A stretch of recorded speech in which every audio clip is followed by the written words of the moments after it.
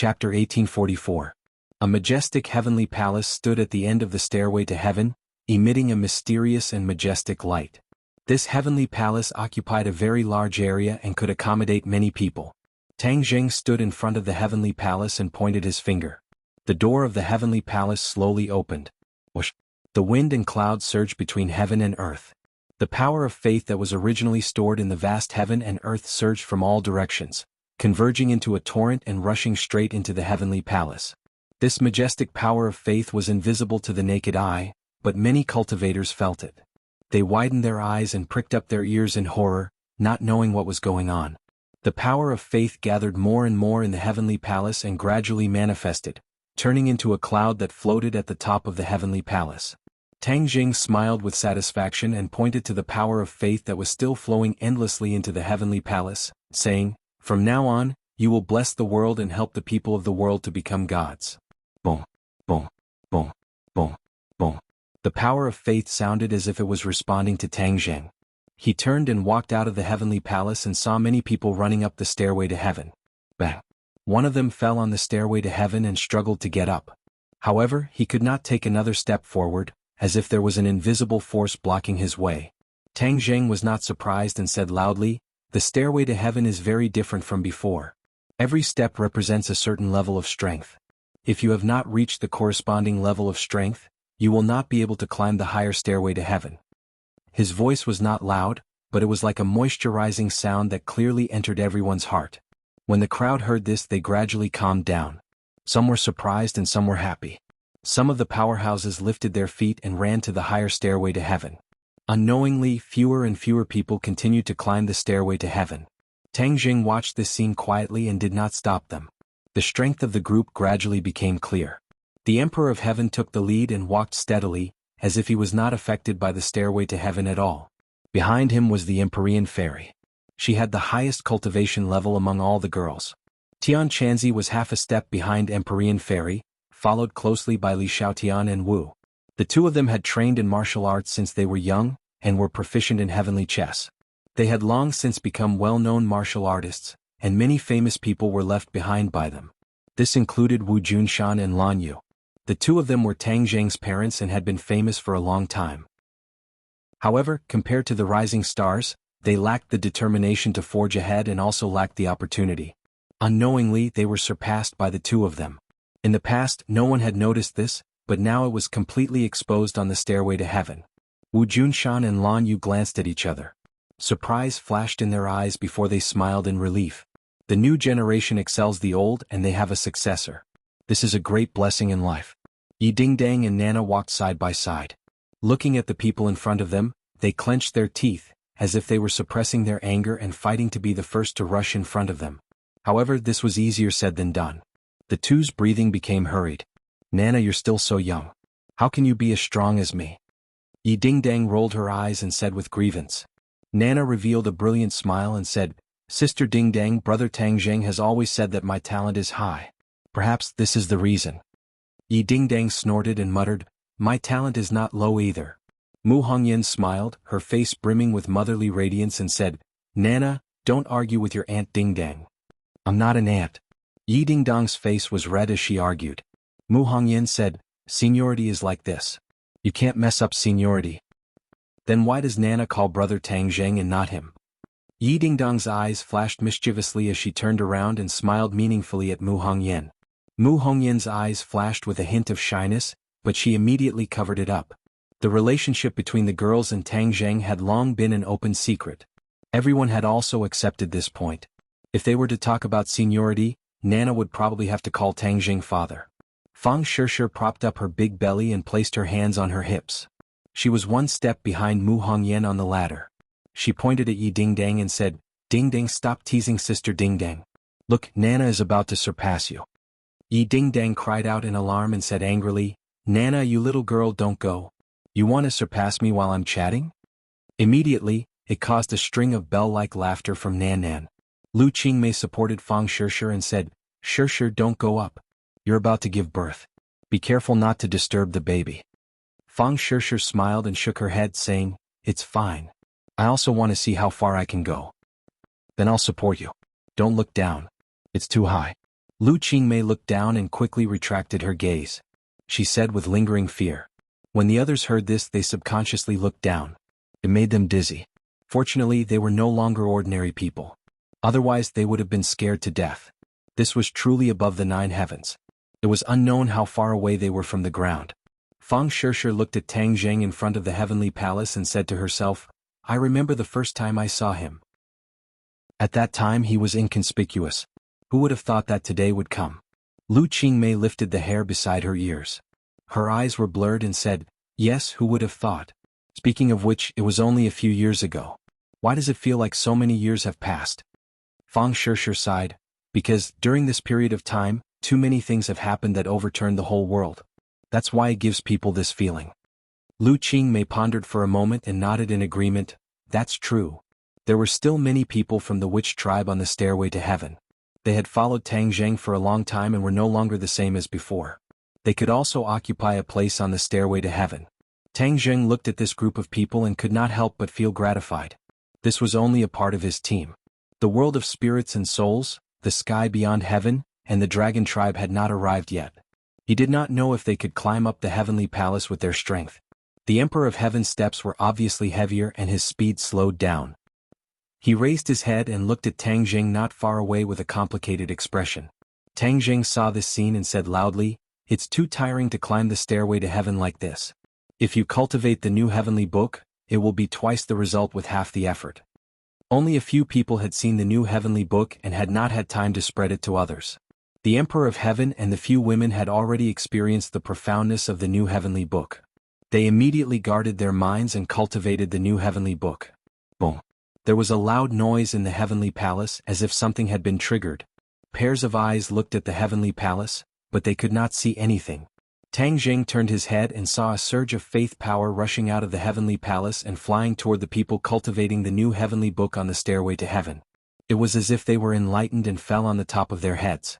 Immediately their auras underwent a tremendous change. Once they cultivated the new heavenly book, they could really absorb the faith power freely.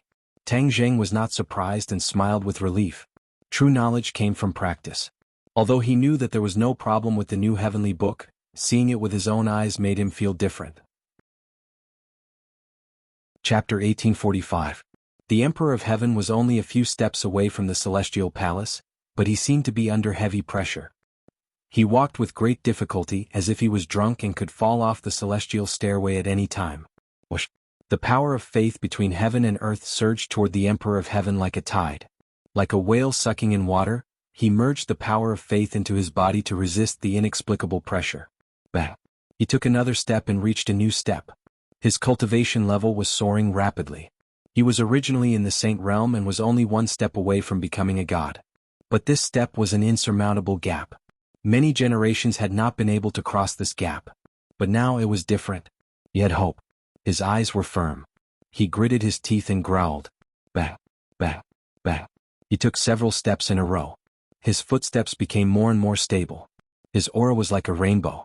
Tang Zheng's eyes lit up with gratification. As expected of the Emperor of Heaven, as expected of the descendant of the Fu clan.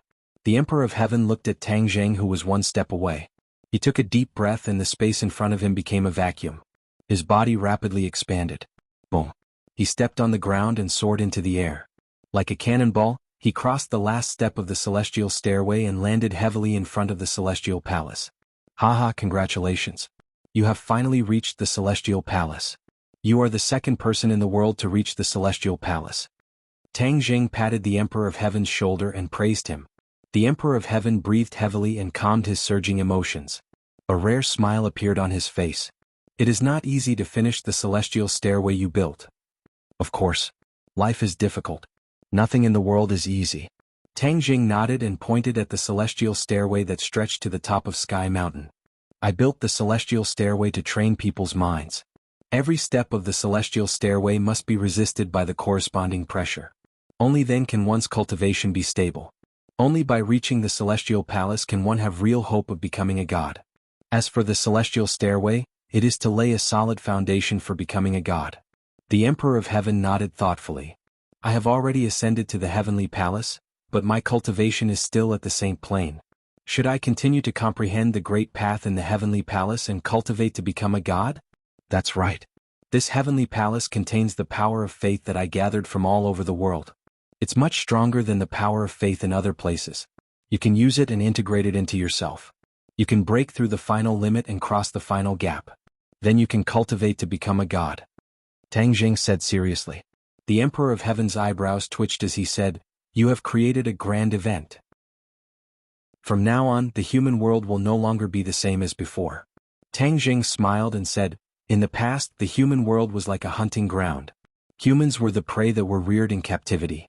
The Protoss were high above and were our masters. From now on, humans are their own masters. This is how it should be." The Emperor of Heaven blinked his eyes excitedly and put away his complicated feelings. Compared to Tang Jing, his understanding of the world and his understanding of the past Emperors of Heaven were too low. Everyone in the world was inferior to Tang Jing. He was very pleased that his daughter had found such a home. Then he could wholeheartedly cultivate and break through the final limit. Suddenly, a burst of noise came from the stairway to heaven. Tang Jing's spirit moved and his expression changed slightly. Like a gust of wind, he disappeared from the heavenly palace. The Emperor of Heaven was shocked and hurriedly looked back. He saw that the stairway to heaven was slightly chaotic. Many people were gathered together and Fang Shishir was in the middle. Her face was pained. She held her stomach with both hands and kept gasping for breath. Fang Shishir was about to give birth. The Emperor of Heaven was shocked. He didn't care about entering the heavenly palace. He saw that Tang Jing had already rushed to Fang Shishir's side. Without any explanation, he picked her up and strode toward the heavenly palace. Fang Shishir's cultivation was not enough. When she climbed the rest of the stairway to heaven, the pressure of the sky poured down on her, blocking her progress. Tang Jing's heart moved, and just as he was about to block the pressure, a boundless energy suddenly burst out from Fang Shishir's abdomen, firmly blocking the pressure that filled the sky, firmly protecting Fang Shishir. Tang Jing was very surprised. He looked down at her abdomen. The majestic energy came from the bulging lower abdomen. "Child, is that you?" Tang Jing was surprised and happy. He never thought that a baby in the womb would have such energy. Moreover, it was his child. Fang Shishir frowned. She also noticed this. She lowered her eyes and looked at her stomach. Her stomach was beating slightly. That was the baby's fetal movement. The Celestial Emperor stood in front of the Celestial Palace and also saw this scene. His heart was filled with shock as he muttered to himself, "A little baby in the mother's womb already has such divine power, then what kind of magic will it be after it is born? When it grows up, what kind of achievements will it achieve?" He didn't dare to imagine. Tang Jing has already become a god, and this child is the son of God. He sensed something and suddenly raised his leg. Unknowingly, a five-colored auspicious cloud had appeared above the celestial palace. It was unknown when it had gathered. The birth of the Son of God is a natural phenomenon. Ah! Suddenly, a heart-wrenching scream resounded through the sky, interrupting everyone's thoughts. Fang Shishir was already having contractions. She was in so much pain that she wanted to die. This scream made everyone's hearts clench. "Shishir, hold on." Yi Dingdang rushed forward. However, she stumbled and fell on the stairway, unable to move forward. The other girls also tried to catch up, but they all failed. Wu Junshan and Lan Yu were burning with anxiety, but they couldn't catch up or help. Tang Jing didn't even look back. He said in a deep voice, "Don't panic. I'm here. I'll ensure the safety of the mother and child." Not only was Tang Jing's medical skills superb, but he also had divine power. He wasn't flustered at all. Instead, he chose a place to give birth. The heavenly palace was the most suitable. He also didn't expect that the heavenly palace, which was a holy land for human cultivation, would become a delivery room first. The pressure on the stairway was completely blocked by the baby in the womb. The two of them ascended the heavenly palace. The Emperor of Heaven hurriedly greeted them. "What do you need me to do?" Tang Jing shook his head.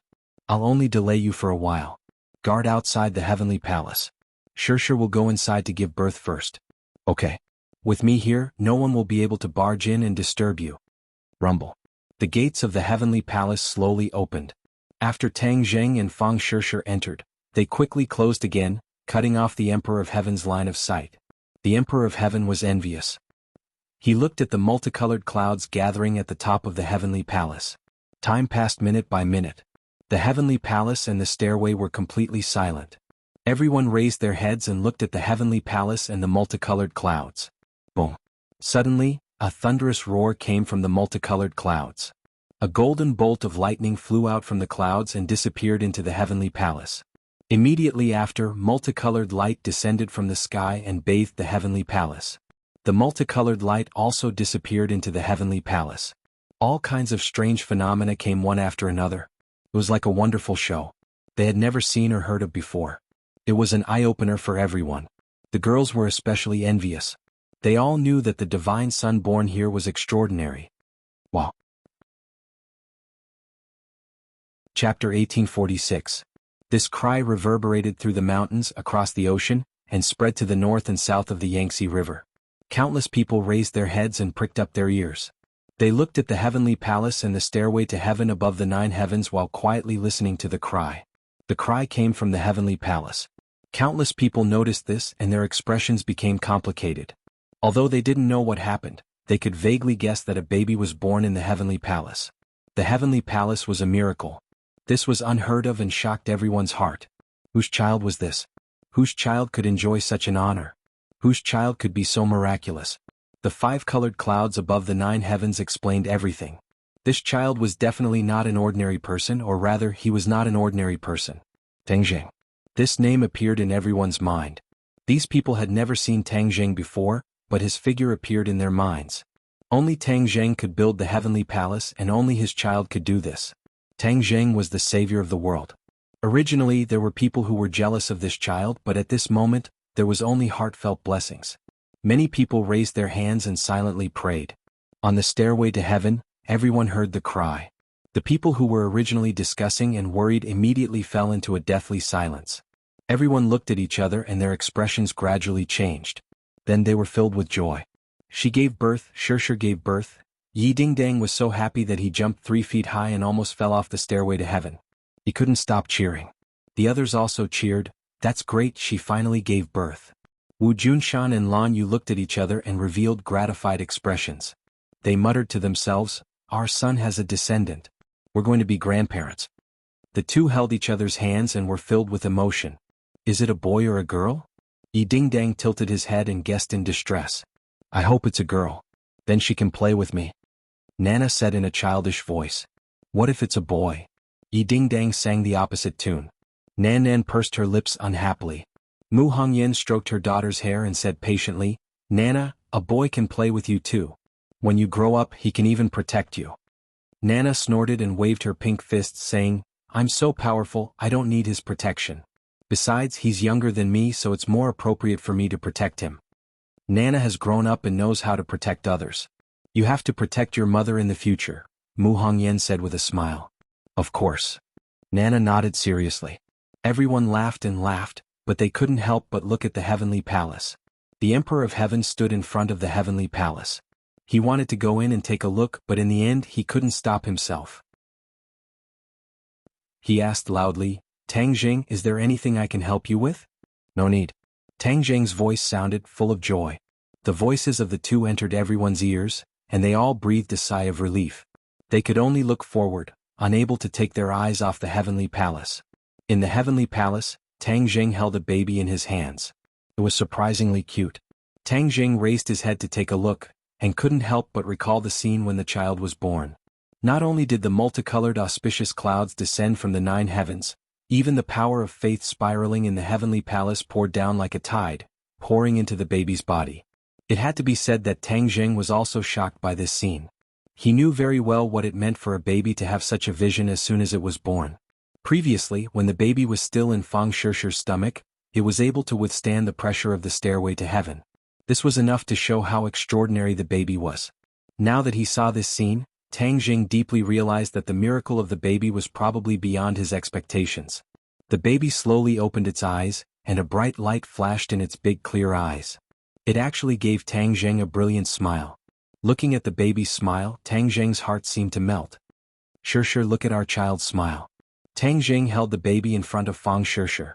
Although Fang Shirshir was very tired, her face was full of motherly radiance. Is it a boy or a girl? Fang Shirshir reached out and held the baby in her arms and asked. A boy. Tang Zheng replied. Fang Shirshir lowered her head and looked at the baby in swaddling clothes and said softly, our son. Tang Zheng hugged Fang Shirshir's shoulder and kissed her forehead, saying, Shirshir, it's been hard on you. Fang Shishir leaned in his arms and said, "Seeing our son, all of this hard work was worth it." "Who do you think our son looks like?" Tang Jing asked. Fang Shishir carefully looked at it for a while and said, "His mouth and nose are like yours." Tang Jing smiled and said, "His eyes are like yours. They're big and beautiful and they even have double eyelids, haha." After a slight pause, Tang Jing said, "This kid combines the strengths of both of us. He's even more handsome than his father. Isn't this how it should be?" Fang Shishir said coquettishly. Tang Jing chuckled and said, "Of course. The pupil surpasses the master. At least from the moment he was born, it shows that he's stronger than his father." Fang Shishir's mouth curved into a smile. She was also shocked by the phenomenon just now and asked nervously, "Is there a problem with our son?" "No problem, our son is very good." Fang Shishir was relieved. Looking at the much thinner power of faith in the celestial palace, she asked, "Our son has attracted so much power of faith and he's so young. Is there really no problem?" Tang Jing shook his head firmly and said, "Our son has completely integrated and digested the power of faith. He's my son, so he's the son of God. He really lives up to the name of the son of God. He was born with a cultivation of the 9th grade of the Mahayana realm." What? Fang Shishir herself had not reached the 9th grade of the Mahayana realm, but her son had this cultivation as soon as he was born. It was better than countless people who cultivated for a lifetime. Fang Shishir stared at her son in a daze, half believing and half doubting, but hearing Tang Jing say these words, she had no choice but to believe him. She muttered to herself, "Our son is so powerful. Haha, no matter how powerful he is, he's still our son." Tang Jing laughed heartily. He stretched out his finger and teased his son's little hand. His son giggled. However, the next second, his son's mouth flattened and he began to cry again. His little finger pushed Tang Jing's hand as if he wanted to push him away. Bang! Tang Jing's body shook a few times. His expression suddenly changed and he exclaimed, "He's really my son." "What's wrong?" Fang Shishir asked. "Shishir, you have to keep an eye on him in the future. His starting point is too high and his cultivation is too strong. His every move seems to be instinctive, but it has great power. If you don't pay attention, he will hurt others." Tang Jing said earnestly. Fang Shishir understood immediately. She looked at her son, not knowing whether to laugh or cry, and said, "Then what should we do?" "I will find a way to temporarily seal his power. Otherwise, the people around him will be in danger." Tang Jing said with a smile. "That's good." Fang Shishir breathed a sigh of relief. "Let's go out. The others have been waiting for a long time. They must be worried about you and your son." Tang Jing supported Fang Shishir. Fang Shishir carried her son and walked out. Chapter 1847. The family of 3 walked out of the heavenly palace. The Emperor of Heaven was the first to see them. He hurriedly greeted them and asked, "How is it?" His gaze was involuntarily attracted to the infant in swaddling clothes because he was like a bright star in the dark night. He was too attractive. The Emperor of Heaven's heart trembled. His breathing quickened as he said in disbelief, This, he stuttered for a long time before exclaiming, "It's incredible, the Mahayana realm." The Emperor of Heaven also saw the infant's cultivation. He had never seen or heard of someone who was so powerful at birth. Tang Jing patted the Emperor of Heaven's shoulder and said, "He's my son." The Emperor of Heaven suddenly raised his head and stared at Tang Jing with a burning gaze. He came back to his senses. That's right, this was Tang Jing's son, the first person since ancient times. His son was naturally extraordinary. Tang Jing supported Fang Shishir and walked up the stairway to heaven, leaving the Emperor of Heaven to digest the shock in his heart. On the stairway to heaven, everyone was already looking forward. When they saw the 3 of them, they rushed up at the same time, but the invisible pressure on the stairway to heaven stopped them. The Empyrean fairy Fu Yao was the first to approach the 2. She looked at the infant in swaddling clothes. With just a glance, she was stunned like her father. "I want to see the baby, I want to see the baby." Nana leaped up and quickly pounced over. Mu Hongyan hurriedly stopped her. "Nana, be careful, don't touch the baby." Nana turned a deaf ear and flew over like a cannonball. The corner of Tang Jing's mouth curled up into a smile. Taking advantage of the situation, Nan steadily stopped in front of him and said, Nan, don't scare this baby." Nana smiled and shook her head. "I won't." She stuck out her little head and looked at the infant in swaddling clothes with her big black eyes. She tilted her head in surprise and said, "So small. When you were born you were also this small." "Really?" Nana turned to look at her mother. Mu Hongyan said with a smile, Babies are born very small. Nana was suddenly enlightened and exclaimed, "How magical! Can I touch it?" "Be careful," Fang Shishir reminded him. She had already seen her son's strength, so she had to be careful. Nana said innocently, "I won't hurt the baby." She reached out and took the baby's little hand. Suddenly, bang! Nana was like a kite with a broken string. She screamed and flew out. This scene gave everyone a fright. Mu Hongyan turned pale with fright and shouted, "Nana?" The others were originally worried that Nana didn't know the severity of the situation and hurt the baby, but they didn't expect that she would fly out instead. Clearly she had been sent flying by a force. Who could it be? The answer was obvious. Whoosh! Everyone's eyes fell on the swaddling clothes. Could it be this little one? No matter how they thought about it, it was impossible. After all, he had just been born. Nana had a famous teacher to guide her, and she was extremely talented. How could she be sent flying by a newborn baby? But the truth was right in front of them and they had to believe it. Tang Zheng grabbed at Nana in midair, and Nana flew back and landed steadily in front of him. Nana was still in shock. She stared at the baby in a daze and said, "The baby is too powerful." Once this was said, everyone's guess was confirmed. Everyone's expressions became even more interesting. They all came up and asked at once, "Is the baby really that powerful? Wasn't he just born?" "Yeah, if he's so powerful from the moment he was born, how can others live?" Yi Dingdong's head was the first to come over. She was very close to the baby and they stared at each other. The baby giggled. Yi Dingdong's heart seemed to melt. She giggled and said, "Too cute. Look, he's smiling at me." Fang Shishir could not help but laugh and said, "Ding Dang, he really likes you." Of course. Yi Dingdang raised her head like a proud white swan. She proudly said, "I am loved by everyone. Flowers bloom when they see me. This little fellow has good taste." Wu Li Xiaotian and Lu Qingmei curiously squeezed over. They pushed Yi Dingdang to the side and said, "Don't hog it all to yourself. We also want to see." Yi Dingdong's mouth twitched, but she was helpless. 3 pairs of eyes met the baby's eyes. Immediately they were lost in his pitch-black eyes. It was as if they were placed in a warm sunlight. Ooh! The 3 of them regained their senses and looked at each other. They revealed a shocked expression and said to themselves, "Do you guys feel it? I almost lost myself in his eyes." "Yes, those eyes are too mesmerizing. Can we also take a look?" Wu Junshan and Lan Yu squeezed over and said hesitantly. Tang Zheng had already reconciled with his parents. He said with a smile, "Of course." The 3 girls retreated. Wu Junshan and Lan Yu excitedly looked at the baby. When they finally saw the baby's appearance, hot tears flowed down their cheeks. Fang Shishir felt something and held Lan Yu's hand, saying, "Don't be sad. Look, the baby is smiling at you." Lan Yu made a sound and wiped away her tears. She revealed a kind smile and said, "The little fellow is really smiling at us. Junshan, don't you think he looks like your son when he was just born?" Wu Junshan excitedly nodded and said, "Yes, very similar." Tang Jing touched his face and said, "Really? I don't even remember what I looked like when I was young." Lan Yu looked at her son and then at the baby and said, "I will remember your appearance when you were born." Suddenly Wu Junshan's eyes trembled and gradually revealed a look of disbelief. It was obvious that he had also seen some clues. "The baby is a bit different." Tang Jing admitted, "Yes, he was born in the Mahayana realm."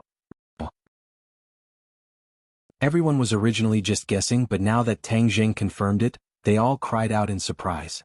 Yi Dingdang pouted with incomparable grievance and said, "Mahayana realm, I work day and night, diligently studying and training, but still haven't reached this realm. He was actually so powerful from the moment he was born, this is too much of a bully." Nana nodded in agreement. "That's right, this is too much of a bully. You're afraid that I'll hurt the baby, but it's clearly the baby who will hurt me." Looking at the 2 of them, they couldn't help but burst into laughter. Wu Junshan and Lan Yu came back to their senses and smiled happily, saying, "Mahayana realm is good, Mahayana realm is good." "Right, is it a boy or a girl?" "A boy." Nana pouted and became even more depressed. "Why isn't it a little sister? Have you given her a name?" Wu Junshan asked. Tang Zheng and Fang Shishir looked at each other and were startled. The 2 had considered this before, but in the end they couldn't think of a suitable name. Now that their son was born, the 2 of them didn't have time to think about it. Tang Jing looked at Wu Junshan's eager eyes and realized a problem that he had neglected for a long time. His surname was Tang and his father's surname was Wu. Wu Junshan never mentioned changing Tang Zheng's surname to Wu, but he was definitely looking forward to it. Chapter 1848. Hearing the name Tang Wu, Wu Junshan and Lan Yu understood Tang Zheng's intentions. Although Tang Zheng's surname was Wu, Tang Dehai raised him and he chose to inherit Tang Dehai's surname and pass it down. However, he could not forget his biological father, so he named his first child Wu to reinforce his father's feelings. In addition, the word Wu had a profound meaning. Tang Zheng was a cultivator and many people around him were also cultivators. Perhaps he wanted his son to be both a cultivator and a cultivator. This was also a beautiful wish of his. After he cultivated to become a god, he gradually realized that regardless of whether it was a cultivator or a cultivator, they would all end up in the same place. In the end, they would all be able to walk a broad path. The difference between a cultivator and a cultivator was just that many people subconsciously drew a line between them. One day this line could be broken. Everyone surrounded the porcelain baby and looked at him non-stop. Yi Dingdang was delighted and wanted to hug Tang Wu, but she was flustered. Everyone laughed and Yi Dingdang's face turned red. She pouted and said, "Don't laugh at me. If it were you, wouldn't you be the same as me? He's so small. I'm afraid of hurting him. He's in the Mahayana realm. How could you hurt him?" Yi Dingdang's face turned bitter and said indignantly, "You're such a bully. You bully me since you came out of your mother's womb." Fang Shishir's body emitted a motherly radiance. She pulled Yi Dingdang's hand and said softly, "Dingdang, you should give birth to one soon. Then the children will have companions." Yi Dingdang lifted her head and stared at Tang Zheng, feeling wronged in her heart as she thought, "This isn't just my problem. I tried my best but I just couldn't get pregnant." Tang Zheng smiled bitterly and shook his head. He said to the Emperor of Heaven, "Emperor of Heaven, the heavenly stairway and heavenly palace have been built. I'll have to trouble you to spread the new heavenly book. I want the world to change greatly." Yes. The Emperor of Heaven gladly accepted the order. Tang Zheng waved his hand. Everyone felt the scenery in front of them change. They had left Heavenly Palace and returned home. In the following days, the world had undergone earth-shattering changes. The new heavenly book had been spread. High officials and nobles to the common people could all cultivate the new heavenly book. The new heavenly book was like an encyclopedia. Everyone could absorb nutrients from it. In addition, everyone understood the heavenly stairway and heavenly palace. So it turned out that Tang Zheng had spent a lot of effort for the sake of the people of the world, and actually created such a magnificent feat to benefit all living things. Many people swore that they would work hard to cultivate the new heavenly book and then climb the stairway to heaven. There were many powerful cultivators in the world. Although they knew that the stairway to heaven was a huge test, some still tried to climb the stairway to heaven. However, it was too difficult for these people to climb the heavenly stairway. They gave up halfway and did not reach the heavenly palace because their strength had not reached the corresponding realm. After the news spread, everyone realized that the rumors were true. The heavenly stairway and heavenly palace were not easy to climb. If one was lucky or underestimated them, they would fall. As a result, the people of the world busied themselves with cultivation and enjoyed it even more. Because everyone in the world was cultivating, many things in the world had undergone subtle changes. For example, people found that many supernatural powers could be used in daily production and life. After cultivation was no longer high and mighty, supernatural powers also shed their unattainable appearance and integrated into all aspects of life and work. For example, farmers used supernatural powers to rain and irrigate their fields. Teleportation formations greatly reduced the cost of transportation. People did not necessarily choose to travel by car or plane. The number of people who flew on flying devices increased day by day. There were advantages and disadvantages to this. Many people with bad intentions also used supernatural powers to commit crimes. Therefore, new police officers appeared. These people all had extraordinary realms and supernatural powers to fight against new types of crimes. Tang Zheng's pioneering work had changed too much. As time passed, the impact would be greater and greater. Tang Zheng had already expected this. He did not hide his illness for fear of treatment. Because the advantages outweighed the disadvantages. This was the inevitable trend and choice of the world's development. He moved with the trend. Therefore, even if there were various problems, this change was successful and there was no way to stop it. Many smart people saw some clues from Tang Zheng's various actions. He had spent so much effort to change the world. There must be a deeper reason. Everyone was a cultivator. The human world was more stable. It was a real big world. No one could shake this. By downgrading the human world to a small world, the possibility of the human world being annihilated was avoided. This series of events indicated that the human world might face an unprecedented threat. Therefore, Tang Jing changed the world in order to deal with the possible threat one day. What was the threat? Tang Jing took it so seriously. Many people came to inquire about the news, but Tang Jing avoided talking about it. They could only speculate. Tang Jing was not deliberately keeping people in suspense. The matter of the divine race was too outrageous. If at this time, people knew that the human world was a hunting ground created by the divine race and that even humans were prey for the divine race to seize the power of faith, it would be a huge blow to humans. In time, humans would become stronger and stronger. Even if the truth was exposed, humans would not be so afraid because everyone could cultivate to become gods. The divine race would no longer be high and mighty. At the same time, the new heavenly scripture had also reached the ghost realm. After Ksitigarbha Bodhisattva had comprehended the new heavenly scripture, his cultivation had advanced by leaps and bounds. Many new contents had been added to the Ksitigarbha Bodhisattva Sutra. Both the human world and the ghost world were undergoing earth-shaking changes. The ghost world was originally a small world. When the ghost world cultivated the new heavenly book, its strength increased, and the ghost world also underwent a huge change. The ghost world broke its own shackles and changed from a small world to a big world, escaping the risk of annihilation. When Dizang of Goguryeo discovered this, he was surprised and happy. According to his understanding, the ghost world had to absorb the power of the human world to become a big world.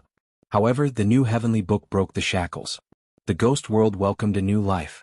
The sky beyond heaven and the dragon realm also welcomed the new heavenly book. There were many masters in these two worlds, and their understanding of the new heavenly book was deeper than ordinary people in the human world. They understood that it was a treasure that could complete their own transformation. The dragon clan boasted of being divine beasts, but there was still a gap between them and a real god. The new heavenly book could make up for this gap. Therefore, the dragon clan all comprehended the new heavenly book. Tang Jing's reputation in the dragon realm reached its peak. The dragon clan also gradually developed faith and worship in him. The dragon clan's power of faith also passed through the spatial restriction between the two worlds and flew into the heavenly palace. In the sky beyond heaven, there was Xiao Bai's publicity and promotion. The new heavenly book and Tang Jing's prestige were more prosperous than the dragon clans. Naturally, there was also new power of faith integrated into the heavenly palace.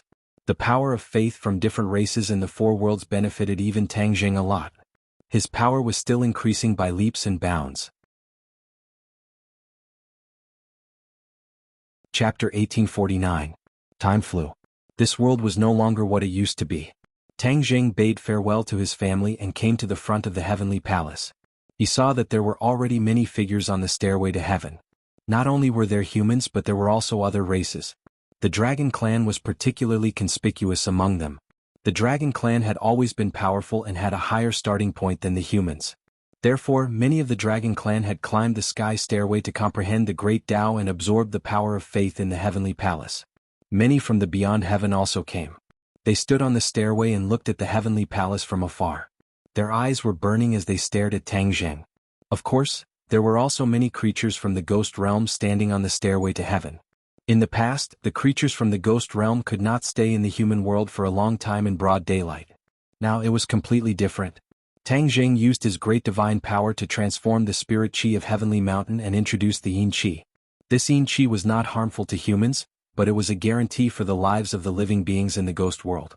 A spatial passageway was established between the world of spirits and the human world. The experts in the world of spirits could use the passageway to reach the Sky Mountain, the Sky Stairway, and the Wangtian Palace.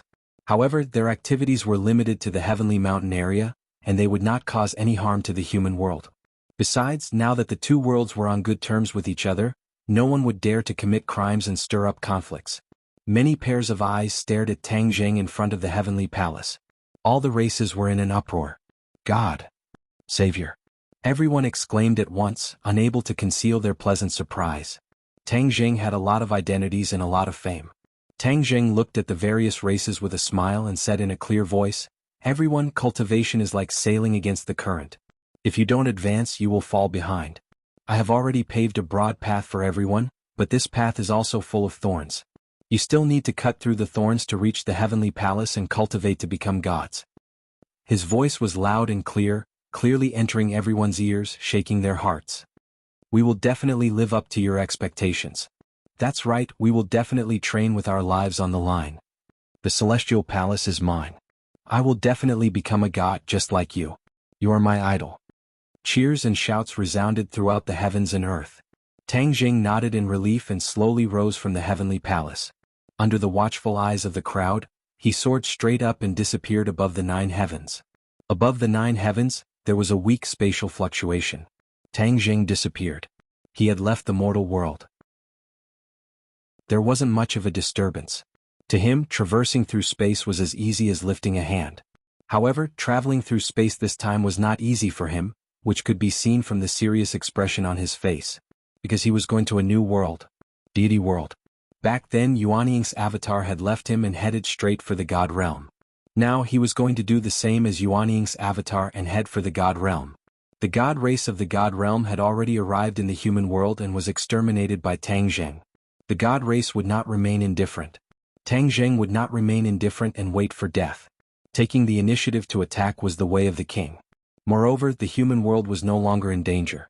With the new heavenly book, the heavenly stairway, and the heavenly palace, the expansion of the human world was just around the corner. Therefore, he had to go to the God realm personally to find out the truth of the God race. Only by knowing oneself and knowing one's enemy would one be able to fight 100 battles without hesitation. Yuanying's avatar had stirred up trouble in the God realm and caused the God race to suffer. He did not believe that he could not do this. After discussing with his family, he left resolutely. The space crack was still pitch black.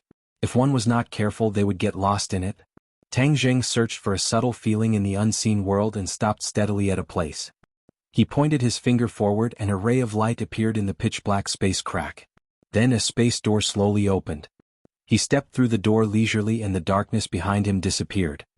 His eyes suddenly opened up and a glaring light hit him in the face. Tang Jing's pupils shrank as he looked in front of him in disbelief.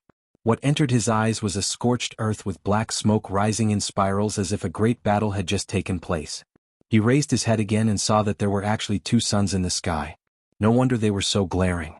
The terrifying heat was roasting the earth. This was like hell. The environment was more than 100 times worse than the human world. Is this the God realm? Shouldn't the God realm be a paradise with birds chirping and flowers fragrant? Why is the environment so bad? The immortals are too miserable. Tang Jing scratched his head and was very puzzled. Did I come to the wrong place and go to another world? He pondered for a while and rejected this idea. He was already a god and his connection with this world was very stable. He was sure that this was the so-called God realm. Seeing is believing. I'm really disappointed. Tang Jing shook his head. Just as he was hesitating and did not know what to do, there was a change in the sky. He hurriedly looked up and saw a sun slowly hiding in the sky. Finally, it disappeared completely as if it had never appeared. There was only one sun left in the sky. The temperature returned to normal and was no longer scorching. The black smoke on the scorched earth dissipated. What's going on? Tang Jing was puzzled and looked at the sky in a daze. After a while, he shook his head and left the place as fast as lightning.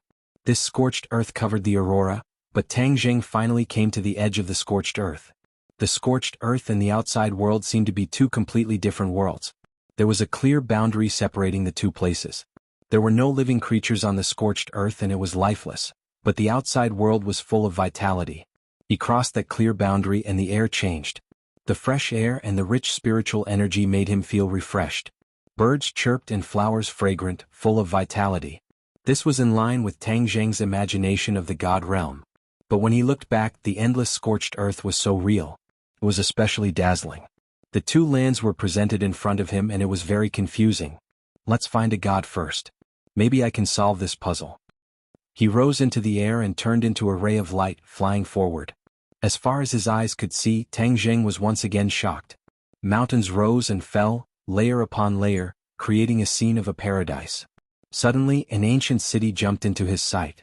An endless stream of figures were coming in and out of the city gate. This god realm is like the human world of ancient times.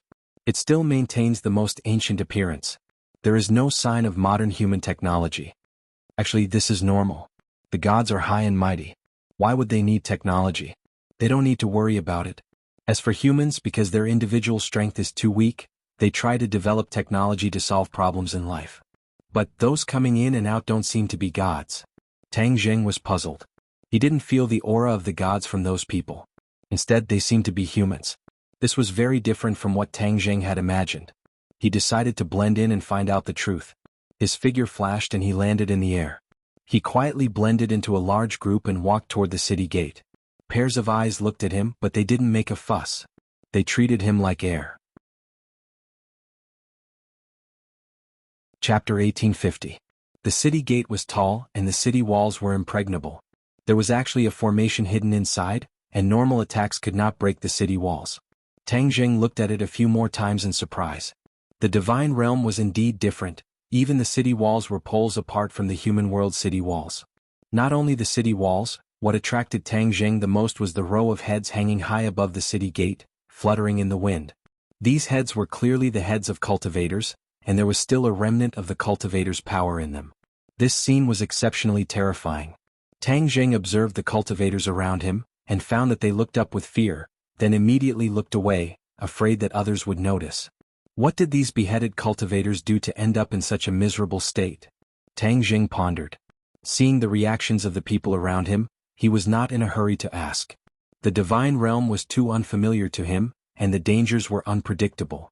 He decided to be invisible, see more, think more, and do less. A tall and mighty man stood on the city gate with an axe in his hand, looking down at the cultivators walking through the gate. He was overbearing and directly threatened them. You cultivators, listen well, this is the outcome of anyone who dares to collude with foreign enemies. Going against the divine race, I don't know what they are thinking to do such a suicidal thing.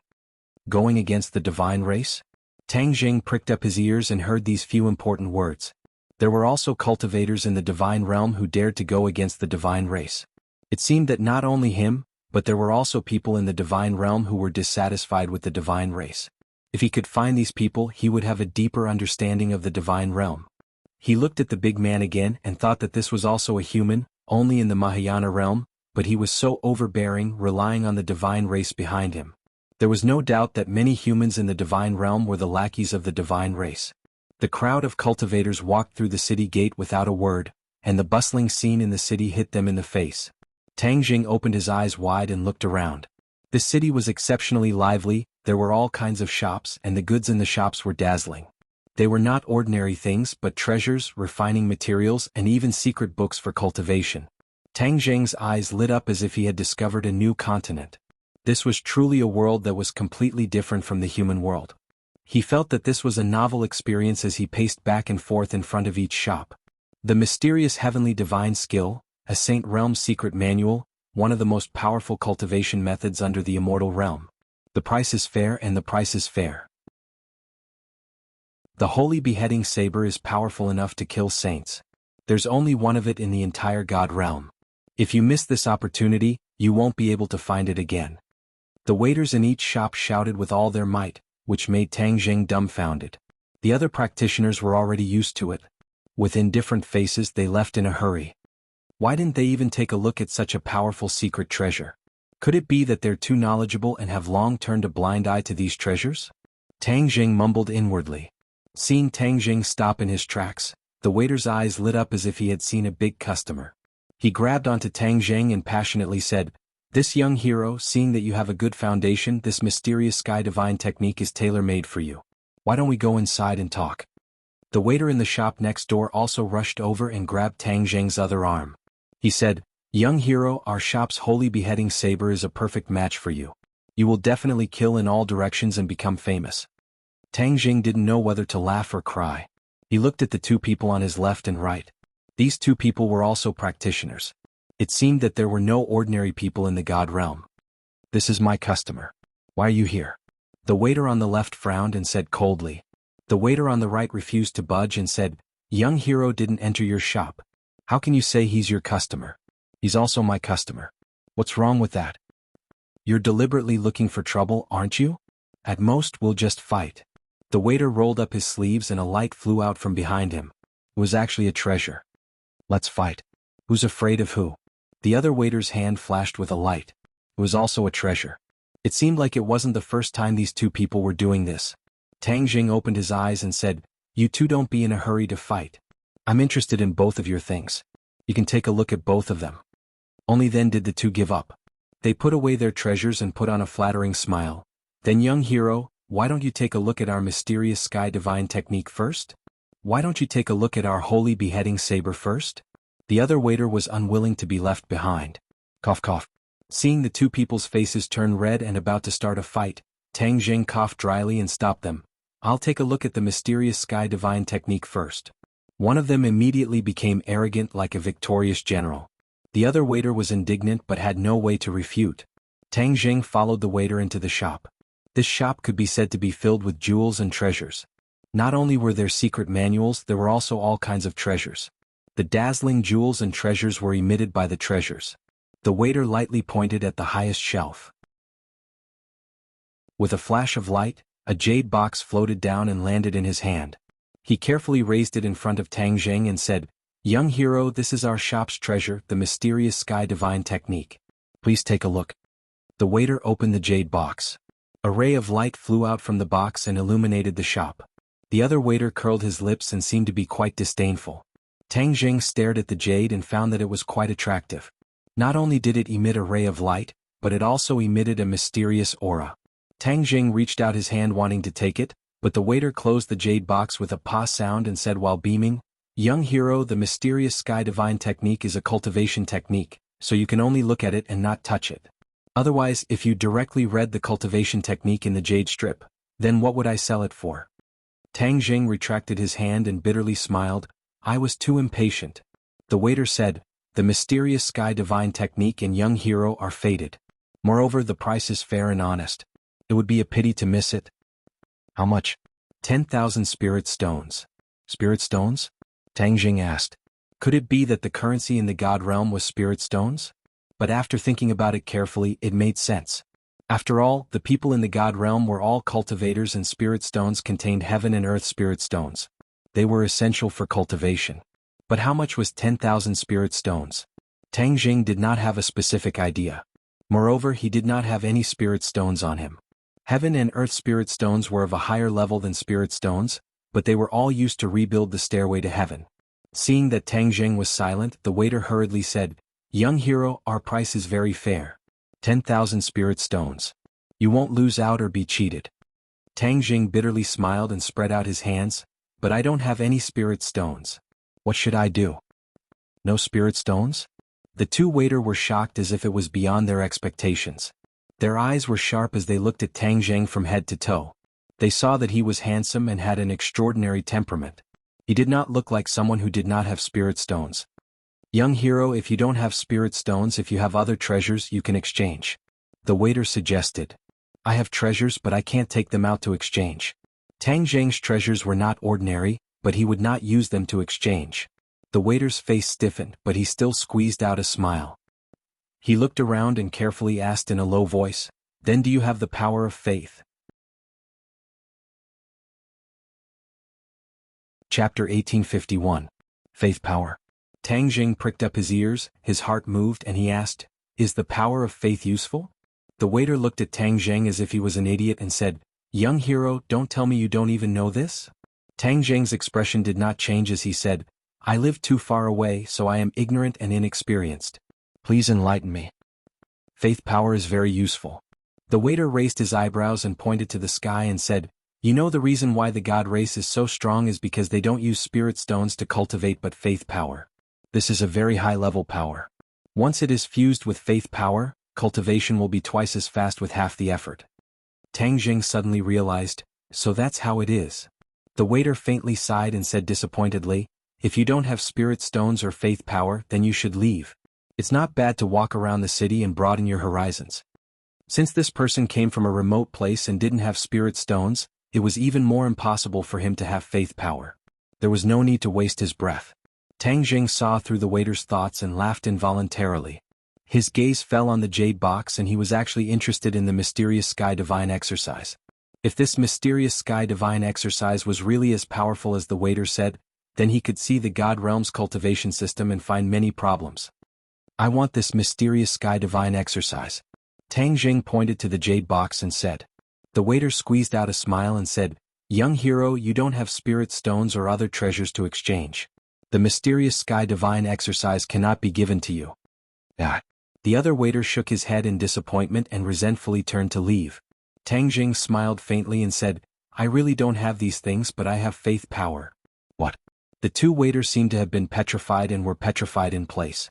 Suddenly, they quivered and reacted as if they had just woken up from a dream. They stared at Tang Jing and asked, "You have faith power?" Tang Jing smiled and nodded, "Yes. We can trade. This mysterious sky divine exercise is yours." The waiter was so excited that he was almost incoherent. "The holy slaying saber is also yours," the other waiter quickly added. The speed at which these two changed was beyond Tang Jing's expectations, which showed the importance of the power of faith. Tang Jing had already become a god and understood the value of the power of faith. However, he still had many questions. "If you want the power of faith, it's simple. But you have to answer a few of my questions truthfully." "No problem," the two of them said in unison. Obviously, they were determined to obtain the power of faith. "The power of faith is used by the gods. Why do you want the power of faith? Could it be that human cultivators can also use the power of faith?" Tang Jing asked in a deep voice. He had created the new heavenly book so that the various races could use the power of faith. This was a great contribution and a great merit. He did not believe that the god race would spread their power of faith so that everyone in the world could use it. Moreover, it was not easy for ordinary people to use the power of faith. If it was not for the new heavenly book, ordinary people would not be able to use the power of faith and could only sigh. The waiter put his finger to his mouth and made a shushing gesture. He said carefully, "Young hero, this is confidential. However, seeing that we are fated, I will take the risk and tell you. In the past, cultivators could not use the power of faith. It was specially provided by the god race, but later on, someone among the cultivators created a technique called the art of deity. The art of deity allows cultivators to use the power of faith." "Art of deity?" Tang Jing's spirit shook. This was similar to his new heavenly book. It was also created by a cultivator. He felt like a hero cherishing a hero. "Where is this person?" he asked impatiently. "That," the waiter said regretfully. "Ah, this kind of person actually died? How did he die?" The waiter pointed to the sky. Tang Jing's head trembled. He understood that this person died at the hands of the god race. Thinking about it carefully, this was not strange. The power of faith was specially provided by the god race. If this person wanted to get his hands on it, wouldn't he be going against the god race? Naturally, he would be killed by the god race. Haha, the god race is high and mighty. They have delusions of enslaving the human race. Their intentions are terrible. Tang Jing laughed coldly. This scared the two so much that they trembled. They quickly covered his mouth and said in shock, "Don't talk nonsense. You will die." Tang Jing said disapprovingly, "I won't say it." The two were relieved and looked deeply at Tang Jing.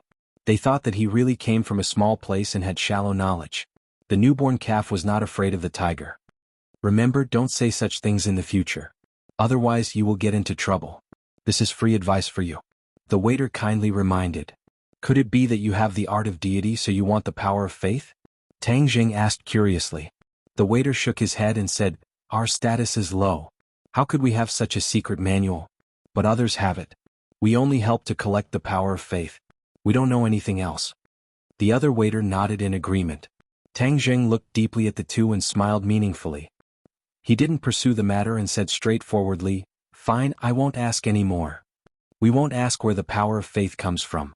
This is the rule to ensure the safety of both parties," the waiter said seriously. "Then how much power of faith do I have to give you?" Tang Jing asked. The waiter's eyes lit up. "How much do you have?" Tang Jing shivered. One shouldn't reveal one's wealth. This power of faith was too important. There was no need to attract unnecessary trouble. "A little bit," the waiter said disappointedly. "Even a little bit is precious.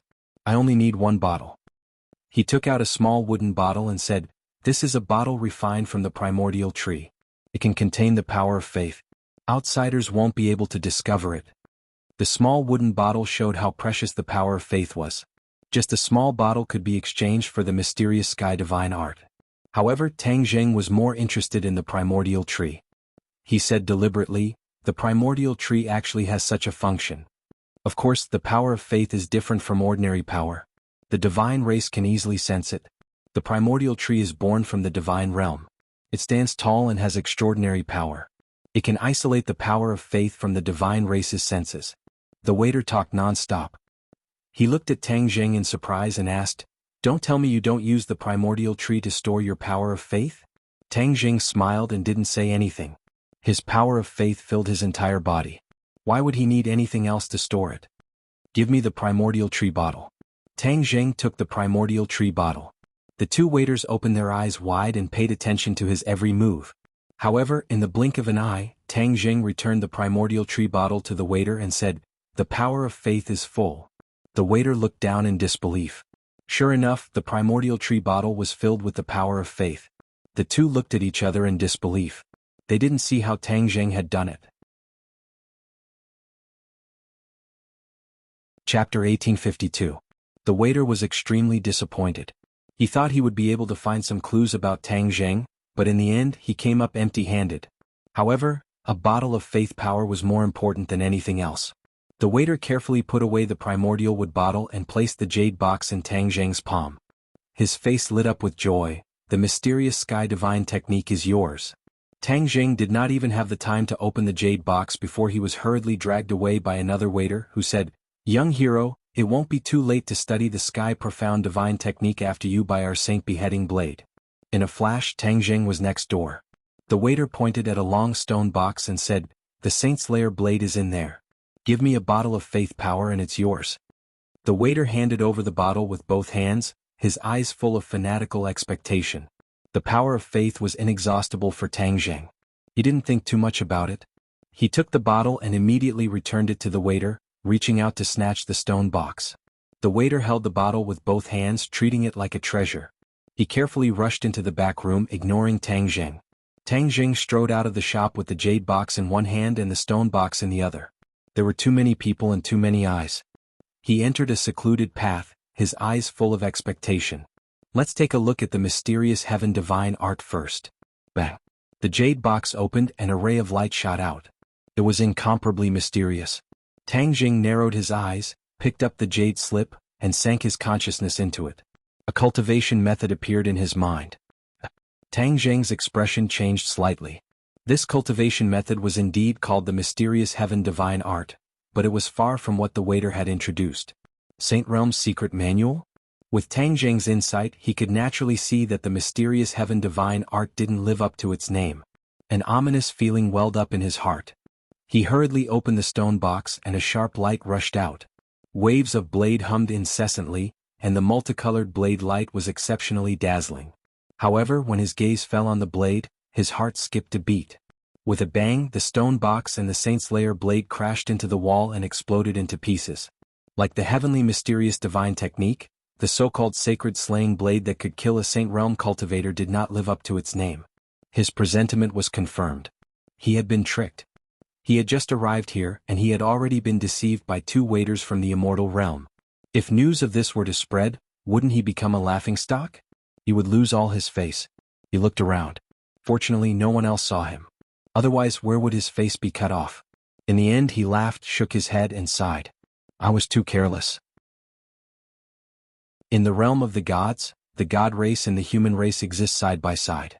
The human race lives under the pressure of the god race, so how can they be ordinary people? Especially this waiter of the inn. He's been dealing with all kinds of people since a long time ago. It wasn't difficult for him to fool me. His anger gradually subsided and his interest was piqued. The waiter is so eager to get the power of faith, but it's definitely not for them to enjoy. There's someone else behind the scenes. If I can find the person behind the scenes, I might be able to get the heavenly god technique. With that, I'll be able to see the magnificence of the unprecedented person in the realm of the gods. Compared to the new heavenly book, I'll definitely be able to discover more. He turned and walked toward the two shops. From afar, he saw that the doors of the two shops were tightly shut. They were no longer welcoming customers. They closed so quickly. As expected, they've gotten some benefits and lied to me. They're afraid that I'll come back and cause trouble. Tang Zheng understood in an instant. He stopped himself from rushing forward to ask what was going on. There were too many people around. If he smashed down their doors, it would inevitably lead to unnecessary trouble. Especially when there were soldiers patrolling the streets. These were all the subordinates of the god race. He did not want to expose his identity too early. He had always shown his true face, but no one had paid much attention to his appearance. This meant that Yuanying's clone was not known by many in the realm of the gods. Perhaps only some of the god race knew about him.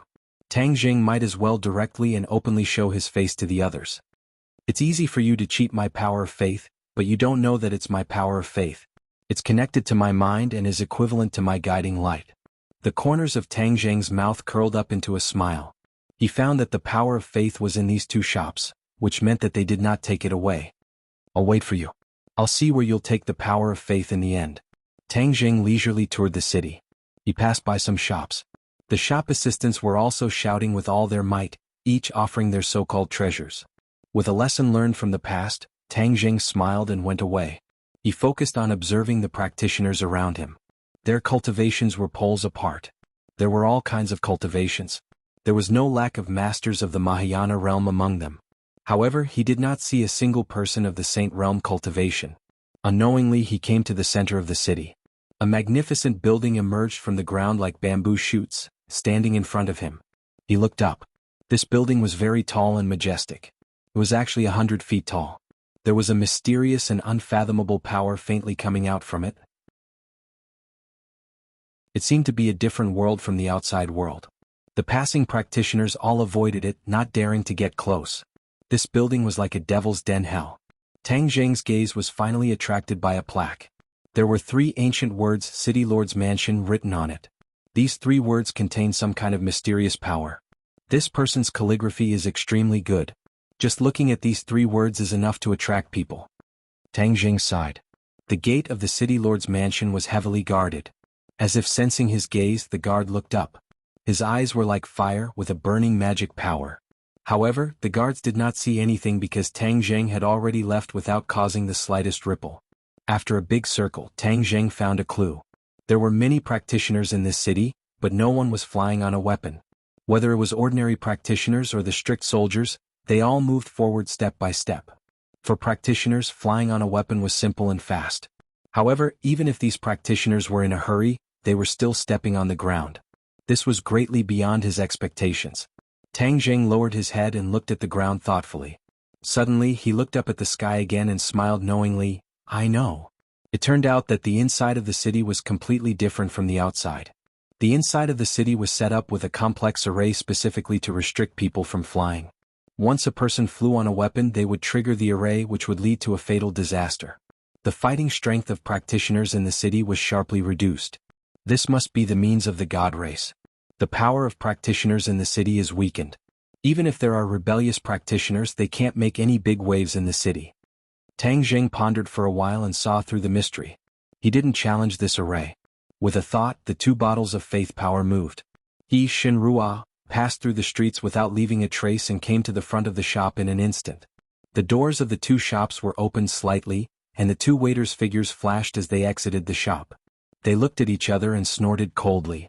Then they moved like rabbits and ran toward the same direction in the city. The fish finally took the bait. Chapter 1853.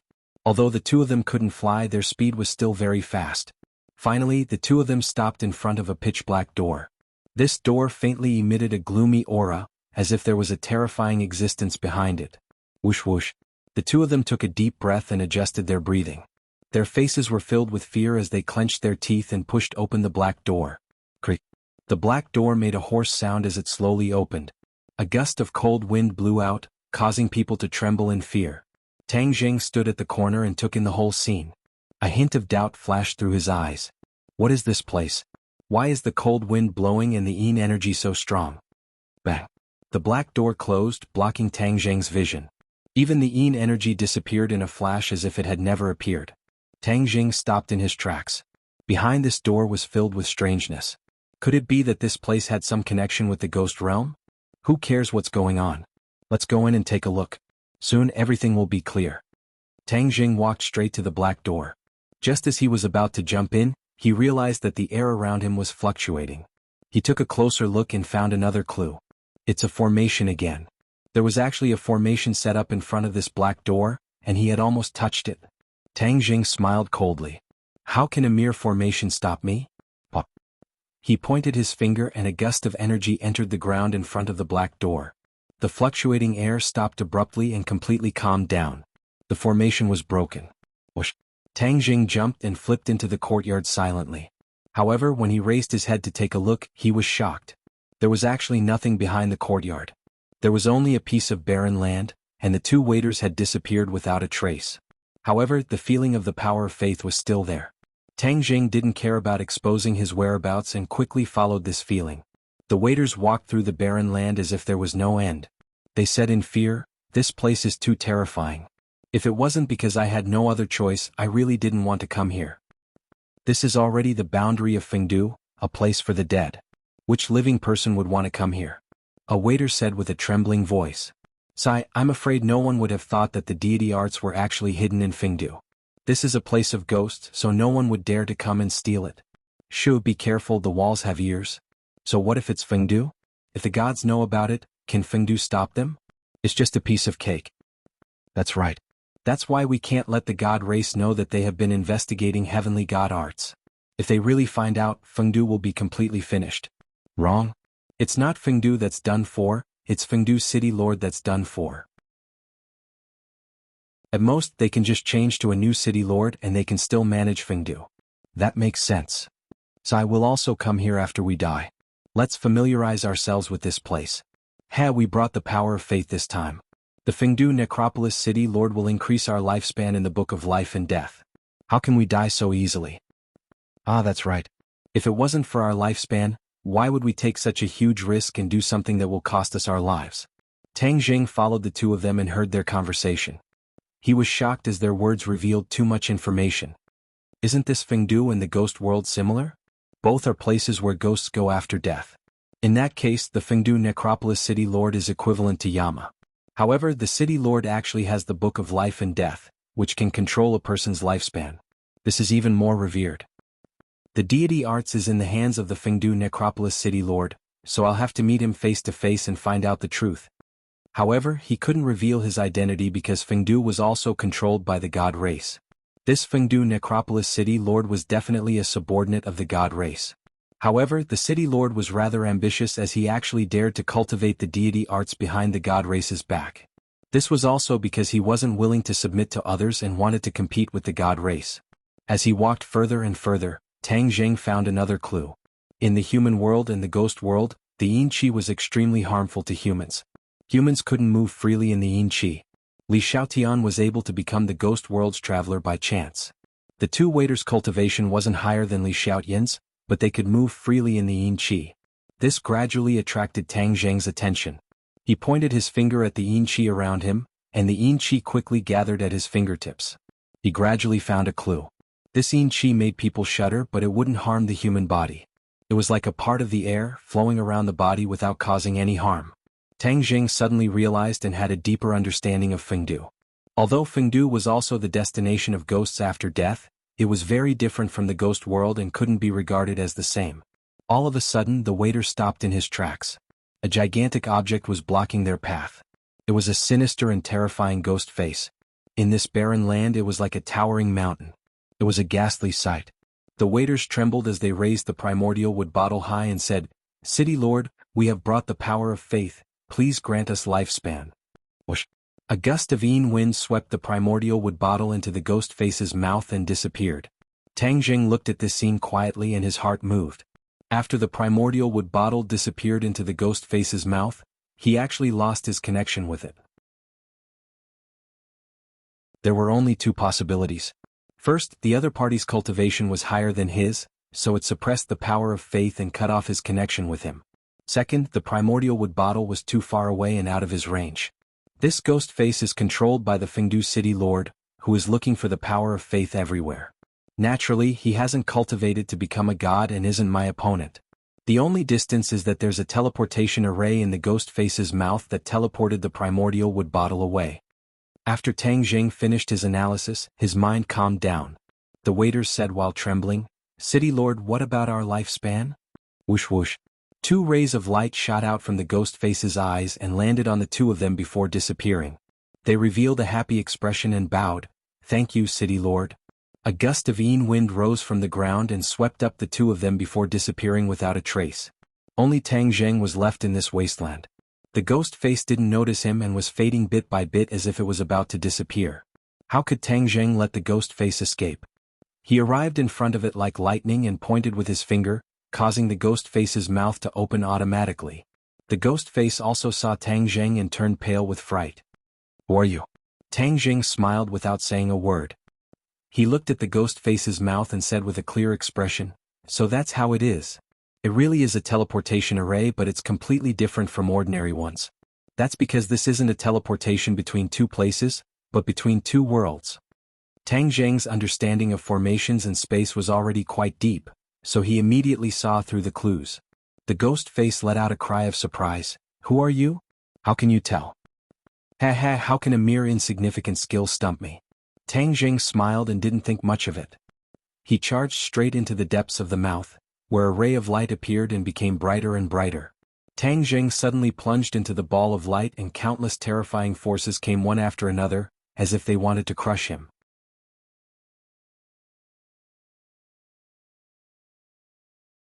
Chapter 1854. In Fengdu, the surrounding yin energy was even denser, but it still didn't harm the human body. Before Tang Zheng could carefully observe his surroundings, an angry roar exploded. "Who are you?" An earth-shattering aura rushed over, causing the ground to creak. Tang Zheng looked up and revealed a shocked expression. This person was very tall and was actually wearing a ghost mask. It was exactly the same as the ghost mask he saw before, but it was much smaller. Tang Zheng was not afraid at all. Instead, he sized up the other party and asked, "You are the Fengdu City Lord? Who are you? How did you break my teleportation array and come to Fengdu City?" The City Lord questioned aggressively. Tang Zheng suddenly realized and pointed to his left and right, saying, "So this is Fengdu City. Then I will have to carefully look around." Seeing that Tang Zheng didn't put him in his eyes, the City Lord flew into a rage and roared, "You are courting death. I will fulfill your wish." Boom. A black aura gushed out from his body and instantly occupied all directions, blocking Tang Zheng's path. The black aura transformed into a sinister ghost head. It opened its bloody mouth and crazily bit at Tang Zheng. Tang Zheng's eyes were as calm as an ancient well. He pointed his finger and it fell on top of the sinister ghost head. The ghost head suddenly stopped and actually stopped. The ghost head struggled and roared, but it was to no avail. "Explode." Tang Zheng lightly spat out a word. As soon as his voice fell, the ghost head loudly exploded and turned back into black aura. The City Lord turned pale with fright when he saw Tang Zheng walking towards him step by step as if there was no one around him. He yelled, "Soul item kill." A mysterious power surged out. Tang Zheng looked towards the source of this power and saw that there was a round ball in the City Lord's hand, but there were many holes on the surface. The holes flickered with a faint light, as if there was a voice coming out from within. "Is this a soul tool?" The City Lord said proudly, "Exactly. As long as you have a soul, you will definitely die." Tang Zheng didn't mind and said, "Oh, then I'll take the opportunity to experience it. After you." The City Lord looked at Tang Zheng as if he was looking at a fool. This person actually dared to let him make the first move. Such arrogance, he really did not know how to write the word, death. However, this was exactly what the City Lord wanted. "Kill." The City Lord roared. The soul tool flew up and shone brightly. Tentacles drilled out from the small holes and danced in the air, emitting a mysterious power. Tang Zheng stared blankly for a moment before finally realizing something. He said, "So this soul artifact is a magic artifact specifically used to deal with souls." "Ah, now that you know, it's too late." The City Lord laughed loudly. Tang Zheng shrugged. "It's not late at all." He stretched out his hand to grab the soul tool. When those tentacles danced in the air, it made one's spirit waver. It was as if they were also swaying and dancing, wanting to leave the human body. This was for a normal person or a normal cultivator. Tang Zheng was a god, his spirit was extremely sturdy. How could a soul tool shake it? Under the City Lord's amused expression, Tang Zheng's hand passed through the tentacles and directly grabbed the soul tool. The City Lord's mind was shaken. He couldn't believe it and exclaimed, "Impossible, impossible. How did you do it? A soul tool can take in the souls of all things in the world. How come your soul didn't leave your body?" Tang Zheng smiled and said, "Oh, it's so useful. Then I'll take it." Tang Zheng's hand retracted and directly put it into his pocket. "Don't." The City Lord's eyes were already filled with fear. He screamed hysterically, but it was to no avail. Suddenly, his screams came to an abrupt stop and he rolled his eyes in despair. "Ah, my soul tool." The City Lord turned pale with fright as he stared at Tang Zheng's pocket. When the soul tool was placed inside, the connection between him and the soul tool was forcibly cut off. The soul tool was no longer his treasure. In a flash, he had actually lost a treasure. How terrifying and ironic was this? He finally realized that he had kicked an iron plate. This person didn't seem to reveal anything, but he was able to break his teleportation formation and easily take away his soul tool. There was no need to doubt his strength. Even if he fought back, he might not be the other's opponent. The City Lord's greatest reliance was his ability to attack and control souls. Now, this method was useless against this person, so his reliance was naturally useless. Tang Zheng looked at the City Lord, who was in a daze and directly sat on the chair next to him. He patted the chair next to him and said casually, "Come, sit down." The City Lord lowered his head dejectedly and sat down dejectedly. If the ghosts in Fengdu saw this scene, they would definitely be shocked. The City Lord was the master of Fengdu, but he actually lowered his head to a stranger and didn't dare to resist. At this moment, the City Lord indeed didn't dare to resist. The other party gave him an unfathomable feeling, as if he was facing a god. However, he immediately rejected this thought. How could this person be a god? He was clearly a human. Don't be dejected. Cheer up and answer my question. Tang Zheng patted the City Lord's shoulder. The City Lord trembled and almost slid off the chair. The City Lord raised his head in fear and stared at Tang Zheng, but he didn't see any clues.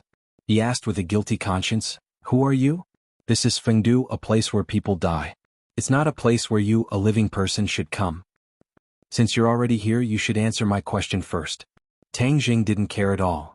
What question? Why are you collecting the power of faith? What? The City Lord's but bounced up from the chair and he cried out in surprise, "Who are you saying is collecting the power of faith? You're slandering me." What's with such a big reaction? Whether I'm slandering you or not, you'll know by looking at this. Tang Zheng pointed at the City Lord, and the 2 yuan wood bottles flew into the air. The City Lord turned pale with fright and screamed, "That's mine." However, the origin wood bottles had already fallen into Tang Zheng's hands. The City Lord grabbed nothing and resentfully looked at the origin wood bottles, keeping quiet out of fear. "These aren't yours, they're mine."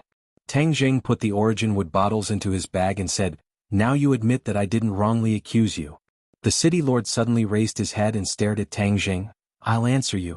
Everyone knows the importance of the power of faith.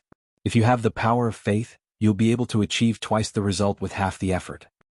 The power of faith needs to be combined with the Heavenly God Law to display its greatest effect. Does that mean you have the Heavenly God Law?" Tang Zheng asked with interest. The City Lord's eyelids jumped and he flatly denied, "I don't. The Heavenly God Law disappeared a long time ago." "Haha, you don't mean what you say. Then I'll spread the news of you collecting the power of faith. I believe the God race will be interested in you." Tang Zheng blatantly threatened. The City Lord vigilantly asked, "You're not from the God race?" Tang Zheng's lips curled into a thought-provoking smile as he mysteriously said, "They're not worthy." The City Lord sucked in a breath of cold air. Since ancient times, he had never seen anyone so bold as to say such disgraceful words in public. Chapter 1855. The City Lord looked at Tang Zheng in shock and asked coldly, "What do you want to do?" "Heavenly God arts." Tang Zheng reached out to the City Lord. The City Lord's eyelids twitched as he gritted his teeth and denied, "I don't." Tang Zheng turned around and left saying, "Then you'll have to explain to the God race." The City Lord clenched his fists, really wanting to punch Tang Zheng to death, but in terms of strength he was no match for Tang Zheng. If the God race really found out, not to mention the City Lord position, his life would be in danger. "Wait a minute." The City Lord hesitated for a long time before calling out dejectedly. Tang Zheng stopped and turned to look at him with a smile, saying, "Have you thought it through?"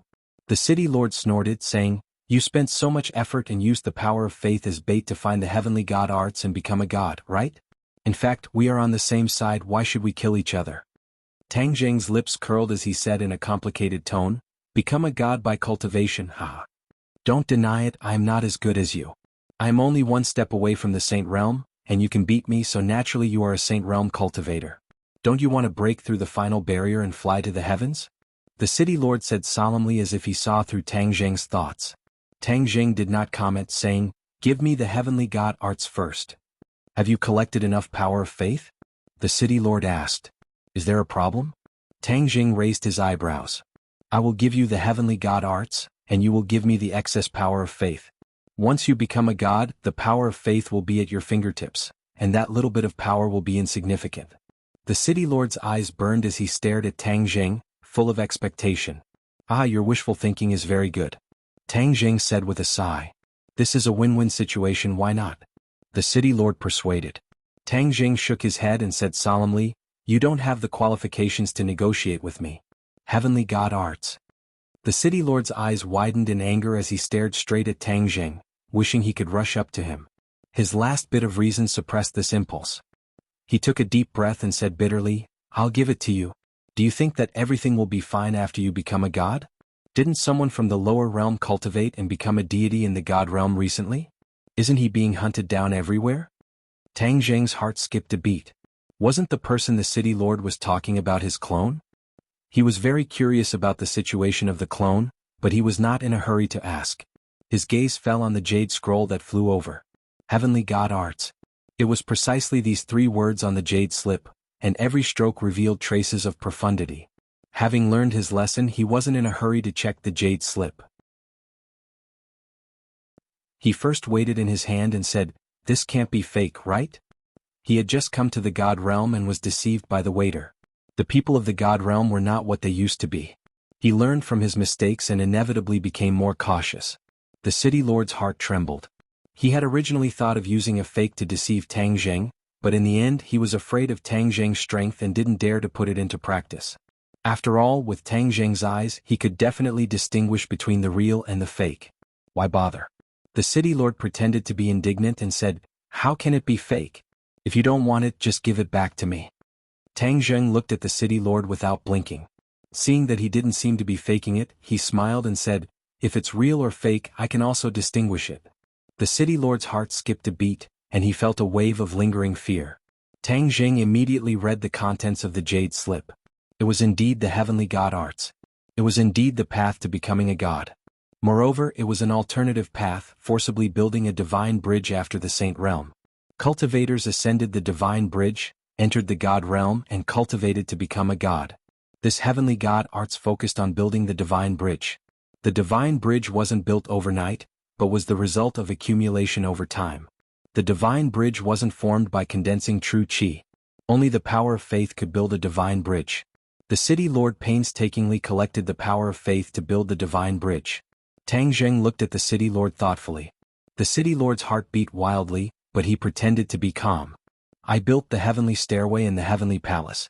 I also created the new heavenly book for people to absorb the power of faith and cultivate to become a god. It's indeed different from the heavenly god arts, but different paths lead to the same goal. The god realm is indeed extraordinary to have a genius like me. Tang Jing sighed in his heart. It's a pity that that genius has already fallen. He shook his head and couldn't help but sympathize with him. The idea of the divine bridge is very unique and worth learning. If I can apply it to my cultivation, will there be new changes? Once this thought appeared, he couldn't help but become excited. It was completely possible. However, he wasn't in a hurry to test it. Instead, he asked, once one cultivates to become a god, is there a different realm in the god realm? Of course there is. The city lord looked at Tang Jing like he was an idiot and said, the god realm is also divided by strength.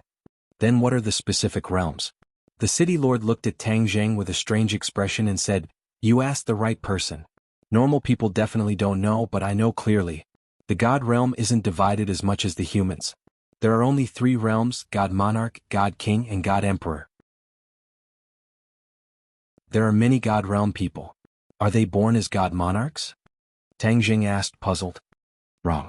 They are born as god sons and only become god monarchs when they grow up. Even if they are god sons, their strength is unfathomable. They are still gods, not something we can contend against. The city lord said regretfully. He had cultivated his whole life, but he couldn't compare to the babies of the god race. This was a huge blow. Then after we cultivate to become gods, will we be god sons or god monarchs? The city lord raised his head and said, according to the last words left behind by that sage, once you cultivate the heavenly god arts and become a god, you will become a god monarch in one leap, surpassing the god son stage. Tang Jing came to a realization and let out a sigh of relief. It was the same as his guess. If a human cultivated their whole life and only became a god son in the end, that would be too tragic. Moreover, when he won the battle with the god race, that god race person had already grown up and couldn't be a god son. Since he defeated him, he naturally couldn't be a god son. Then I am now in the god monarch realm. However, when he thought about the 2 realms above him, his heart sank. This god realm didn't seem as simple as he thought. It was far more dangerous than he expected. There was a huge difference between each realm. If Tang Jing met a god king or god emperor, wouldn't only death be waiting for him? How many god race people are there and where do they live? Tang Jing asked again. After entering the god realm, he hadn't seen a single god race person. They must be living somewhere. As for how many god race people there were, he was more interested. Of course the god race lives in the god city. The city lord rolled his eyes at Tang Jing, as if he felt that his question was unnecessary. This is common knowledge. How can you not know? The city lord sized up Tang Jing, his eyes full of doubt. Tang Jing ignored him and asked, "Then how many god race people are there?"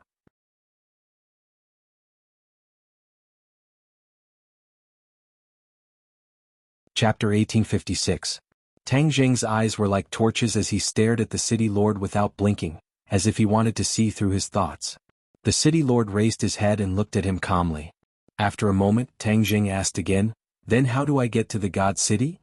"Only the god race can go to the god city, and only the god race knows the exact location." "I don't know at all," the city lord said regretfully. Tang Jing raised his eyebrows and said, "You are the city lord of Fengdu, a feudal lord. How can you not know anything about the god city? You are not honest." The city lord's heart skipped a beat and his eyes flickered. Tang Jing walked forward and looked at the city lord at close range. "If you don't tell me, the city lord of Fengdu will be replaced." "You want to kill me?" The city lord probed with a guilty conscience. "So what if I do? I have already given you the heavenly god technique. You can become a god, so why make things difficult for me?" The city lord said with annoyance. Tang Jing smiled and said, "I just want to take a look at the heavenly god technique. I don't want to use it to become a god. Moreover, is there a need for you to hide information about the god city from me?" The city lord hesitated and finally said, "I can tell you, but you have to promise not to hurt me." "Speak," Tang Jing said simply. "The god city is above the 9 heavens. The astral winds there are biting cold, so normal people can't reach the god city. Only the god race can resist the astral winds and reach the god city. However, the god city is filled with the god race. Even if you become a god, going to the god city is like walking right into a trap." "I have said all I want to say. You have nothing else to say." The city lord put on a brave face and stared straight at Tang Jing. Tang Jing and the city lord looked at each other to make sure he wasn't hiding anything. Tang Jing then nodded with satisfaction. "I have nothing to ask about the god city. However, I have many questions about Fengdu. If you can satisfy me, I can give you this power of belief." The primordial wood bottle appeared in Tang Jing's hand and immediately attracted the city lord's gaze. He swallowed his saliva and said emotionally, "Ask away. I'll tell you everything I know about Fengdu. Fengdu is the final destination of people after they die. It is also in charge of reincarnation. Your authority is not small. Besides, what is the Book of Life and Death?" Tang Jing fired off a series of questions in rapid succession. This time, it was the city lord's turn to look at him in shock. He stammered, "How come you don't know anything about Fengdu? Many of the questions are too ridiculous and ridiculous. Even a 3-year-old child in the divine world would know the answer to them, yet you actually know nothing about them." The city lord's heart was in turmoil. Suddenly, a thought appeared in his mind. He was shocked by this thought. His eyes widened as he sized up Tang Jing from head to toe, as if he wanted to see through him. He's not from the god realm. That's why he has so many questions and so many childish ones at that. The city lord had heard about someone from the lower realm who had cultivated to become a god and came to the divine realm. He had even caused a huge commotion in the city. However, there was no specific information about this person. Even the city lord knew nothing about him. The city lord was frightened. That person was the target of the divine race. If he was involved with him, he could forget about living.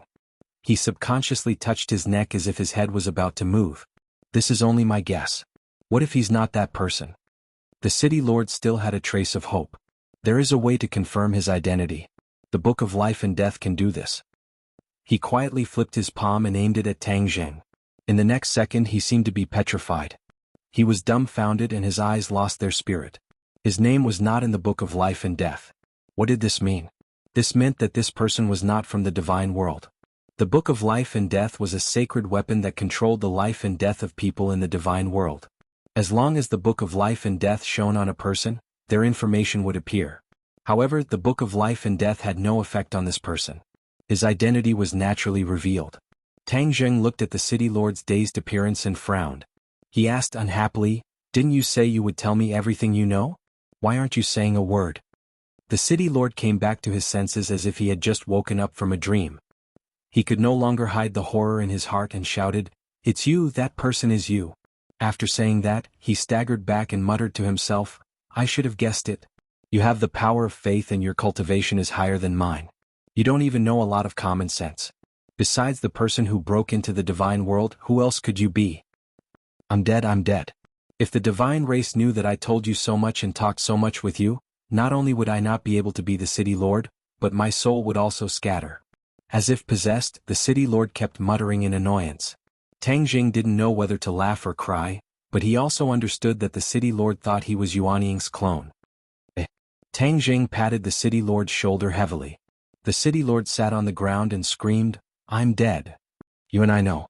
As long as you and I don't say anything, who will know what happened between us?" Tang Jing comforted.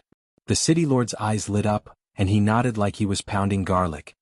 "That's right, if we don't say anything no one will know. Of course I won't say anything. Will you tell anyone?" "If you answer my question just now, I won't say a word to anyone," Tang Jing said with a smile. He didn't explain that he wasn't Yuan Ying's clone. The city lord took a deep breath and gradually calmed down. "Okay, I'll tell you. Fengdu isn't the final destination of people after they die. Fengdu is just a transition world. After people die, they pass through Fengdu and finally go to the 9 underworlds. The 9 underworlds is the true destination of ghosts." The 9 underworlds? It was the first time Tang Jing heard of this place. Is the 9 underworlds another world? Yes. The 9 underworlds is different from Fengdu. The 9 underworlds has existed since ancient times and appeared when heaven and earth were split apart. Fengdu was created by the god race and set up as a transit place between the god world and the 9 underworlds. Tang Jing was flabbergasted. There were actually so many mysteries in it. He had a flash of inspiration and said, "Didn't the god race create Fengdu to purposely intercept the ghosts of the 9 underworlds? This move of removing the firewood from under the cauldron is truly powerful." The city lord's expression froze and he said, "How did you guess?" It's not hard to guess. The god race wants to control everything, and the 9 underworlds is definitely not under their control. Therefore, they created Fengdu to intercept the ghosts of the 9 underworlds and weaken the power of the 9 underworlds. It's truly brilliant, Tang Jing sighed. The city lord said resentfully, "This is something from a long time ago. Anyway, I didn't say anything. You guessed it yourself. Fengdu intercepted the ghosts of the 9 underworlds, so your Fengdu's power will also become stronger and stronger. You, the city lord, are extraordinary. The god race also places great importance on you, which is why they let you sit in the position of city lord. Shouldn't this be something the god race's trusted aides do? Why do you still want to cultivate to become a god? This isn't something a trusted aide should do," Tang Jing joked.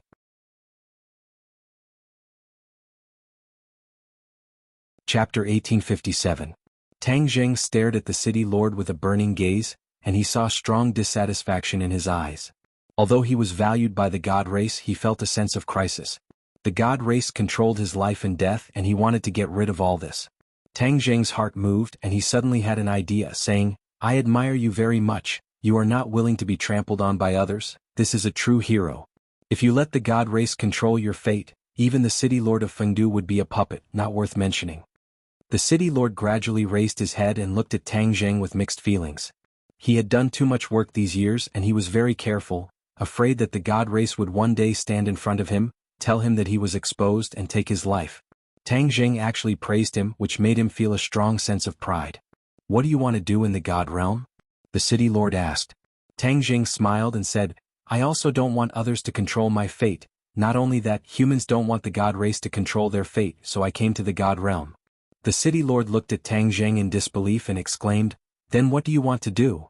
Tang Jing looked up at the sky and said, "The god race is high above, and they have enslaved us for so many years. Don't you want to drag them down from the god city?" Whoosh whoosh. The city lord's breathing became rapid and he muttered to himself, "Madman, you are really crazy." The city lord only wanted to cultivate to become a god, and then secretly hide from the god race's ruler.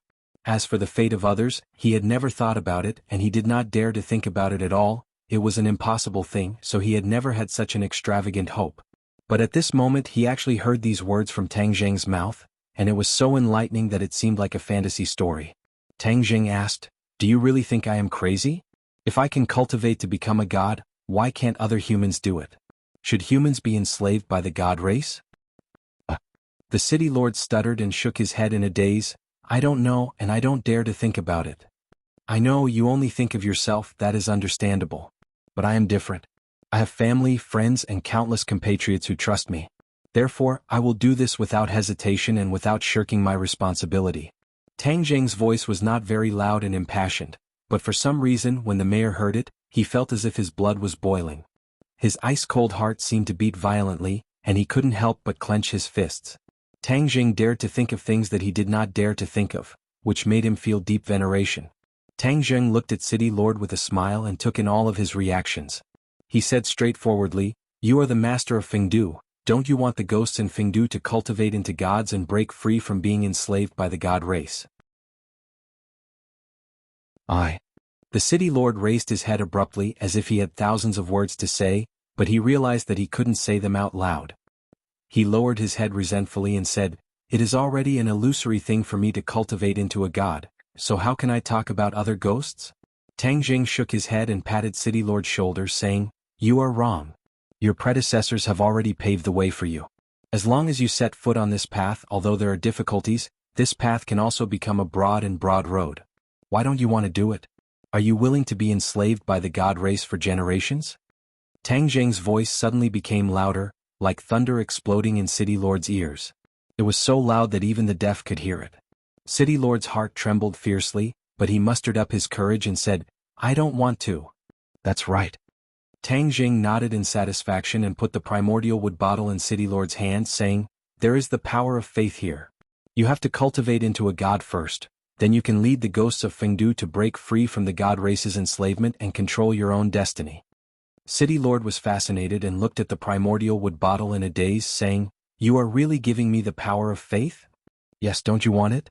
"Of course I want it." City Lord immediately held the primordial wood bottle tightly in his palm. "Ah." Tang Jing laughed in satisfaction. "I look forward to you becoming a god soon." He waved his hand and turned to leave, his figure fading bit by bit. City Lord immediately asked, "Are you really going to the god city?" "I will definitely. When that time comes, the gods will no longer be high and mighty. They will fall from their divine altars and the world will change." Tang Jing's heroic spirit reached the clouds, and his voice echoed in City Lord's ears. City Lord's gaze drifted as he looked at Tang Jing in a daze until his figure disappeared without a trace. Everything was like a dream. City Lord shook his head violently and looked at the primordial wood bottle in his palm. Only then did he confirm that everything was real. His heart that was like stagnant water couldn't help but ripple, spreading further and further. Tang Jing didn't leave Fengdu.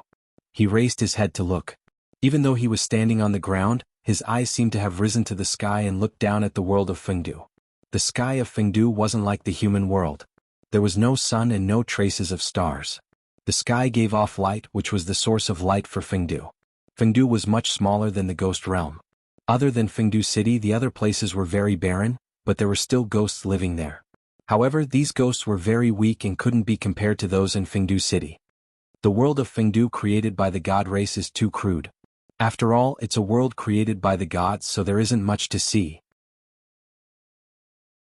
On the other hand, the 9 underworlds are more worth a visit.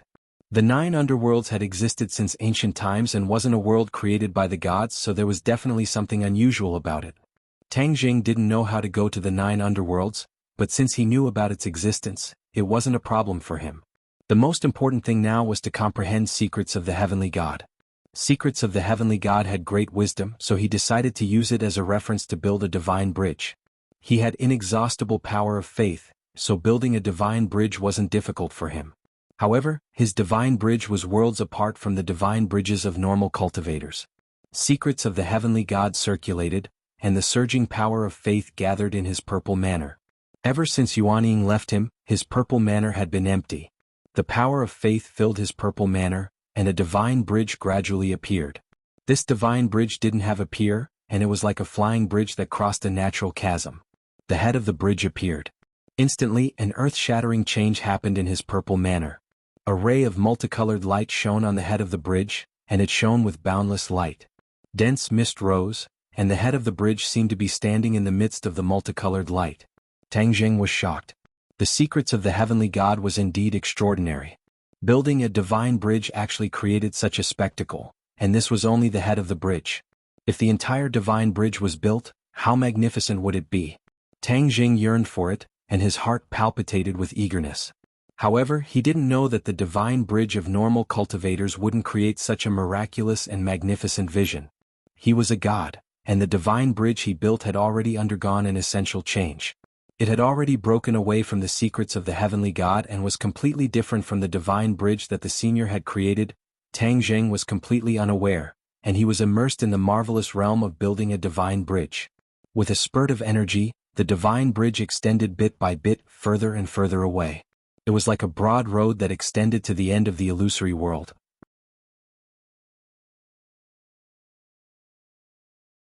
Chapter 1858.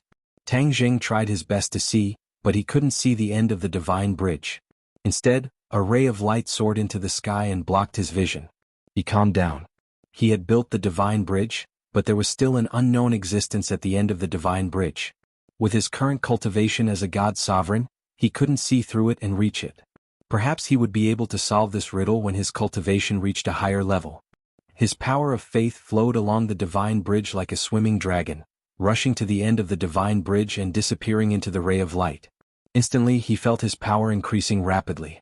The benefits of the divine bridge were indeed endless. The exploration of the divine bridge came to an end. With a thought, Tang Jing traversed millions of miles and circled around Fengdu. In the end he landed in Fengdu City, which was bustling with noise and excitement. Even though he was standing in front of everyone, no one discovered his tracks. He stared at the scene in front of him and couldn't help but feel curious. He saw ghosts walking over from all directions under the watch of the ghost soldiers. They stopped in front of a huge black door. This door was too tall, almost as tall as the walls of Fengdu City. It made the surrounding buildings look exceptionally small. The black door was closed and a group of elites of Fengdu guarded it. They guarded it strictly and didn't allow any ghosts to come close. The ghosts that were walking over were in a daze as they looked at the black door in a daze. Open the 9 underworld's ghost gate. Suddenly a ghost soldier roared. The black door slowly opened and a gust of chilly wind blew in, shrouding the area. Many ghost soldiers trembled as there was an aura in the chilly wind that terrified them. Even though they were ghost soldiers, they were still deeply afraid when they were in the midst of it. Tang Jing frowned and stared straight at the 9 underworld's ghost gate. Behind this door was definitely the 9 underworlds, the true home of the ghosts. The chilly air that was coming from behind the door was terrifying even to the ghost soldiers, which showed how terrifying the 9 underworlds was. Tang Jing didn't hesitate and walked toward the 9 underworlds ghost gate. The ghosts also neatly walked towards the 9 serenities ghost gate. Tang Jing stood by the gate and watched the ghosts step into the gate one after another. Tang Jing's gaze swept across each of the ghosts. Gradually he discovered something unusual. These ghost souls were actually incomplete. One of the 3 immortal souls and 7 mortal souls was missing a mortal soul. Tang Jing widened his eyes in shock. He scanned the ghosts one by one to make sure that he wasn't mistaken. These ghosts were truly missing a part of their soul. There are numerous ghosts in Fengdu world and I have also seen other ghosts. They all have 3 souls and 7 spirits, so why is it that the ghost that passes through the ghost gate of 9 underworlds is missing 1 spirit? Fengdu was a transit station for ghosts. Furthermore, Fengdu also intercepted a portion of ghosts and released the rest into the 9 underworlds. Without a doubt, these ghosts that were missing a part of their soul were the ghosts that had been released into the 9 underworlds. There was something fishy about this. Tang Jing pondered for a moment, and it was not difficult for him to guess the truth. He clicked his tongue and praised, "Good method. The 9 underworlds and the god race are not on good terms, and the god race built Fengdu to intercept the ghosts of the 9 underworlds. This is a plan to remove the firewood from under the cauldron. But this is still not the most powerful part." His gaze landed on the dazed ghosts and he sighed to himself. This is the truly most powerful and fatal part. Fengdu would extract a part of the soul from the ghosts that were sent to the 9 underworlds. These ghost souls were incomplete, so after they went to the 9 underworlds, the power of the 9 underworlds would be weakened. In the long run, the 9 underworlds would weaken while Fengdu would gradually grow stronger. TSK. This was truly a good scheme. How sinister. Tang Jing raised his head to look at the sky. The methods of the god race were clearly remarkable. Even if the 9 underworlds knew that there was something fishy about it, they could only pinch their noses and accept it. After all, the 9 underworlds had even tacitly approved of the sudden appearance of Fengdu, so how could they fall out over this matter? However, the 9 underworlds' heart was definitely overflowing with anger and couldn't wait to deal with the god race ruthlessly. This is instead beneficial to me. This trip to the 9 underworlds is imperative, and it will definitely be very interesting. City Lord. Suddenly, the ghost soldiers knelt down to greet him and called out loudly in unison. Tang Jing raised his head to look and saw the city lord of Fengdu walking over with large strides. There were quite a number of experts beside the city lord, and their auras were strong. It was obvious that they were experts from the world of Fengdu. Tang Jing was standing in front of them, but these experts couldn't see him at all. Only the eyelids of the city lord twitched a few times when he saw Tang Jing. The city lord swallowed his saliva with difficulty. Ever since Tang Jing had left, he had been feeling uneasy. He didn't believe that Tang Jing would really leave Fengdu. However, he didn't make it public. When the latest ghost was extradited to the 9 underworlds, he led his subordinates and swaggered over to inspect. He guessed that if Tang Jing hadn't left, he definitely wouldn't have missed this opportunity. That was because from the information he had revealed that day, Tang Jing would definitely be interested in the 9 underworlds. And the only chance to go to the 9 underworlds was on this day of extradition. Fengdu and the 9 underworlds had long agreed that the gate of the 2 worlds would open on a specific day to extradite the ghosts. At other times, the ghosts were restricted from traveling between the 2 worlds. As expected, when the city lord saw Tang Jing, he was truly shocked. Luckily, he reacted quickly and didn't see any abnormal reactions from his subordinates. Only then did he realize that others couldn't see him. The city lord's heart was in a mess, and he looked at Tang Jing without revealing anything. Tang Jing smiled and said playfully, "Your Fengdu, or should I say the god race, really has good methods. You actually took away one of the souls of the ghosts. The ghosts that are going to the 9 underworlds are defective products, and you guys must have gone through strict selection. The strong practitioners of the ghosts have long been intercepted by you guys, right?" The city lord wasn't worried that his subordinates would hear Tang Jing's words, but his heart jumped wildly. That was because Tang Jing had seen through the god race's plan at a glance. He didn't reply, which could be considered a tacit agreement. For the god race to treat the 9 underworlds like this, the 9 underworlds must have complained a long time ago, but they didn't make a move or resist. It can only be said that the god race is powerful and the 9 underworlds are under their roof, so they have no choice but to lower their heads. If the 9 underworlds resist, I'm afraid the god race will be hard-pressed. Tang Jing continued to talk non-stop. I'm going to the 9 underworlds this time to take a good look at this world. A world that has existed since the creation of the world is definitely different from the rest, but it's suppressed by the god race. It's truly a pity. All of this will definitely change. Tang Jing said firmly. The city lord's face fell, and he looked even uglier than if he were crying. He could already foresee that the 9 underworlds would definitely stir up a storm, and Fengdu would be the first to bear the brunt of it. His good days were over. He couldn't help but feel a little regretful. It seemed that he had revealed too much information. Whether it was a blessing or a curse he really couldn't say for sure. But when he thought of Tang Jing's bold and visionary words, his heart couldn't help but surge. If that day really came, what did it matter if he took a little risk? Tang Jing waved his hand at the city lord and said, "Goodbye, city lord. I believe we will meet again soon. During this period of time, you have to make good use of my power of belief. Don't disappoint me." The city lord subconsciously tightened his grip on the primordial wood bottle in his pocket. Tang Jing strode into the 9 underworlds ghost gate. Suddenly,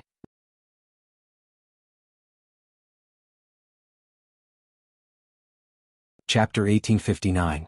The violent Yin wind caused chaos in front of the 9th underworld ghost gate, and cries of alarm could be heard everywhere. What's going on? The Yin wind suddenly blew. What happened in the 9th underworld? Is the 9th underworld dissatisfied with us and trying to start a fight? All the generals were filled with righteous indignation. The city lord's pupils constricted as he shouted. The surroundings were silent, and the Yin wind also disappeared without a trace. It's so chaotic, what's the meaning of this? This is just a coincidence, there's no need to make a fuss. The city lord made the final decision. All the generals came to a realization. They believed in the city lord without a doubt and were all relieved. Other than the city lord who saw the clues, the others did not know. This turmoil was caused by Tang Jing. He was a living person, not a ghost, and only ghosts could pass through the ninth underworld ghost gate, which had strict restrictions. Tang Jing used his own tyrannical strength to force his way through the ninth underworld ghost gate, which caused this turmoil. In the end, the ninth underworld ghost gate did not stop Tang Jing. The ninth underworld, the final destination of ghosts. As Tang Jing passed through the ninth underworld ghost gate, the power of a layer of space fluctuated, as if it wanted to push him out. With his understanding of the spatial laws, this was a piece of cake. With a slight use of his divine ability, he stood firmly in the ninth underworld. It was pitch black all around and he could not see his fingers if he stretched out his hand.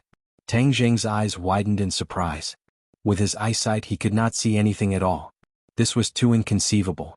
However, there were ghosts flying past him, as if they were summoned by some mysterious power, and flew towards their destination on their own. Tang Jing did not say a word and flew with the ghosts. However, he had not flown very far when he felt a wave of pressure. It was a pressure that came from all directions. With his cultivation he could feel this pressure, which showed how terrifying it was. If it was an ordinary person, they would have been crushed by this pressure, and died without a complete corpse. Tang Jing's heart trembled. This ninth underworld was indeed strange, to have such a terrifying pressure. However, in the end this did not cause any substantial damage to Tang Jing. On the other hand, the other ghosts did not feel this pressure and continued to fly unscathed. Tsk. Tang Jing saw something. This pressure was clearly used to deal with outsiders. The 9 underworlds must be guarding against something such as Fengdu and the god race. However, Fengdu was filled with ghosts, so this pressure wasn't of much use to them. That was to deal with the god race, but the god race was strong, so this pressure might not be able to cause any substantial harm to them. Tang Jing racked his brains but still couldn't figure out the mystery behind it. The darkness was boundless and he didn't know how far he had flown. The first feeling that the 9 underworlds gave him was that it was vast, thousands of times bigger than Fengdu. Fengdu was like a small dot, while the 9 underworlds was the true giant. Now that the giant was nibbled away by the little guy, it made people sigh endlessly. Finally, a speck of light appeared in the distance. It was like a star in the sky. It floated in the air and seemed to be moving. Tang Jing was surprised. He rushed to the front of the ghosts and reached the light. What floated in the sky were actually lights. They were like water lanterns used by the mortal world to convey the grief of their loved ones. They floated along the river and swam into the distance. These lanterns floated in the sky like a river of lights. They were majestic and stretched into the distance. There are actually souls in these lanterns. Tang Jing focused his gaze and saw some clues. There was actually a soul in every lantern. These soul stones were complete souls and not a single one was missing. There are also complete souls in the 9 underworlds. It seems like Fengdu's influence on the 9 underworlds is limited. The ghosts from Fengdu floated across the River of Lights and continued forward. However, Tang Jing became interested in the River of Lights. The light from the lanterns could disperse the darkness and illuminate the surroundings of the River of Lights. Tang Jing's figure was also completely revealed. Whoosh whoosh whoosh. The sound of water came from afar, and a ship sailed over from the other end of the River of Lights. It was heading towards the direction of the lanterns. Even though there were no splashes, there was the sound of water wherever the ship passed. It was as though it was really moving forward in a huge river. Tang Jing stood beside the River of Lights and looked at the scene in astonishment. Suddenly, the ship stopped in front of him and a tall figure walked to the bow of the ship and looked down at Tang Jing. "Where did you come from? Why are you not going to Yu City but stopping in front of the River of Lights?" Tang Jing raised his head and looked. He wasn't human but seemed to be some kind of strange beast. There were horns on his head and his face was like a withered tree. He was incomparably ugly, and one look at him would definitely wake him up from a nightmare. "Where is Yu City?" Tang Jing didn't answer but asked instead. His articulation was clear, and his voice was like a large bell that resounded through the River of Lights. Green smoke rose from the River of Lights as though the souls in the water lanterns were affected and were about to fly out of the water lanterns. There was a commotion on the ship and angry shouts were heard. "How dare you disturb the cycle of reincarnation?" While they were talking, the bow of the ship was filled with tall figures. They all looked the same as before. More than 10 pairs of eyes looked over, and it was a different kind of soul-stirring. Tang Jing's expression was indifferent. Instead, he said with interest, "Cycle of reincarnation? So these ghosts are going to cycle of reincarnation. A complete soul reincarnating is a fortunate thing for the humans of the God realm. It won't cause a congenital deficiency because of a missing soul." Hearing Tang Zheng's muttering, the group of strange beasts were stunned. Because Tang Zheng saw through the mystery with a glance, it was obvious that his origin was extraordinary. Swoosh swoosh swoosh. Rays of divine light shot out from their eyes and intertwined into a huge beam of light that covered Tang Zheng. Immediately there were cries of surprise. "You're not a ghost." After Tang Zheng entered the 9 underworlds, there was a lot of yin qi on his body as he flew, so the other party couldn't see that he wasn't a ghost at first glance. With this look, Tang Zheng exposed his identity. He admitted openly, "I'm indeed not a ghost but a living person." "What? A living person came to the 9 underworlds? How is this possible? This has never happened in thousands of years." They screamed involuntarily, not daring to believe all this. From beginning to end, Tang Zheng didn't plan to hide his identity in the 9 underworlds. The 9 underworlds and the god race were enemies, not friends. If Tang Zheng wanted to gain something in the 9 underworlds, or even get the 9 underworlds to help him against the god race, then he wouldn't hide his identity openly. It wasn't a wise move. Could it be that you're a spy sent by the god race? A strong sense of hostility immediately surged from the ship, covering the sky and covering the earth. Tang Zheng was as unmoving as a pine tree, but those hostile intents were unable to approach him in the slightest. Tang Zheng was like a mainstay, splitting the hostile intents into two. "How dare you attack us?" The other party was angry, but there was fear in their words. A living person who came to the 9 underworlds, this was enough to explain everything. If the other party didn't have enough strength, they couldn't even cross the 9 underworlds ghost gate. And the only living people who could cross the 9 underworlds ghost gate were the subordinates of the god race. Whether they were friend or foe, it was clear at a glance. Of course, they wouldn't show the slightest bit of mercy. With a shout, the ship rushed forward like a fierce beast, crashing toward Tang Zheng.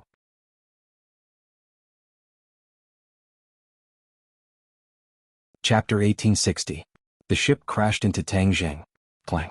With a loud bang, the sound of the ship falling apart rang out incessantly. In the blink of an eye, the ship had completely fallen apart and turned into ruins that filled the sky. Figures flew up from the ship one by one and stood high in the air, looking down in shock. They saw that Tang Zheng was as still as a pine tree. He was still standing in the same spot as if he was fine. The ship had crashed into him with such a powerful force, but he was safe and sound while the ship fell apart. How terrifying was that? The strange beasts were stunned and seemed to have forgotten to vent their anger. They looked at Tang Zheng blankly and stammered, You. Tang Zheng sighed and said, "If I said that you were really mistaken and that I'm not of the god race or someone from Fengdu, would you believe me?" They looked at him with a gaze that said, "Don't treat me like an idiot." The meaning was self-evident. Tang Zheng spread out his hands and said helplessly, "See, no matter what I say, you won't believe me. Then I can only use my method." "What method?"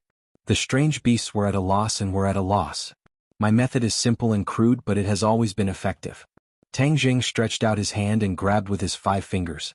A terrifying aura that covered the sky and covered the earth instantly enveloped this part of the world. The water lantern stopped moving forward, and the strange beasts were horrified to find that they couldn't move. No matter how they used their skills to resist, it was futile. "What are you doing?"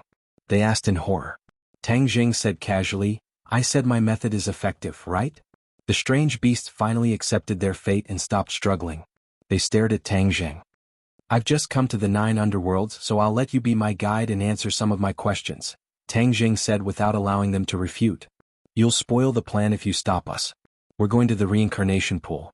If we miss the time, then all the efforts of these ghosts will be wasted and they won't have the chance to reincarnate. Do you know how difficult it is for Lord Hades to gather these complete ghosts?" The strange beasts shouted with trembling voices. "Lord Hades?" Tang Zheng raised his eyebrows and was attracted by these 2 words.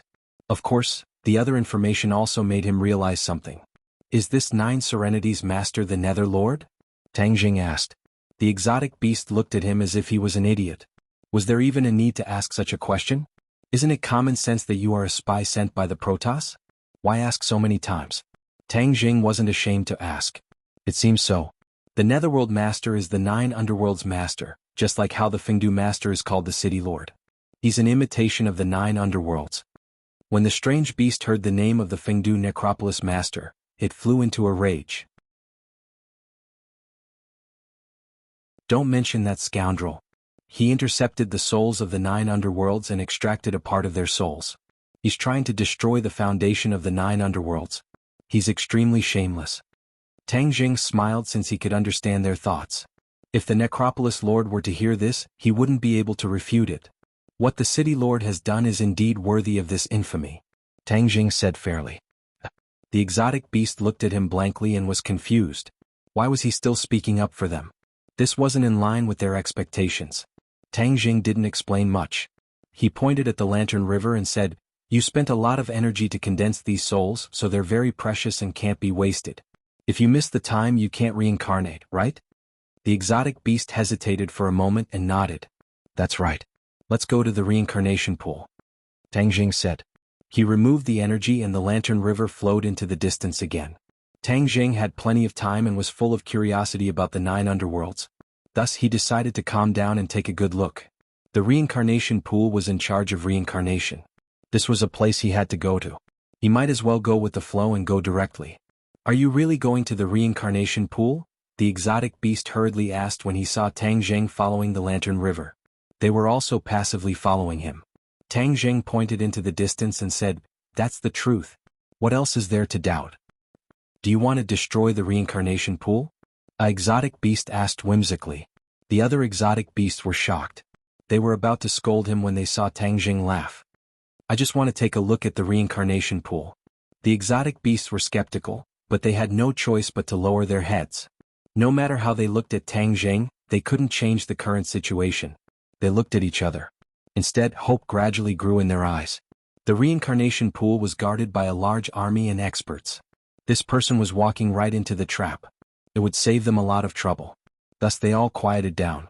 Tang Jing acted as if he didn't see it and asked directly, "Are the complete souls in these water lanterns condensed from the incomplete souls?" The exotic beasts looked at each other as if they didn't want to answer him. However, they didn't want to expose themselves. The best plan was to stabilize the enemy. As long as they reached the reincarnation pool, the situation would be settled. Thus they answered truthfully, "Yes." In order to condense a complete soul, the Lord of the Netherworld needs to consume a large amount of remnant souls. Tang Jing thought carefully for a while. This must be done with great power. Even he couldn't do it. After the remnant souls condense a complete soul, there must be some left. What about the remaining remnant souls? Tang Jing hit the nail on the head and threw out another key question. The exotic beasts looked at him in surprise. They were shocked by his tricky question. Of course, after hearing this question they became even angrier. They said bitterly, "The remaining remnant souls can only turn into soul fog." Soul fog? This was the first time Tang Jing heard this name. He asked, "What happens after they turn into soul fog?" "Then they're no longer souls. They'll be imprisoned in the sea of soul fog and can never be reincarnated." The exotic beasts' voices trembled. It was because of anger and also because of pain. Why is the soul fog imprisoned? The soul fog will cause great pressure and lead to a disaster. Tang Jing suddenly realized that the remaining remnant soul would actually cause such a serious aftereffect. The god race was truly killing 2 birds with 1 stone. Not only did they break the foundation of the 9 underworlds, they also left behind a huge disaster. Any one of them would cause the 9 underworlds to be in great danger and not be able to bear the consequences. Brilliant, really brilliant. I wonder who came up with this plan.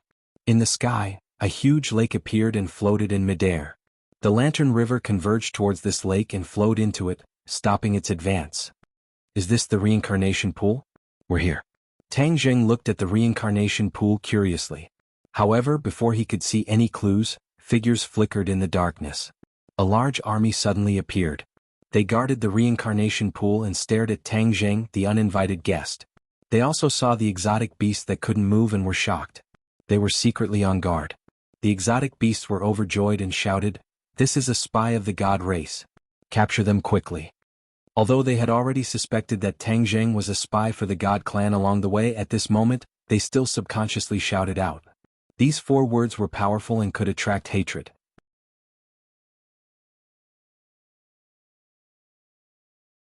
Chapter 1861. The underworld army locked onto Tang Jing. Tang Jing calmly watched the army advance and leisurely strolled towards the army. As he walked, he said, "No matter what I say, you won't believe me. So let's fight first and talk later." Tang Jing had figured out that the underworld believed in power. If he didn't defeat them, he wouldn't be able to communicate peacefully at all. Since that was the case, he would defeat them completely first. He glanced over. Although there were many enemies, he wasn't worried. Looking at him, he couldn't help but think of the 9 Serenities hell in the world of ghosts. That was the place where Ksitigarbha Bodhisattva cultivated in the world of ghosts. He wanted to empty that hell before he could become a Buddha. In the end he succeeded. That underworld hell was different from the real underworld world. Only the names were similar. The underworld world was much more powerful than the underworld hell. There was no comparison between the two. His thoughts drifted back. He saw that the army was already in front of him.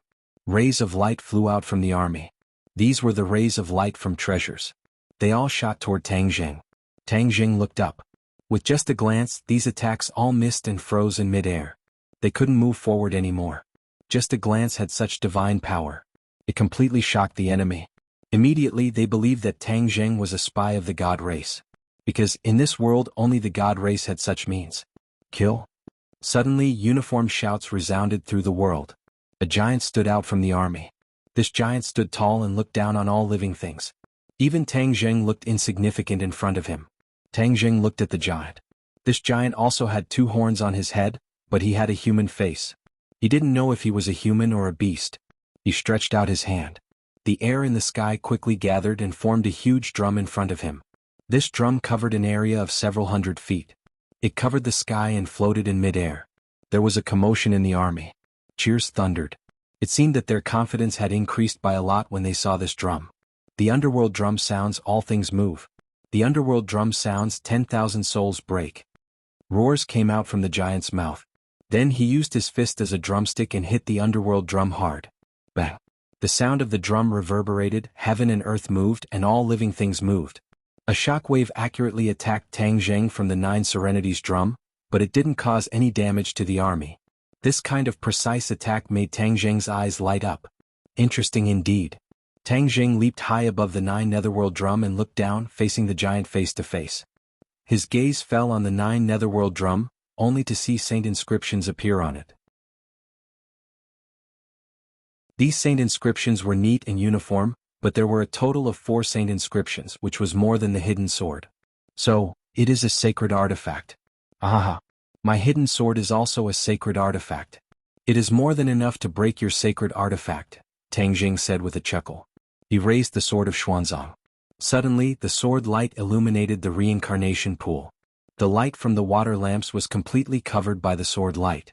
All that was left in their eyes was the dazzling sword light, like the scorching sun. Whoosh! He slashed at the 9 Serenities drum. The 9 Serenities drum sounded again. Tang Jing's soul moved. He was startled and stopped in midair. His hands hesitated for a moment. The sound of the drum seemed to really want to shatter his soul. A sacred artifact that specializes in attacking souls is really extraordinary. Tang Jing licked his lips and recovered from the shock. His hands no longer hesitated.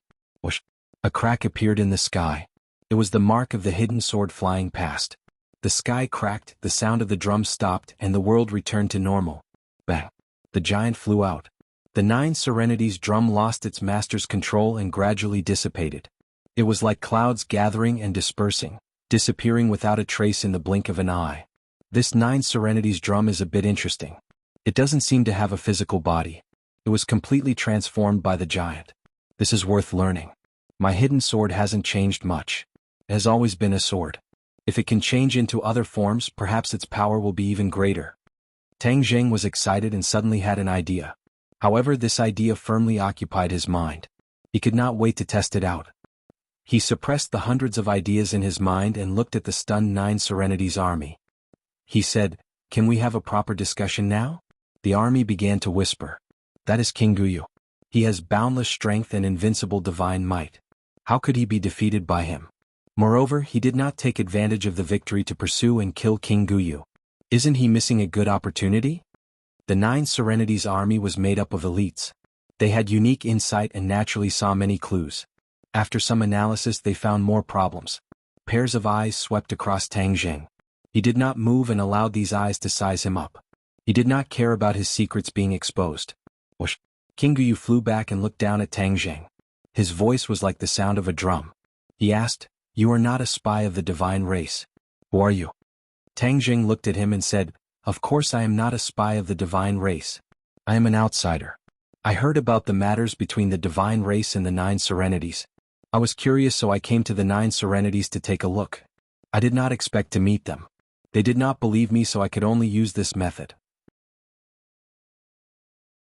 I defeated them first and then came to the reincarnation pool.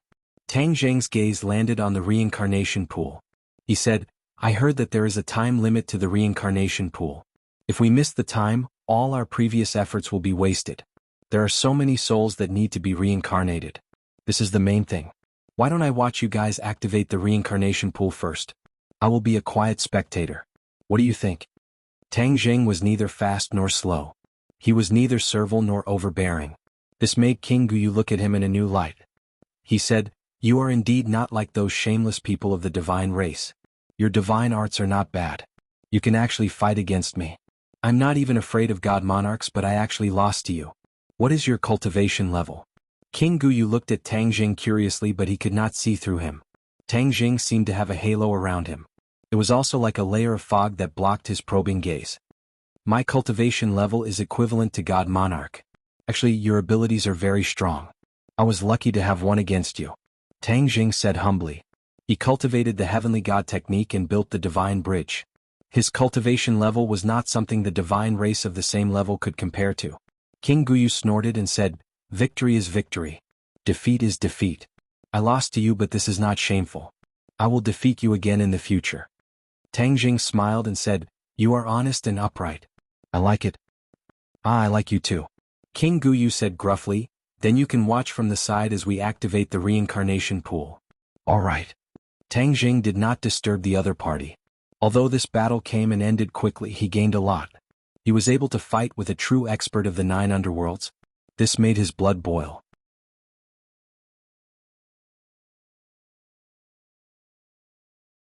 Chapter 1862. A wave surged in the reincarnation pool. The wave gathered and turned into a whirlpool. The thousands of water lamps that flowed into the reincarnation pool gathered here and moved closer to the center of the whirlpool. Tang Zheng opened his eyes wide as he quietly watched this magical scene unfold before him. Whoosh! A water lamp rushed into the whirlpool and a pillar of light shot up into the sky from the center of the whirlpool like a laser. It shot into the sky and did not dissipate. Following that, water lamps rushed into the whirlpool one by one. Pillars of light pierced through the reincarnation pool as if they were going to pierce through the heavens. They were like indomitable trees that supported the heavens and the earth, supporting this part of the sky. King Guyu controlled the reincarnation pool without saying a word. He glanced at Tang Zheng from the corner of his eyes and saw that he was watching very seriously without saying a word. King Guyu hesitated and said, Reincarnation pool is not complicated. However, there is a specific moment when the reincarnation pool can be activated. The most important part of the reincarnation pool is the soul. Since you are from the outside world, you naturally know about the crimes that the divine clan has committed against the 9 underworlds. Extracting a soul is their evil deed. When he said this, the 9 underworlds' army's aura was filled with anger. It was as if they could explode at any time. Tang Zheng said calmly, That is true. This is really an evil deed. King Guyu said with relief, Those who know the inside story all think so. Then why don't you resist? This is the act of destroying your foundation.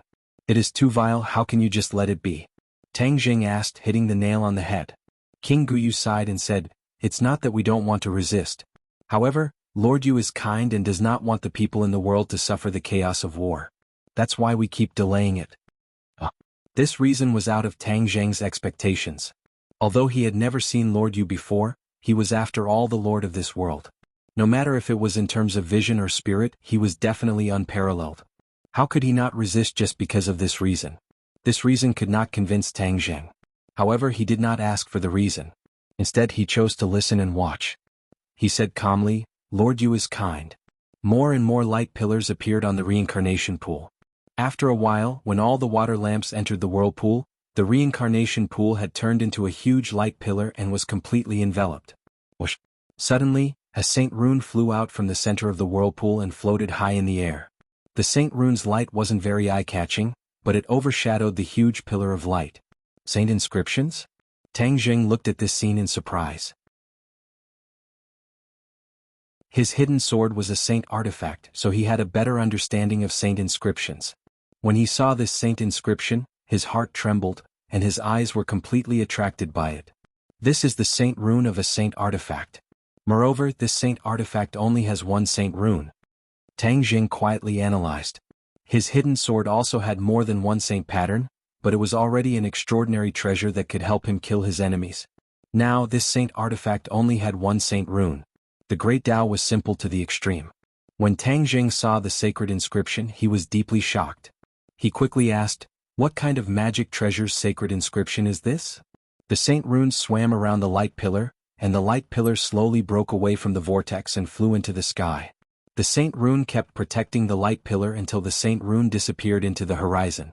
Suddenly there was a flash of light, and the saint runes returned, silently falling into the reincarnation pool. Everything was calm, and only the enormous reincarnation pool that spanned across heaven and earth floated in the air, silently telling everyone what had just happened. When everything was settled, King Guyu had the time to answer Tang Jing's question. He pointed at the reincarnation pool and said, "This saint rune belongs to the reincarnation pool."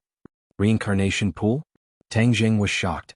This reincarnation pool that covered the sky was actually a magic treasure, a saint artifact that was even more powerful than the hidden sword. TSK. Tang Jing inwardly exclaimed in admiration. This was truly out of his expectations. If the reincarnation pool is a saint artifact, then wouldn't it be taken away by others? If someone stole the reincarnation pool, then their reincarnation project would really be ruined. Tang Jing's words were shocking. Ah! Meaningful laughter rang out from the Nine Nether army, as if they didn't agree and were worried about his words. The reincarnation pool is a saint artifact that belongs to the Nine Nether. Who can take it away? That person hasn't been born yet. No, there will never be such a person. King Guyu said resolutely. Tang Jing was enlightened and said, "Since no one can take it away, then everything is fine. Otherwise, the Nine Nether will be in danger." After a pause, Tang Jing pointed at the calm reincarnation pool and asked, "Has the reincarnation cycle ended?" King Guyu nodded, "It has ended. Since you have come to the Nine Nether, you must have your own purpose." "What is your purpose?" King Guyu went straight to the point, and Tang Jing didn't need to be courteous. Tang Jing said directly, "I want to meet the Nine Nether Master." "Then what identity are you using to meet the Nether Master?" King Guyu asked. "I am representing another world to the Nine Nether.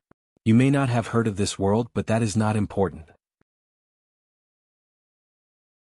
What is important is that I am here," Tang Jing said in a neither servile nor overbearing manner. "Another world?" King Guyu's eyes lit up and he was overjoyed. A playful smile appeared on his huge face as he stared at Tang Jing and asked, "You are the legendary person from the lower realm?" Tang Jing smiled bitterly. It seemed that everyone had misunderstood him and Yuan Ying's doppelganger. Yuan Ying's doppelganger's influence was not small, and even the Nine Nether knew about it. In other words, the Nine Nether had many spies and was well informed. Whatever happened in the God realm could not be hidden from the Nine Nether, and whatever mysterious person appeared in the God realm could not be hidden from the Nine Nether. In that case, didn't it mean that the Nine Nether had not accepted his fate, and was continuously collecting information about the God realm, and slowly plotting, or one day, it would come in handy? This was exactly what Tang Jing wanted. He was really afraid that the Nine Nether Master had no desires, and that would make things difficult for him. "It's me," Tang Jing admitted openly. Yuan Ying came out of his body and was equivalent to a part of him, so it was not completely wrong for him to admit it like this. King Guyu's eyes kept rolling around Tang Jing's body as he clicked his tongue in admiration. "You made such a big commotion, you have already attracted the attention of the God clan. Now that you have come to the Nine Nether, won't you have attracted the wrath of the God race?" Tang Jing's expression froze. He had never thought about this problem. He was not surprised and said casually, "The wrath of the God race has already reached the Nine Nether, and it's burning their buttocks. The attention that I have attracted is nothing, it has nothing to do with the big picture." King Guyu agreed with what Tang Jing said, or rather, the Nine Nether had too many lice on its head, and it was not afraid of the God race coming to find trouble.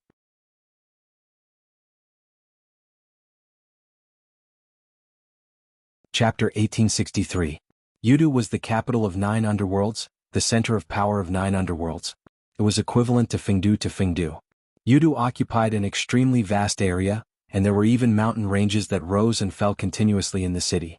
It was hard to tell if the mountain was in the city or if the city was in the mountain.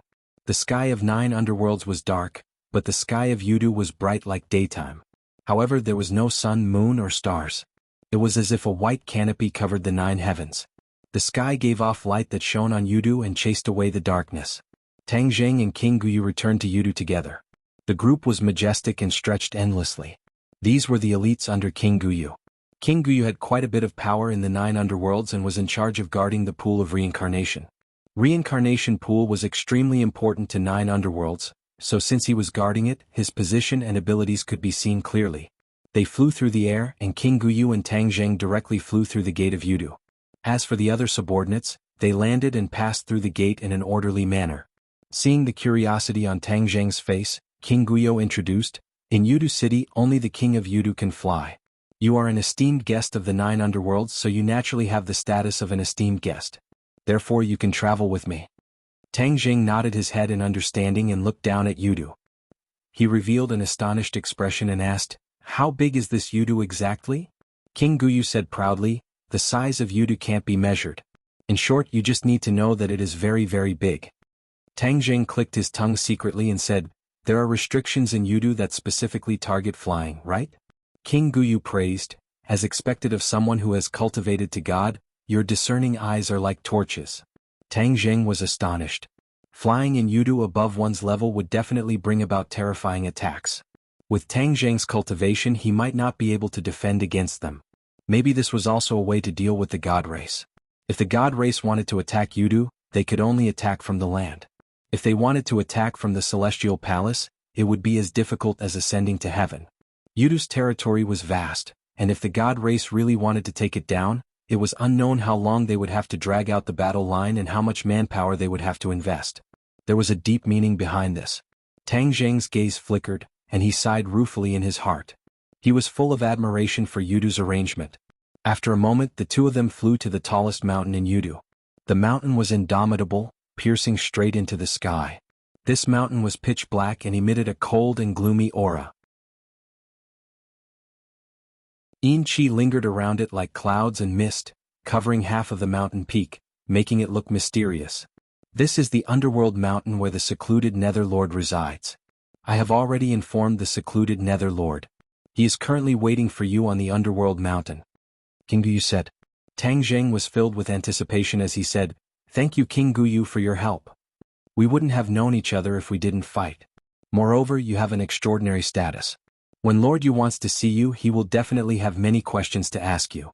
King Guyu didn't want to claim credit for himself but continued to analyze the situation. Tang Zheng had already made preparations. Both parties flew to the peak of the underworld mountain. A magnificent palace stood at the peak of the underworld mountain, looking extremely magnificent. However, after Tang Zheng took a few more glances, his eyes widened in surprise. This palace wasn't built with bricks and tiles. Instead it was formed by Yin Qi. Yet it looked corporeal and was no different from a real building. Tang Zheng exclaimed in astonishment, "What a great divine art!" King Guyu guessed what he was thinking and said proudly, "This is a palace formed by the secluded Nether Lord executing a great divine art. It has been standing here for God knows how many years. It is even older than me." Impressive. Tang Zheng gave a thumbs up and praised from the bottom of his heart. "Esteemed guest, you flatter me." A vigorous voice came from the palace. Tang Zheng felt his vision blur and they were already standing in the palace. Tang Zheng looked around and realized that he hadn't moved. It was the palace that had moved and covered them. Therefore they had arrived in the palace. This palace wasn't simple. Lord Yu was even more so. Tang Zheng had already seen Lord Yu. He had a human face but there were 2 horns on his head. He was incomparably tall but he sat in the palace like a mountain. He was so tall that it was hard to look at his back. Lord Yu's eyes were extremely large. They were like 2 bright lamps hanging high in the sky. It was as if he could see through people's hearts. Tang Zheng bowed to Lord Yu and said, "Greetings Lord Yu." Hades' sovereign looked at Tang Zheng. It was as if all of Tang Zheng's secrets were exposed to Hades' sovereign's gaze. Tang Zheng's expression was calm. He didn't use any arts to resist and just looked at Lord Yu quietly. Lord Yu was looking at him. He was also looking at Lord Yu. They observed each other carefully. After a while they both retracted their gazes. "Esteemed guest, are you from another world?" Lord Yu asked. Tang Zheng nodded. "Yes. My world is too weak compared to the immortal world and the 9 underworlds." This was the truth. The mortal world was more prosperous than the immortal world and the 9 underworlds. However, this prosperity was just an illusion. It wasn't as stable as the primitive scenery of these two worlds. These two worlds had true elites who could protect themselves. Therefore, even if other enemies had designs on them or threatened them, they could still protect their own worlds. But to the mortal world there were too few elites. This caused the mortal world to be weak and unable to resist the invasion of powerful enemies. Lord, you said in a low voice, there are many large and small worlds in the universe. Although your world is weak, it has produced a great expert like you. This already shows its potential. In time, your world will become stronger and stronger. Tang Jing nodded in agreement. However, he changed the topic and said, but my world is facing too great a crisis. Once the immortal world descends, it will be a disaster. Immortal world. Lord, you muttered softly, the immortal world absorbs the power of faith from your world and feeds it back to the immortal world. Your world is the nourishment of the immortal world. To the immortal world, your world is indeed too weak and insignificant. This is because the immortal world has too many worlds that can replace your world. Tang Zheng's heart trembled. He originally thought that the mortal world was the only source of power of faith for the immortal world. He didn't expect the immortal world to control so many worlds. Tang Jing didn't say a word. He silently agreed with Lord Yu's words. Lord Yu continued, you're here to find a way to break this, right? Yes. Tang Jing didn't mince his words. The immortal world is high and mighty. I want to pull them down from their altar. Only then will my world be safe. Moreover, it will be done once and for all. What a great ambition. Lord Yu praised. Unfortunately, it's almost impossible. What? My conflict with the immortal world is deeper than yours. I also want to pull them down from their altar. I've tried, but I failed in the end. I was born from heaven and earth and have great divine abilities. However, I still can't shake the immortal world's position. Do you think you can succeed? The moment Lord Yu finished speaking, an earth-shattering power that caused one's soul to tremble enveloped him.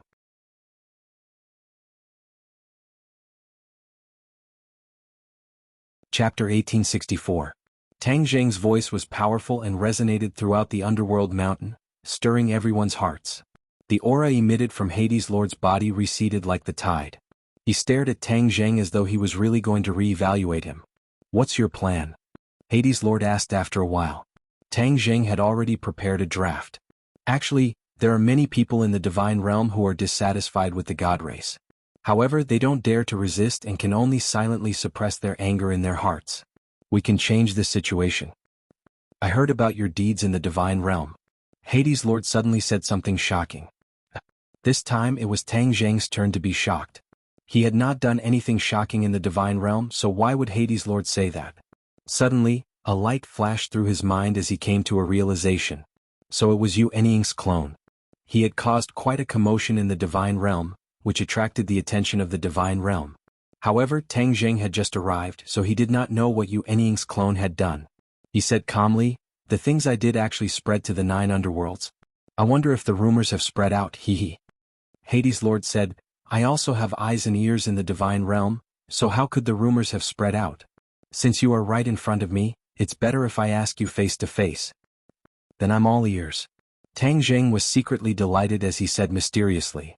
The divine realm has a strict hierarchy, and the god race has many representatives stationed in the major cities. These people abuse their power and bully their own kind. However, you traveled thousands of miles to gather those bullied cultivators and rebel against these representatives.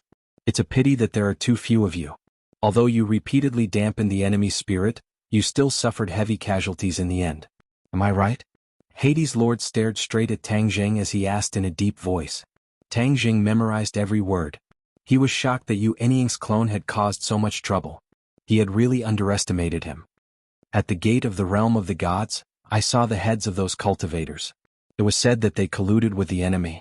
They must have been bewitched by Yu Eniying's doppelganger. When Tang Zheng thought of this, he was slightly angered. Not only did those people die, their corpses were also exposed to the public. It was truly vicious. Could it be that they want to use this method to provoke the enemy so that they will attack with all their might and take away the heads to free them? Tang Zheng was shocked. The more he thought about it, the more he felt that it was possible. The city is heavily guarded. I hope no one takes the risk. Otherwise they'll fall into the enemy's trap. Tang Zheng calmed himself down and looked at Netherlord with a smile. Netherlord is indeed well informed. He generously took responsibility for what Yu Eniying's doppelganger had done. Unfortunately, You have underestimated the strength of the God race. Your actions are like scratching an itch through a boot. They won't be of much use at all. Psionic Lord hit the nail on the head. Tang Jing didn't deny it and directly nodded in agreement. What you say makes sense. Netherlord looked at him in astonishment.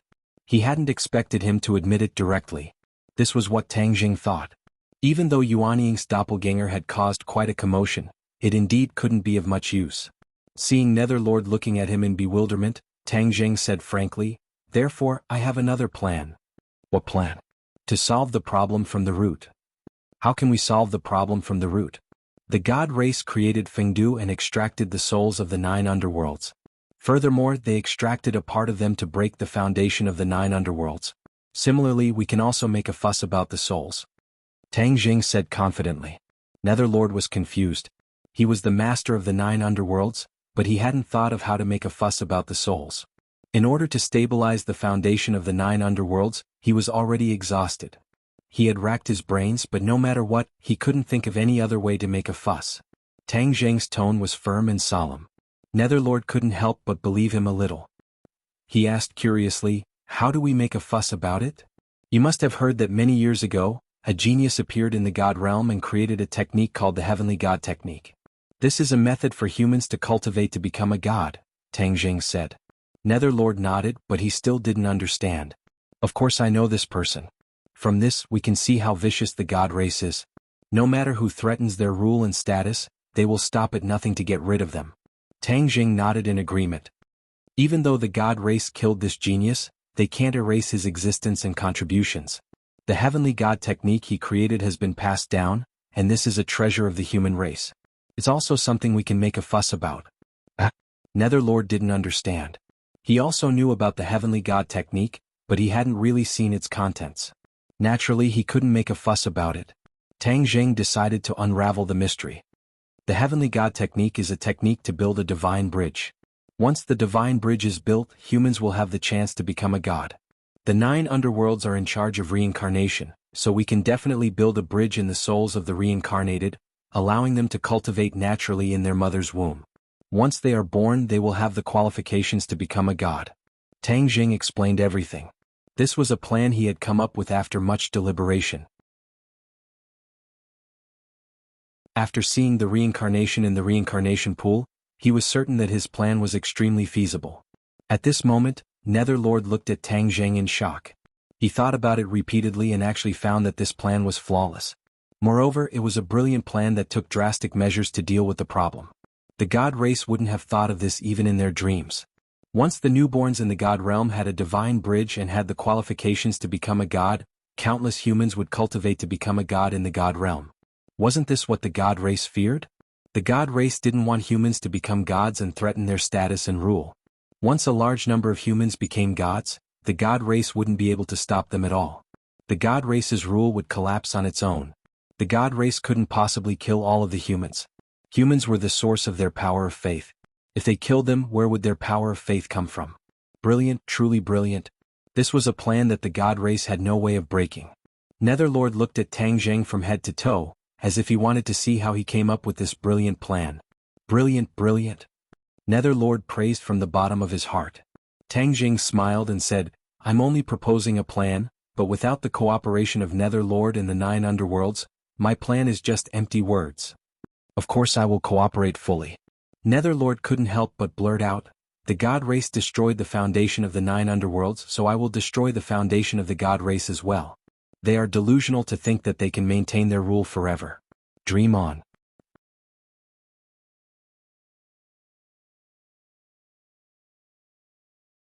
Chapter 1865. After Yu Zhu finished reading the jade scroll in his hand, the Heavenly God technique was already imprinted in his mind. He was deeply shocked. The Heavenly God technique is truly miraculous. That person is a true genius. Yu Zhu was actually filled with respect for the genius who created the Heavenly God technique. Tang Jing was not surprised. When he first saw it, he also thought the same. Yu Zhu should be confident now, right? Yu Zhu nodded confidently. "Good, I can use the Heavenly God technique to build a divine bridge in the reincarnated soul. Furthermore, I can imprint the Heavenly God technique into their soul. From the day they are born, the Heavenly God technique will be deeply ingrained in their body. They can cultivate without others teaching them." Tang Jing said, not only that once the divine bridge is built in their soul, they will be able to cultivate freely in the womb. The womb is an innate environment, an unparalleled cultivation environment. Cultivation will be twice as fast with half the effort. Then from the day they are born, they will have reached heights that others will never be able to reach in their lifetime. Yu Zhu suddenly realized and asked. Tang Jing recalled the situation after his son was born. He smiled and said with certainty, yes. Yu Zhu looked deeply at Tang Jing and said, experts will spring up like bamboo shoots after the rain. Isn't that what we want to see? Tang Jing asked. Yu Zhu nodded and pondered. Suddenly he changed the topic and asked, we have overlooked a crucial problem. The Heavenly God technique uses the power of faith to cultivate. Without it, how can they cultivate? Tang Jing smiled mysteriously. How can they not have the power of faith? Don't they have me? Although you have cultivated to godhood, how much power of faith do you have? Yu Zhu disagreed. Clearly he did not know Tang Jing's exact situation. The power of faith could pass through space. After Tang Jing came to the God realm, he already knew this. He could still feel the boundless power of faith in the mortal world. As long as he wanted, the power of faith could be continuously transmitted from the mortal world. The God race ruled many worlds and seized the power of faith from them. It was precisely because the power of faith could freely travel between worlds, which provided them with convenience. Tang Jing said confidently, I want as much faith power as I want, I have as much faith power as I want. Psionic Lord was well aware of how hard it was to obtain the power of faith and how precious it was. For Tang Jing to be so confident, there must be a reason behind it. After thinking for a while, Psionic Lord immediately guessed the truth and said, you have the power of faith of your world? Tang Jing was not surprised. He admitted generously, yes. Yu Zhu stared deeply at Tang Jing as if he was getting to know him all over again. I never thought that a human would be able to do such a thing, to take the power of faith of a world for himself. This is completely breaking the rule of the gods. Amazing, amazing. You are not inferior to the genius who created the heavenly god arts, Lord, you praised. This was a huge compliment. Tang Jing accepted it calmly because he was worthy of such praise. No wonder you dare to oppose the god race. Not only do you have such great ambitions, but you also have the corresponding ability. I really underestimated you before. Psionic Lord sighed ruefully, my 9 underworlds has existed since ancient times, but it was unable to give birth to a genius like you. It is truly regretful. Although your world is ruled by the gods, it was able to give birth to a genius like you. I am truly curious about your world. If there is a chance, I will definitely go and take a look. Haha, after we defeat the gods, I will invite you to my world as a guest, Tang Jing said with a laugh. He then changed the topic and said, time waits for no one. Let's get down to business first. Yes, I will bring you to the Soul Fog Sea. Psionic Lord's voice became somewhat gloomy. The word Soul Fog Sea caused his mood to become gloomy. This was an eternal pain in his heart and also a scar in the 9 underworlds. Hearing him mention the Soul Fog Sea, Tang Jing's interest was piqued. He had heard others mention the Soul Fog Sea before and knew how dangerous it was. 9 underworlds waved his hand, and the scene in front of him changed. Tang Jing looked carefully and realized that he and Psionic Lord had arrived at a new place. Tang Jing's heart trembled. Psionic Lord was indeed Psionic Lord. He possessed remarkable abilities and was not someone the current Tang Jing could compare to. 2 figures, one tall and one short, suddenly flashed like lightning and stood in front of Tang Jing and Psionic Lord. Psionic Lord. The 2 of them bowed respectfully. Tang Jing's eyes widened as he looked at these 2 fellows who were as different as heaven and earth. They both looked like humans and did not have any horns on their heads. However, the strange thing was that one of them was as tall as a giant and the other was as short as a midget. One tall and one short, the contrast was very obvious. The 2's eyes rolled around Tang Jing's body, revealing a shocked expression as they exclaimed in a low voice, a living person? Those who came from the 9 underworlds were either ghosts or natives of the 9 underworlds like them. But this was actually a living person. How could they not be surprised? Psionic Lord pointed at the 2 of them and said, Tang Jing, these 2 are Psionic King High and Psionic King Short. They are in charge of guarding the Soul Fog Sea. Tang Jing bowed in a manner that was neither servile nor overbearing. Greetings, Psionic Kings. The 2 Psionic Kings returned the greeting, but they were even more puzzled. Psionic Lord treated this person so courteously. Just what kind of identity did he have to deserve such attention from Psionic Lord? Tang Zheng is an esteemed guest of the 9 underworlds. We cannot neglect him. We have come to the Soul Fog Sea to do something. Just follow us, Psionic Lord instructed. Yes. The 2 Psionic Kings replied. Their gazes toward Tang Zheng changed subtly. Psionic Lord emphasized that he was an esteemed guest. This treatment was simply too good. It was unprecedented. Psionic Lord pointed ahead and said in a melancholy tone, "This is the Soul Fog Sea." Tang Zheng looked up and was stunned. He was in disbelief. He saw an ocean floating in the boundless sky. He didn't know where its borders were. This ocean was black because it was formed by the Soul Fog Sea. The Soul Fog Sea was made up of soul fragments. It was pitch black in color. There were lamps at the border of the Soul Fog Sea, and the 9 underworlds army was waiting outside. They were there to ensure that the Soul Fog Sea wouldn't leave the Soul Fog Sea and cause a disaster. The Soul Fog Sea is extremely dangerous. It concerns the survival of the 9 underworlds, so we can't be careless.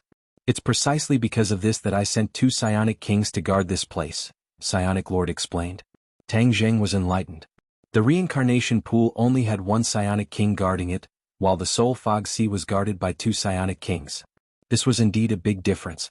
Of course, it could be seen that the Soul Fog Sea was far more dangerous than Tang Zheng had imagined. The new reincarnated soul we condense is at the border of the Soul Fog Sea. Once a new complete soul is condensed, the remaining soul fragments will be injected into the Soul Fog Sea. We can't let the Soul Fog Sea flow out, Psionic Lord explained as he walked toward the army.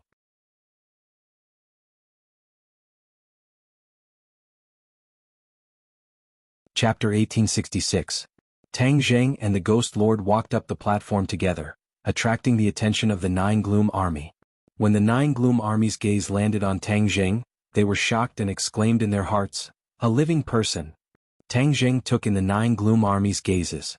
He did not mind, but he was shocked by the 9 Gloom Army's bearing. He had seen the armies of the human world, the Outland Heavens and the Dragon Clan, but compared to the 9 Gloom Army he did not have such a strict bearing. The 9 Gloom Army had always been well trained and dared to fight. Once they entered the battlefield they would naturally be exceptionally fierce. The only ones who can match them are the Shaman tribe. The Shaman tribe is a natural warrior. Moreover, their ancestors have experienced the Battle of Jianghu. They have survived the Battle of Jianghu and have lasted for tens of thousands of generations. However, their warrior temperament has not been polished. On the contrary, the harsh living environment in the 100,000 mountains has been constantly tempering their fighting spirit. Even when they finally returned to the secular world, their warrior nature did not change. There was only one thing, and that was that there were too few warriors in the Shaman tribe. There was no way they could be compared to the endless army of the 9 underworlds. Such a powerful army of the 9 underworlds is still being bullied by the God clan. They dare to be angry but do not dare to say anything. It can be seen how powerful the God clan is. Tang Zheng's heart trembled as he gained a new understanding of the God clan. However, he was not scared off. Instead, his fighting spirit surged. One day, I will lead the Witch clan into the God realm and push the God clan off their pedestal. Tang Zheng's conviction was extremely firm. The 2 of them climbed up the platform. High Gloom King and Short Gloom King followed closely behind. They did not say a word. The 9 Gloom Army did not say a word either. The Soul Fog Sea was dead silent. A strong killing intent rose spontaneously, and a huge pressure pressed down on everyone's hearts. This is the place where I condense the complete soul. The Ghost Lord stood on the platform and said in a low voice. Tang Zheng nodded and did not say anything. He understood the heaviness in the Ghost Lord's heart. The Ghost Lord gave the 2 Gloom Kings a look. They understood and passed down the order. Bring the reincarnated souls here. The army parted to form a path. Under the guidance of the 9 Gloom Army, a group of souls walked over lightly. Their footsteps were unsteady and their expressions were dull. They were completely different from normal souls. Tang Zheng's heart skipped a beat. He could already tell that these reincarnated souls were the remnant souls that Fengdu had taken away. Looking at these remnant souls, Lord Yuzhu's eyes shot out beams of radiance. That was the fury he was suppressing. The remnant souls were placed on the high platform and lined up in a row. Their eyes were lifeless, and even when they saw the Nether Lord and Tang Zheng, they didn't show any reaction. Tang Zheng shook his head inwardly. Sending this kind of remnant soul into the 9 underworlds was truly a huge blow to the 9 underworlds. Yuzhu, if we don't reincarnate, the number of humans in the God realm will decrease. Wouldn't the God clan be smashing their own feet with a rock? Lord Yuzhu shook his head solemnly. The 9 underworlds have been like this since ancient times because the 9 underworlds have taken on an important responsibility, and that is to reincarnate. This is the foundation of the entire 9 underworlds world. If we don't do this, we will be betraying our duty and the necessity of the 9 underworlds world's existence. In time, the 9 underworlds world will definitely fall apart and be completely destroyed. This is a rule set by the great Tao of chaos, and it won't change based on our will. Tang Zheng was enlightened. The celestial race was very clear about this, and that was why they dared to do this without any fear. This was completely eating away at the 9 underworlds' strength bit by bit. Let me try one first. If it succeeds we can spread it, Lord Yuzhu said. Tang Zheng nodded. At this time, a member of the 9 underworlds army walked up the high platform. Tang Zheng looked at him in surprise, not knowing why. He saw the other party walk with his head held high, and his eyes were resolute. It was as if he had made up his mind to do something. A loud horn sounded from the 9 underworlds army, and then a song rang out. This song was low and passionate, as if it was specially prepared for the warriors who were going to war. This song had no lyrics, but every syllable hit Tang Zheng's heart fiercely, making him feel as if his blood was boiling. What are they doing? Tang Zheng was even more confused. This was condensing souls not going to war to kill the enemy. Suddenly Tang Zheng's pupils shrank. That 9 underworlds army soldier was already fighting with the remnant souls. Lord Yuzhu's tall figure stood in front of him, gently stroking the 9 underworlds army soldier's head as if he was a senior caring for a junior. You are sacrificing yourself for the 9 underworlds? The 9 underworlds will remember you. Lord Yuzhu's voice had a hint of pain. It is my honor to sacrifice myself for the 9 underworlds, the 9 underworlds army soldier said loudly, without a trace of fear. Instead, he had the fearless bearing of a warrior who was going to war. His gaze swept across the sea of souls and he said, even if that is where I belong in the end, I have no regrets. My good son of the 9 underworlds, Lord Yuzhu praised loudly. His voice reverberated in the sea of souls, causing waves to rise in the sea of souls, as if it was about to break through the restrictions. Suddenly, rays of light shot up from the sea of souls, suppressing these waves, and the sea of souls returned to its calm state. Tang Zheng was a smart person, and from these few words he already knew a shocking truth. Lord Yuzhu isn't condensing souls from 2 remnant souls? Tang Zheng suppressed the shock in his heart and asked curiously. Actually, he had already guessed the truth, but he still wanted to verify it with his own mouth. The pain in Lord Yuzhu's eyes became more and more intense, and he said, back then we also thought that 2 remnant souls could condense into a complete soul. Later on we realized that we were wrong. The soul that was extracted from each remnant soul was exactly the same, so these remnant souls all lacked the same soul. Even if we used 2 remnant souls, we wouldn't be able to condense a truly complete soul. Tang Zheng felt a chill run down his spine. What a vicious poison. His heart trembled violently and he said, then we have to use other people who have the same soul to make up for it, right? Yes, we can only use the souls of the children of 9 underworlds to make up for it, allowing a complete soul to reincarnate, Lord Yuzhu replied. Tang Zheng's gaze landed on the soldier of 9 underworlds. All the remnant souls lacked a soul, so they could only use the souls of the soldiers of 9 underworlds to make up for it. After the soldiers of 9 underworlds lost their souls, they couldn't survive and would become remnant souls again. However, their fates were much more miserable than the remnant souls from Fengdu. Their souls would turn into fragments and merge with the Sea of Souls. This was a scheme that was even more vicious than killing people. Not only was it taking drastic measures, it was also nibbling away at the army of 9 underworlds bit by bit. In order to condense a complete soul, the army of 9 underworlds was getting smaller and smaller, and the threat to the god race was naturally getting smaller and smaller. In the future, the god race wouldn't even need to descend on 9 underworlds because 9 underworlds itself would be finished. Ruthless, truly too ruthless. Tang Zheng sucked in a breath of cold air, and a chill ran down his spine.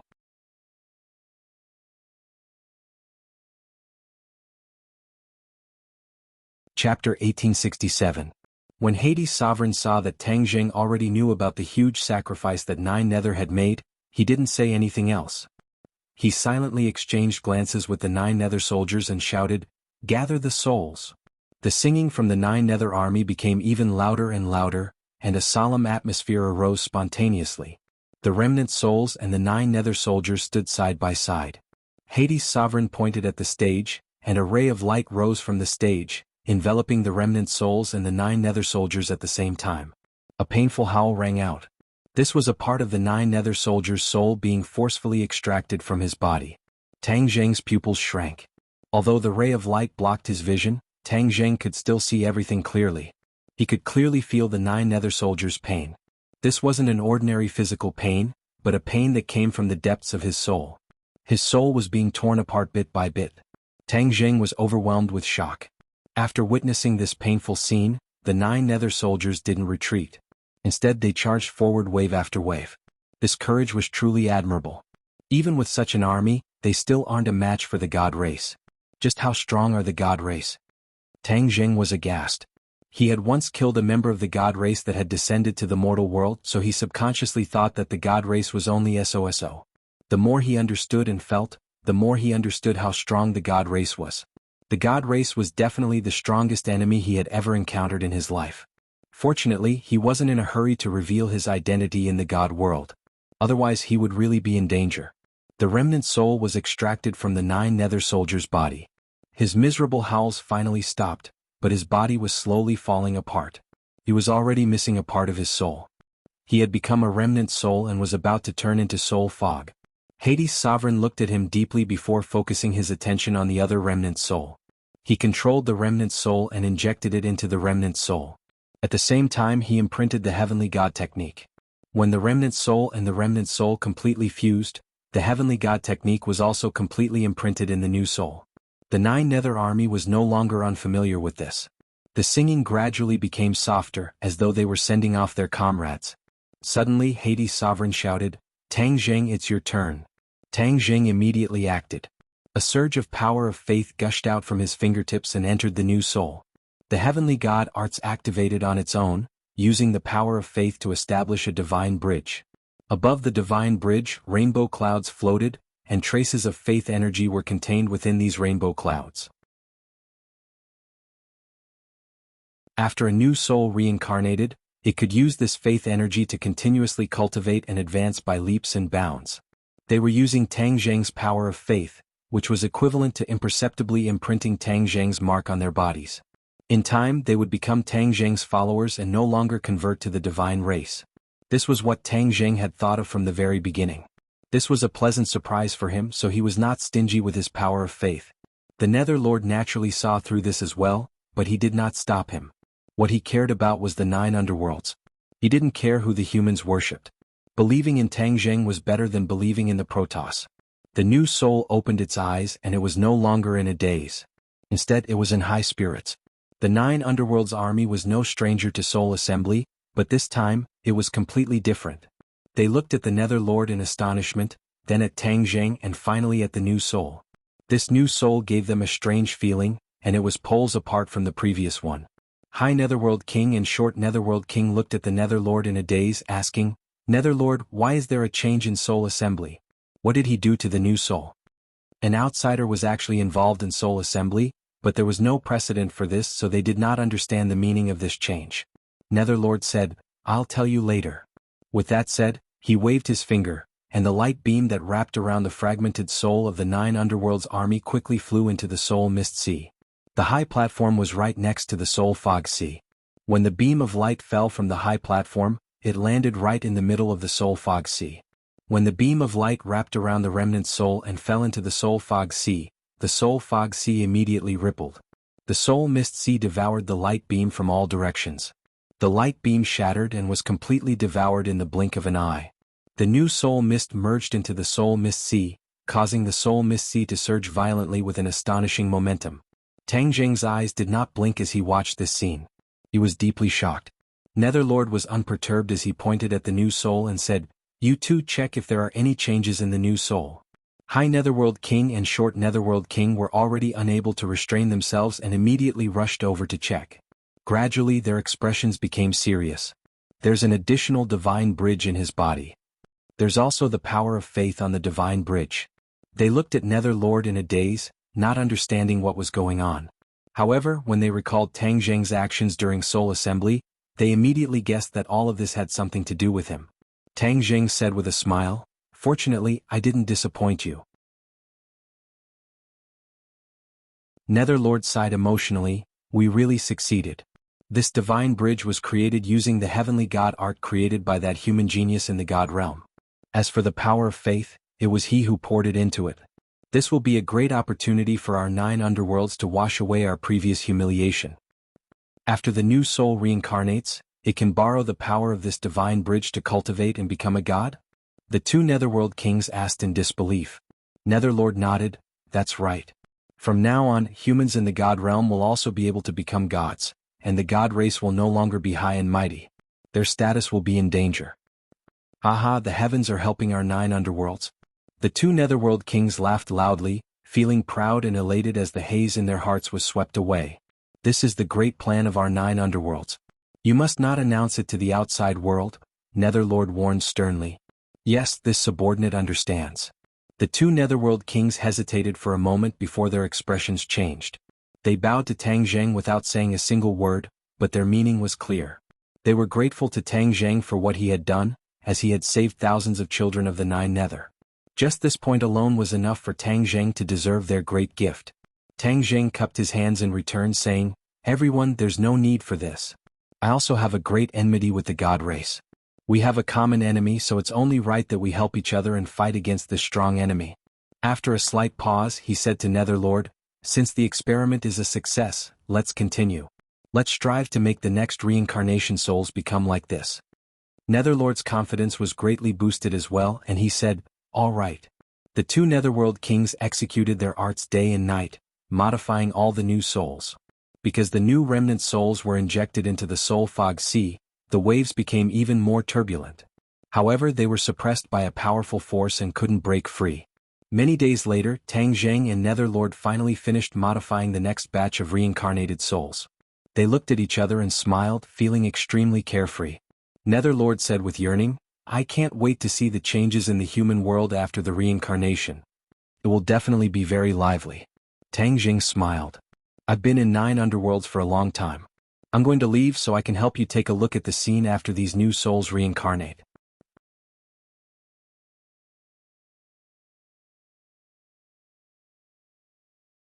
Chapter 1868. Divine Realm. In a small courtyard, a baby's cries broke the silence of the night. A baby fell to the ground, descending into the divine realm. The cries were loud and clear, full of vigor. Outside the house, a man was pacing back and forth in front of the door. When he heard the baby's cries, he immediately stopped and looked at the door excitedly, rubbing his hands in excitement. Mother and child are safe, congratulations, congratulations.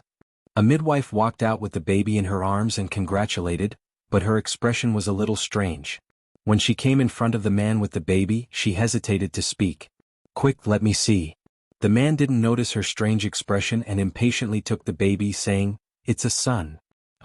Suddenly, his gaze fixed on the baby and he looked up abruptly, exchanging glances with the midwife. The midwife had a sullen expression and asked, Did you notice it too? The man didn't rush to answer and instead asked cautiously, What did you notice?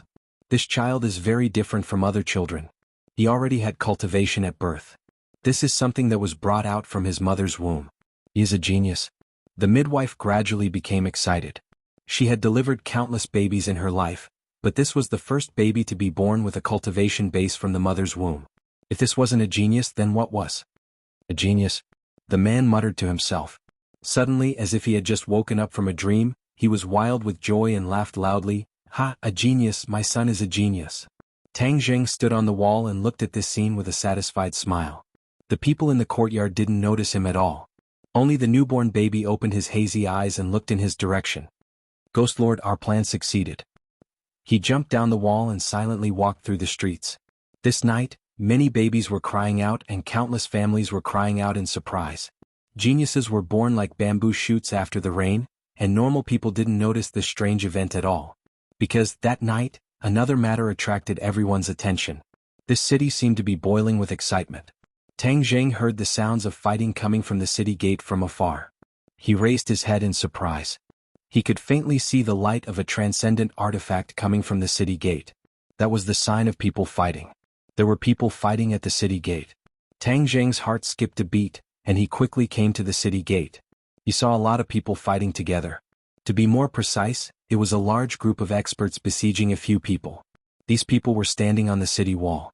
A few of them were blocking the enemies, while the others were busy collecting the heads hanging high on the city wall.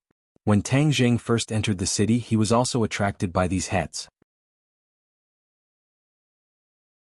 It was said that these heads belonged to people who opposed the god race, but he didn't know who they were. Obviously, these people were the companions of the deceased. They actually came to collect the corpses despite the danger. It was a pity that the enemy had already set up an ambush, and as soon as they appeared, they would attack together. Someone from the divine world who dares to go against the god clan? Interesting. These people can't fight against the enemy. I need to find a chance to save them. Tang Jing made a decision in an instant, but he was not in a hurry to make a move. He wanted to see the details of these people first. Moreover, these people would only be more grateful to him if he saved them at the most critical moment. In a flash, they had already collected the heads and activated their magical weapons to fight the enemy. You are a group of dogs of the god race. The god race oppresses us humans and you actually help them. One day you will pay the price for what you have done. In the crowd, a woman shouted angrily. Death is near and you still dare to be so sharp-tongued. When we capture you, you will know how to cry. A general standing on the city wall said arrogantly. What is there to be afraid of? Even if we die, we will not be dogs. We want freedom and dignity. Do you dogs have those? The others were also filled with righteous indignation and shouted loudly. The general's face was ashen. He threw his palm into the air and a cold light flew out from his palm, turning into a long spear. It was a brilliant magical weapon. He pointed it at the group and said, Stubbornly stubborn, even death can't wipe out your crimes. Kill. The general roared and arrived in front of the group in the blink of an eye. His long spear was like a dragon, and waves of dragon roars resounded through the sky.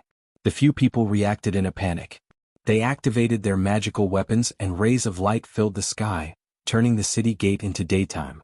However, the difference in strength between the two sides was too great. The long spear was like a dragon, shuttling back and forth between the few people. Ping ping ping ping, countless magical weapons fell. The long spear pierced through the sky and took the woman's head. The woman had already lost her magical weapon. She hurriedly retreated, but the long spear had locked onto her and she could not retreat. Just as she was in despair, a figure appeared in front of her. She looked up in surprise. This person came too fast and she could not defend herself at all.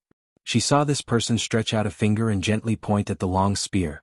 The long spear turned into an angry dragon. It opened its ferocious dragon mouth and kept roaring. However, when this person's finger touched the center of the dragon's head immediately stopped. The diving body actually stopped in an instant. Everyone looked at this scene in horror. This person actually used a finger to stop the spear. Who was he? Before they could guess this person's identity, they heard a loud crack. The long spear cracked and turned into fragments, scattering all over the ground. Oh. The general's magical weapon was destroyed. His mind was greatly shaken and he spat out blood. He looked at this person in horror and anger. He angrily shouted, "Who are you?" This person did not answer him. Instead, he said indifferently, "I'll let you see what a true dragon is." As soon as he finished speaking, this person's body emitted a golden light that shot into the sky. He actually turned into a golden dragon. It was incomparably huge and it crossed over everyone's heads as if it was looking down on ants. The general was scared out of his wits. He ran away. However, he was still one step too late. The dragon claw reached out and caught him. Boom. With an explosion, this person turned into flesh and blood that filled the sky. His soul was scattered. The other enemies were already scared silly. When the dragon looked over, it was as if a spell had been cast on them. They stood still on the spot. The divine dragon shook his body and turned back into a human. He said to the woman and the others, "Let's go." He took the lead and flew down the city wall. The others seemed to have woken up from a dream. They followed closely behind and disappeared into the night. When they had escaped far away, they stopped. The woman looked at the man opposite her in horror and asked, "Who are you? Why did you save me?" This person was, of course, Tang Jing. He looked around and sized them up with interest. He said, "I saw that you guys did not hesitate to sacrifice yourselves to save your companions. This heroic spirit is admirable, so I helped." When the woman heard this, she was embarrassed. She blushed and waved her hand.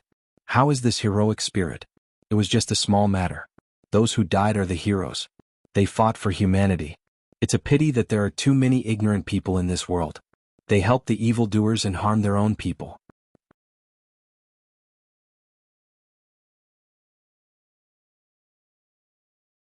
Chapter 1869.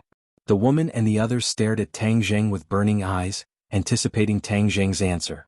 Tang Zheng pondered for a moment, then said, "My name is Tang Zheng." He wasn't sure if Yuanying's doppelganger used this name in the god realm, but he still told her the truth. "All right, we will remember our benefactor's name." It was obvious that this was the first time the woman had heard this name. Tang Zheng let out a sigh of relief and asked, "What do you plan to do next?" The woman and the others glanced at each other, then the woman said, "We plan to look for a mysterious person." "A mysterious person?"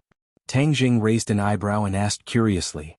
"Yes, it is said that a mysterious expert has appeared in the god realm. He alone has taken up the banner to fight against the god race.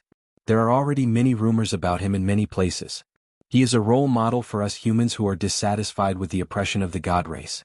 Therefore we will look for him and serve under him," the woman said with yearning. Obviously, everyone looked up to this mysterious expert and worshipped him greatly. Tang Zheng's expression became strange. Could this mysterious expert be his Yuanying doppelganger? Back then Yuanying's doppelganger had abandoned him. He didn't know where he was now or how he was doing. Since Tang Zheng had come to the god realm, he didn't mind meeting him. The woman saw that Tang Zheng had fallen silent and hesitated for a moment before advising, "Benefactor, you are also an expert. Moreover, you are the same as us. Why don't you come with us to look for this mysterious expert? Let me tell you, it is said that this person has cultivated to the god realm and his strength is not inferior to the god race. Under his leadership, our human race will definitely be able to break free from our shackles." The more the woman spoke, the more excited she became. She was full of hope and expectation. Tang Zheng smiled and said, "Since you are so kind, then let's go together." "Really? That's great." The woman was so excited that she almost jumped up. "Do you know where he is?" Tang Zheng asked curiously. The woman said in a low voice, "I heard the news before coming. It is said that this person has recently appeared near the Hongjun mountain range." "Then let's go quickly." Tang Zheng couldn't wait to see Yuanying's clone. As they set off, Tang Zheng learned the woman's name. Her name was Bai Kuei and she was already in the middle stage of Yuanying. Tang Zheng nodded inwardly. The cultivators in the realm of the gods were indeed extraordinary. She was only in her 20s, yet she was already in the middle stage of Yuanying.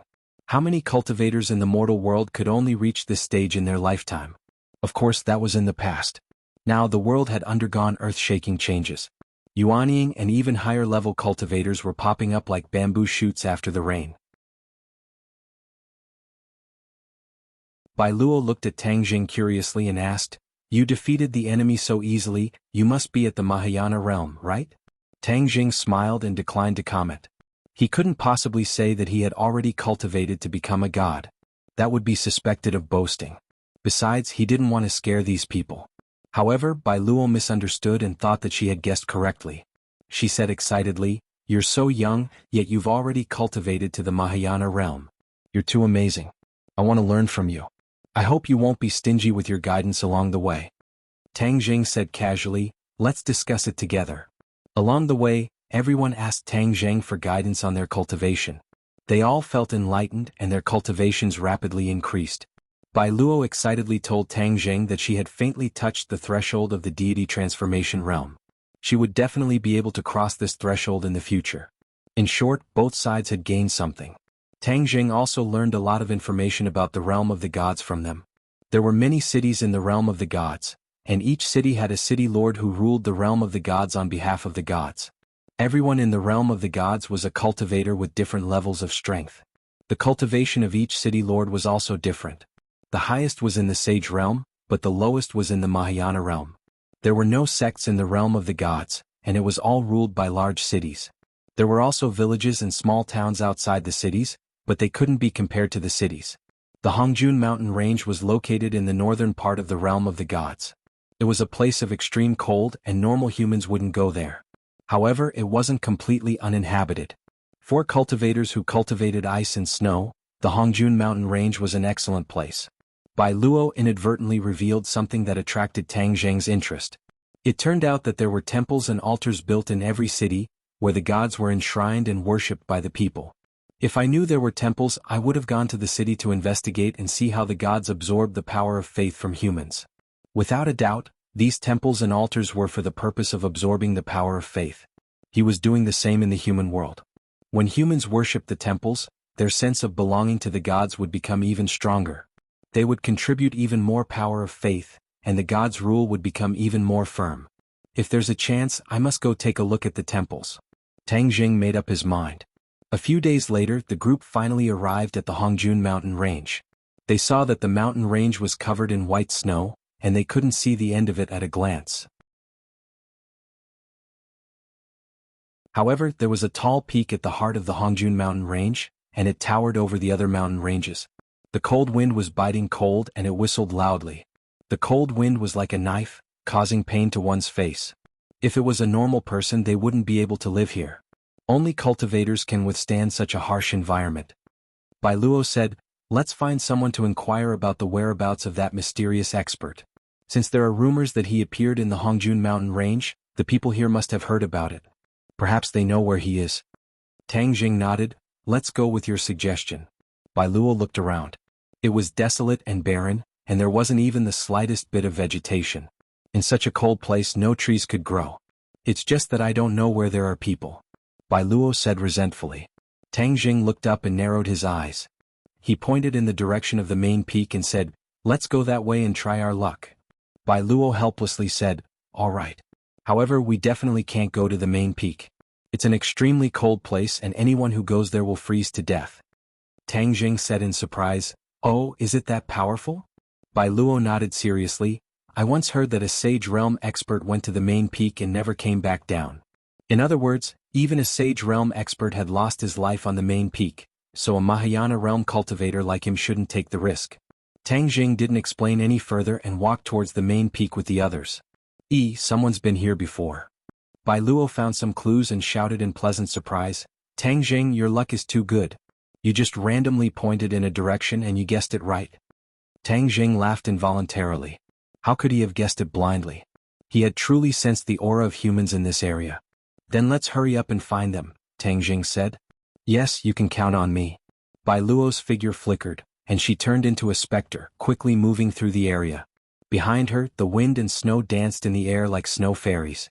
They sank into the ground, and the ground immediately lit up, illuminating the area.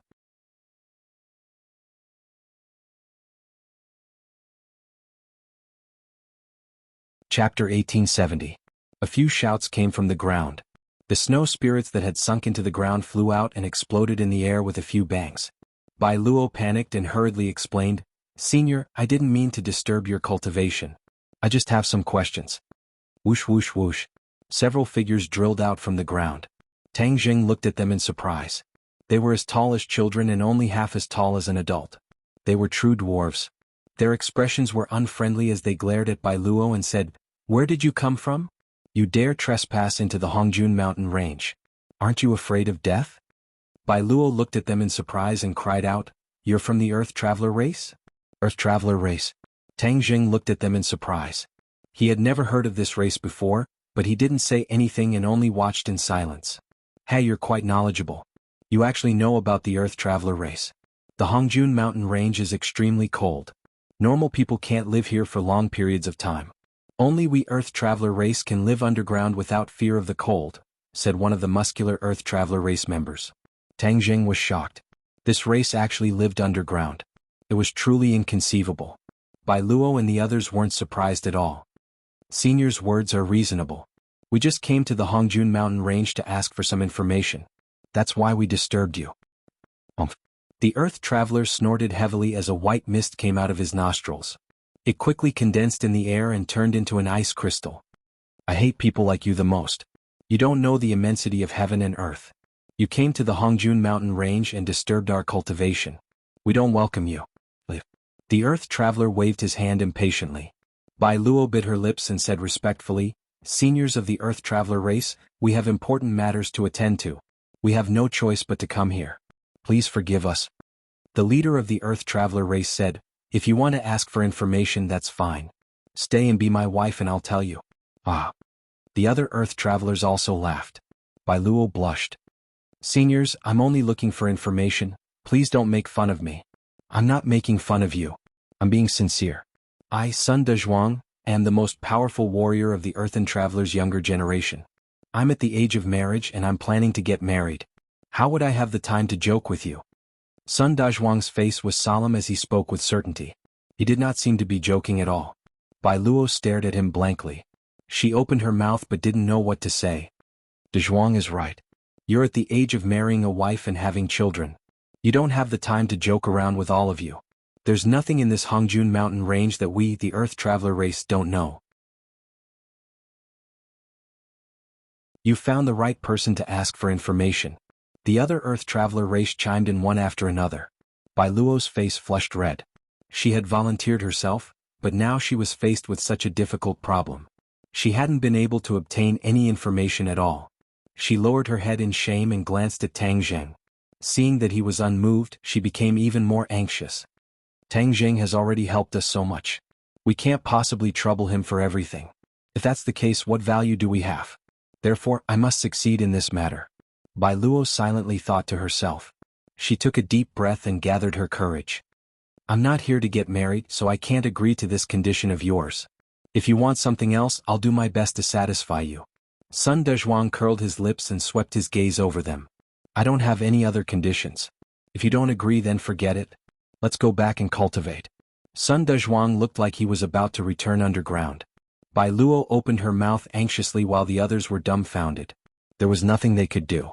Everyone in the God realm knew that the Earth Traveler race's chief lived underground. He had an eccentric temperament and was naturally fond of fighting. Even if he faced someone much stronger than him, he wasn't afraid at all. If they provoked the Earth Traveler race, especially in the Hongjun mountain range, it wouldn't be a good thing. Bai Luo. Several people shouted. Bai Luo was at her wit's end. She reluctantly said, "Wait a moment." Sun Dazhuang stopped and chuckled. You've thought it through? Let me tell you, I won't treat you badly after marrying you. Moreover, you'll be greatly honored. I'm a warrior of the Earth Traveler race and everyone admires me. From now on, you can do whatever you want in the Earth Traveler race. Bai Luo's mood fell. It seemed like she was really going to be forced to agree to Sun Dazhuang. But before she could open her mouth, a voice drifted into her ears. Sun Dazhuang, Miss Bai Luo isn't willing to marry you, so why force her to marry you? Why don't you change your conditions? Tang Jing spoke up to help Bai Luo. Sun Dazhuang and his companions immediately locked onto Tang Zheng and angrily said, "This is between me and her. What does it have to do with you? Don't ruin my marriage. A forcibly picked melon won't be sweet. Why do you have to be like this? Who said I'm going to use force? I want her to agree to me willingly. How can the brave warriors of my Earth Traveler race bully others? We all pay attention to using virtue to convince others." Sun Dazhuang said in a serious manner. Yes, we're all about using virtue to convince others. His companions agreed. This made them doubt their own ears. This was clearly forcing her to marry him. How could she be willing? Did they not even blink when lying? Tang Zheng had never heard such twisted reasoning. He said, "Using virtue to convince others isn't like this. Nonsense, that's what my father taught me. I'm very smart, so I firmly remembered it. There's definitely nothing wrong with it. Don't lie to me." Sun Dazhuang put his hands on his hips and stared at him with his large eyes, speaking in all seriousness. Tang Jing helplessly rolled his eyes. It seemed that there was a generation gap between him and the Earth Traveler race. He simply couldn't communicate with them. Since that was the case, there was no need to waste any more time. He pulled Bai Luo behind him and said, "Sun Dazhuang, I heard that you're the #1 warrior of the Earth Traveler race. How about we have a little competition? If I beat you by some stroke of luck, you'll answer our questions." Ah! The Earth Traveler race people looked at each other and laughed loudly, as if they had heard the funniest joke in the world. Challenge me? Very well. I promise you that as long as any one of you can beat me, I'll tell you everything I know. Sun Dazhuang patted his thick chest and said fearlessly, "You puny people dare to challenge our Earth Traveler race? Don't be fooled by your height. How can you be stronger than us? That's why you're asking to be humiliated. Yes, Dazhuang, show them the power of the Earth Traveler race. This is the Hongjun Mountain Range, the homeland of our Earth Traveler race. How can this group be our match?" The Earth Traveler race people were eager to give it a try and weren't afraid at all. "Who wants to challenge me? Step forward." Sun Dazhuang rubbed his fists and cracked his knuckles in an aggressive manner. He swept his gaze over the group but couldn't find anyone who was his match. Bai Luo looked worriedly at Tang Zheng.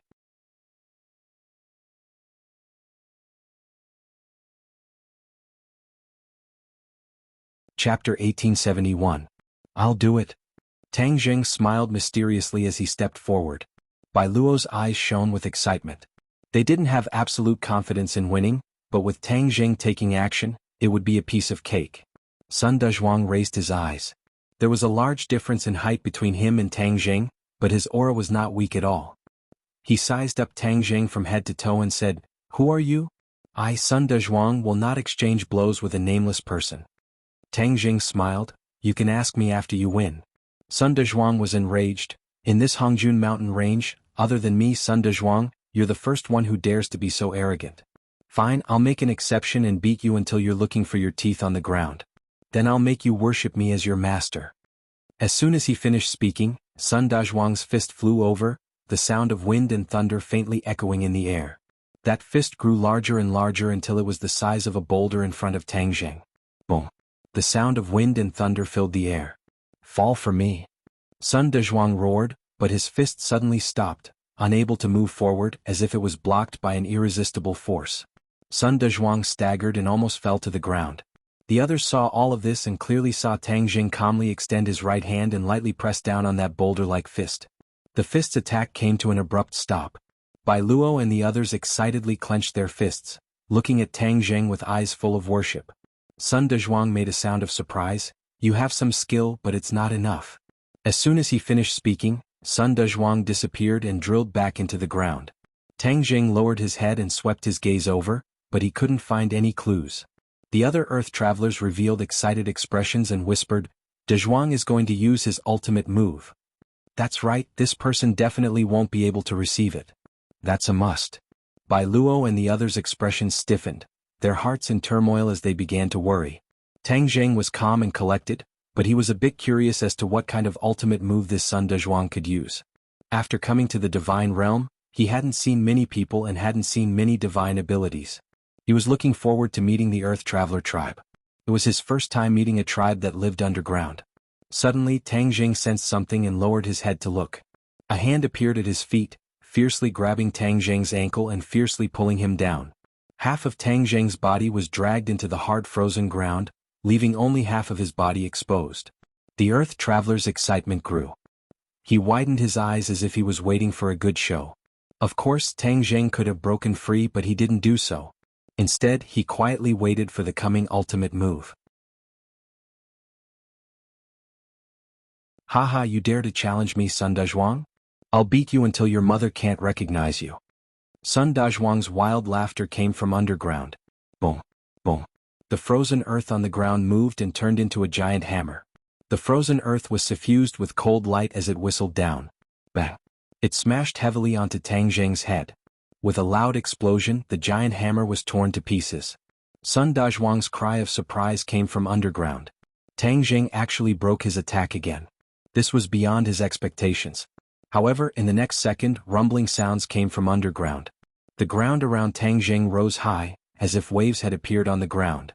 They surged violently and swept towards Tang Jing. The frozen earth that was as hard as a boulder could actually move and turn into waves. This made Tang Jing's eyes light up. The Earth Traveler tribe's divine ability is extraordinary. At the very least, this earth control technique isn't something an ordinary person can achieve. The frozen earth waves swept over. Tang Jing was like a small boat that could be smashed apart at any time. Sun Dezhuang appeared again. He stood on top of the waves and looked down at Tang Jing. He laughed wildly. "Can you take this ultimate move of mine?" Suddenly, Tang Jing smiled at Sun Dezhuang, causing Sun Dezhuang's heart to shiver as he had a bad premonition. "Don't scare yourself. He's just deliberately mystifying me. How can I be scared by a smile?" Sun Dezhuang patted his chest and hurriedly comforted himself. All of a sudden, Sun Dezhuang saw Tang Jing extend his hands and gently press down on the surging waves. The waves in front of him instantly calmed down as if they had turned into a tranquil lake. The ground returned to normal. Immediately afterward, more and more waves calmed down. In an instant, all of the waves disappeared without a trace. The ground returned to normal. Meanwhile, Sun Dezhuang fell down from the waves and stood on the ground. He was only a few meters away from Tang Jing. He stared blankly at Tang Jing and shouted in disbelief, "Impossible! Do you also know earth movement technique?" Tang Jing's heart stirred. This earth movement technique was definitely the Earth Traveler tribe's earth control technique. "Take a guess." Tang Jing smiled mysteriously. Although the two had only exchanged a few moves, Sun Dezhuang already had a premonition that he wasn't this person's match. With a flash of inspiration he immediately drilled into the ground. Bang! However, his head slammed heavily into the ground. The ground was as hard as iron and a large bump appeared on his head. What's going on? Sun Dezhuang was shocked. The earth was as soft as water to the Earth Traveler tribe. As long as they wanted to, they could swim freely in the soil. However, at this moment, the earth beneath his feet was as hard as iron. He couldn't drill down at all. The Earth Traveler tribe's divine ability was also ineffective. Sun Dezhuang looked at Tang Jing in horror and asked, "What did you do?" Tang Jing lightly moved and got up from the ground. He stood on the ground and approached Sun Dezhuang step by step, saying, "It's just a small trick. You guys are good at controlling the earth. As long as you can break through this point, then your divine ability is nothing to fear." Sun Dezhuang was terrified. He had never heard anyone say that they could break through the earth movement technique so easily. "How did you do it?" Sun Dezhuang asked, his hair standing on end. Tang Jing smiled mysteriously and didn't answer. The other Earth Travelers finally came to their senses. Seeing that their companion was in danger, they all rushed over and roared, "Dezhuang will help you." Sun Dezhuang stomped his foot and said, "Back down. I, Sun Dezhuang, will take responsibility for my own actions.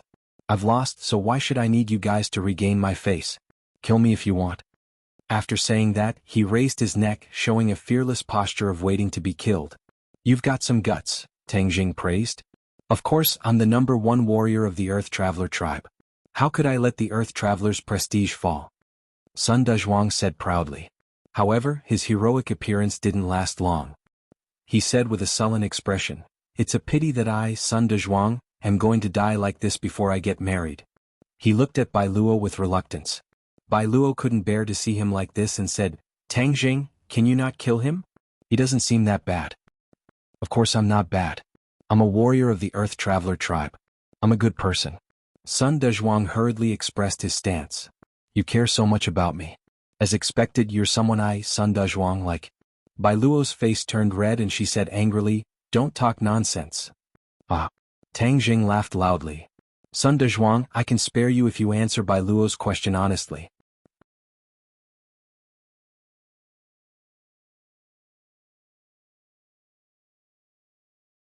Chapter 1872. Sun Dezhuang said shamelessly, "Ask away. There's nothing in the Hongjun mountain range that I, Sun Dezhuang, don't know." Bai Luo curled her lips. "Can you stop bragging?" Sun Dezhuang's face turned red as he defended himself. "I'm telling the truth, how am I bragging?" Bai Luo waved her hand. "All right, I'll believe you for now. There's a very powerful person in the Hongjun mountain range, right? He's very powerful, very powerful." With that, she lowered her voice and whispered, "He's a god race, but he's different from other god races." "God race?" Sun Dezhuang's expression froze. His eyelids twitched as he blurted out, "How did you know?" Bai Luo looked as if she had expected it. "I was the one who asked you first. Answer my question first." Sun Dezhuang stuttered as he could not help but look at Tang Jing. Tang Jing looked at him with a smile, but no matter how he looked at it, he felt that this smile did not have good intentions. He shuddered inwardly. "Sun Dezhuang, didn't you boast that you know everything in the Hongjun mountain range?" Sun Dezhuang's face turned red as he raised his neck and said, "Of course I know. Isn't it that person? He is indeed in the Hongjun mountain range." Bai Luo's eyes lit up as she hurriedly asked, "Then where is he?" Sun Dezhuang pointed at the tallest mountain in the distance and said, "On that mountain." Speaking of this person, his temper is really bad. Our Earth Traveler race went to visit him, but he refused to meet us. Who does he think he is? If it wasn't for Father stopping me, I would have challenged him and let him know the power of the Earth Traveler race. Bai Luo stuck out her tongue and made a funny face. She said, "You're bragging. He's so powerful, how could you be his match? You can't even beat Tang Jing." In other words, Tang Jing was much worse than that person. Bai Luo only realized the problem after she finished speaking. She looked at Tang Jing in embarrassment and said, "Sorry, that's not what I meant." Tang Jing laughed and shook his head. "It's fine." Sun Dezhuang said indignantly, "What you said is the truth. What's there to apologize for? How can he be stronger than that person? Even my father said that he was very powerful." Bai Luo glared fiercely at Sun Dezhuang and pouted, "Shut your mouth. No one thinks you're mute." Sun Dezhuang shrunk his neck and muttered, You can't even tell me the truth. That's too much of a bully. Bai Luoquan pretended not to hear and continued to ask, the mountain peak is so high, where exactly is that person? Moreover, I heard that he is not alone. Who else is with him? Sun Dezhuang chuckled. You've asked the right person again. Although I haven't seen him before, I have the right to speak on this issue. He's at the peak of the main peak. That's not an ordinary place. Ordinary people can't climb up at all. If you go, you'll all turn into popsicles. Only our Earth Traveler race can go up there. Of course, true experts can also go up like that person. When everyone heard this, they were secretly speechless. Indeed, he's not alone. He's with dozens of experts. I wonder where he found them. Not only are there Mahayana realm experts, but there's also Saint realm experts. That's the highest level below the god race. Sun Dazhuang's eyes lit up with anticipation. One day I'll also cultivate to the Saint realm. You only want to cultivate to the Saint realm? Tang Jing asked. Sun Dezhuang rolled his eyes. What do you mean only want to? That's the highest level below the god race. It's the limit of what humans can reach. It's a realm that countless people dream of. Don't you want to cultivate to the god realm? Tang Jing asked. Become a god? Sun Dazhuang's eyes widened as he stared at Tang Jing as if he was looking at a monster. She keeps saying that I'm bragging. You're the real braggart. You want to cultivate to the god realm? Admirable, admirable. Ha ha ha. The other Earth Traveler race members all laughed, thinking that Tang Jing was overestimating himself. It was a fantasy. Bai Luo and the others had strange expressions, seemingly agreeing with Sun Dazhuang's words. Tang Jing shook his head inwardly. It seemed that the people of the god realm had a deep-rooted belief that it was impossible for them to become a god. Bai Luo stomped her foot angrily. You're not allowed to laugh. Sun Dezhuang, aren't you very familiar with the Hongjun mountain range? Then take us to the main peak. If anyone else had made this request, I definitely wouldn't have agreed. But since you're the one who asked, then I won't refuse. Sun Dezhuang patted his chest and said, I'm the only one who can take you to the main peak. It's a good opportunity to meet that person. My father always told me not to go, but I refused to listen. This is a once-in-a-lifetime opportunity. Sun Dezhuang, Bai Luo, and the others hit it off and immediately flew toward the main peak. The cold wind was like a knife, cutting people's cheeks painfully, almost turning them into popsicles. They were all cultivators, but some of them were still shivering from the cold. The Earth Traveler race members didn't feel any discomfort. It was clear that they had long since adapted to this harsh weather. I'll protect you. Otherwise, you'll all freeze to death before we even reach the top. Sun Dezhuang took out an earthen yellow bead and said, This is the Earth Elemental bead, it can block the wind and snow. An earthen yellow light burst forth from the bead and immediately enveloped Bai Luo, turning into a ball of light that blocked the wind and snow outside. Sun Dezhuang also hid inside the ball of light and tried to curry favor. I'll protect you. However, a figure flashed and Bai Luo pulled Tang Jing into the ball of light. Tang Jing, you come in too. Sun Dezhuang rolled his eyes and glared at Tang Jing. He said resentfully, My other brothers can protect him. Just let them protect the others. Aren't you very powerful? Then let's protect one more person. You can't do it, right? Bai Luo asked deliberately. She was gradually getting a better understanding of Sun Dazhuang's nature. As expected, Sun Dazhuang's eyes widened and he patted his chest. Why can't I do it? I can definitely do it. Tang Jing nodded. Men can't say they can't. Sun Dazhuang's eyes lit up and he praised, Right, men can't say they can't walk. This saying is too well said. The other Earth Travelers also took out their Earth Elemental beads to protect the others and block the wind and snow. The main peak looked close, but it was actually quite a distance away. After a long time they finally reached the foot of the main peak. The wind and snow on the mountain were too strong, and even the Earth Elemental beads were unable to block the terrifying wind and snow. As such, they could only land at the foot of the mountain and climb it on foot. Only then could they avoid being blown down from the sky and smashed into meat paste. Sun Dezhuang took the lead and rushed to the front. Behind him were Bai Luo and Tang Jing, while the others were a step behind. Sun Dezhuang deliberately increased his pace in order to shake off Tang Jing and have a chance to be alone with Bai Luo. Unfortunately, no matter how fast he walked, he couldn't shake off Tang Jing. In the end, it was Bai Luo who couldn't keep up with the two of them. Sun Dezhuang was protective of the fairer sex and had no choice but to stop. Tang Jing took in all of his little tricks, and a smile appeared in the corner of his eyes, but he did not expose him. Boom boom boom.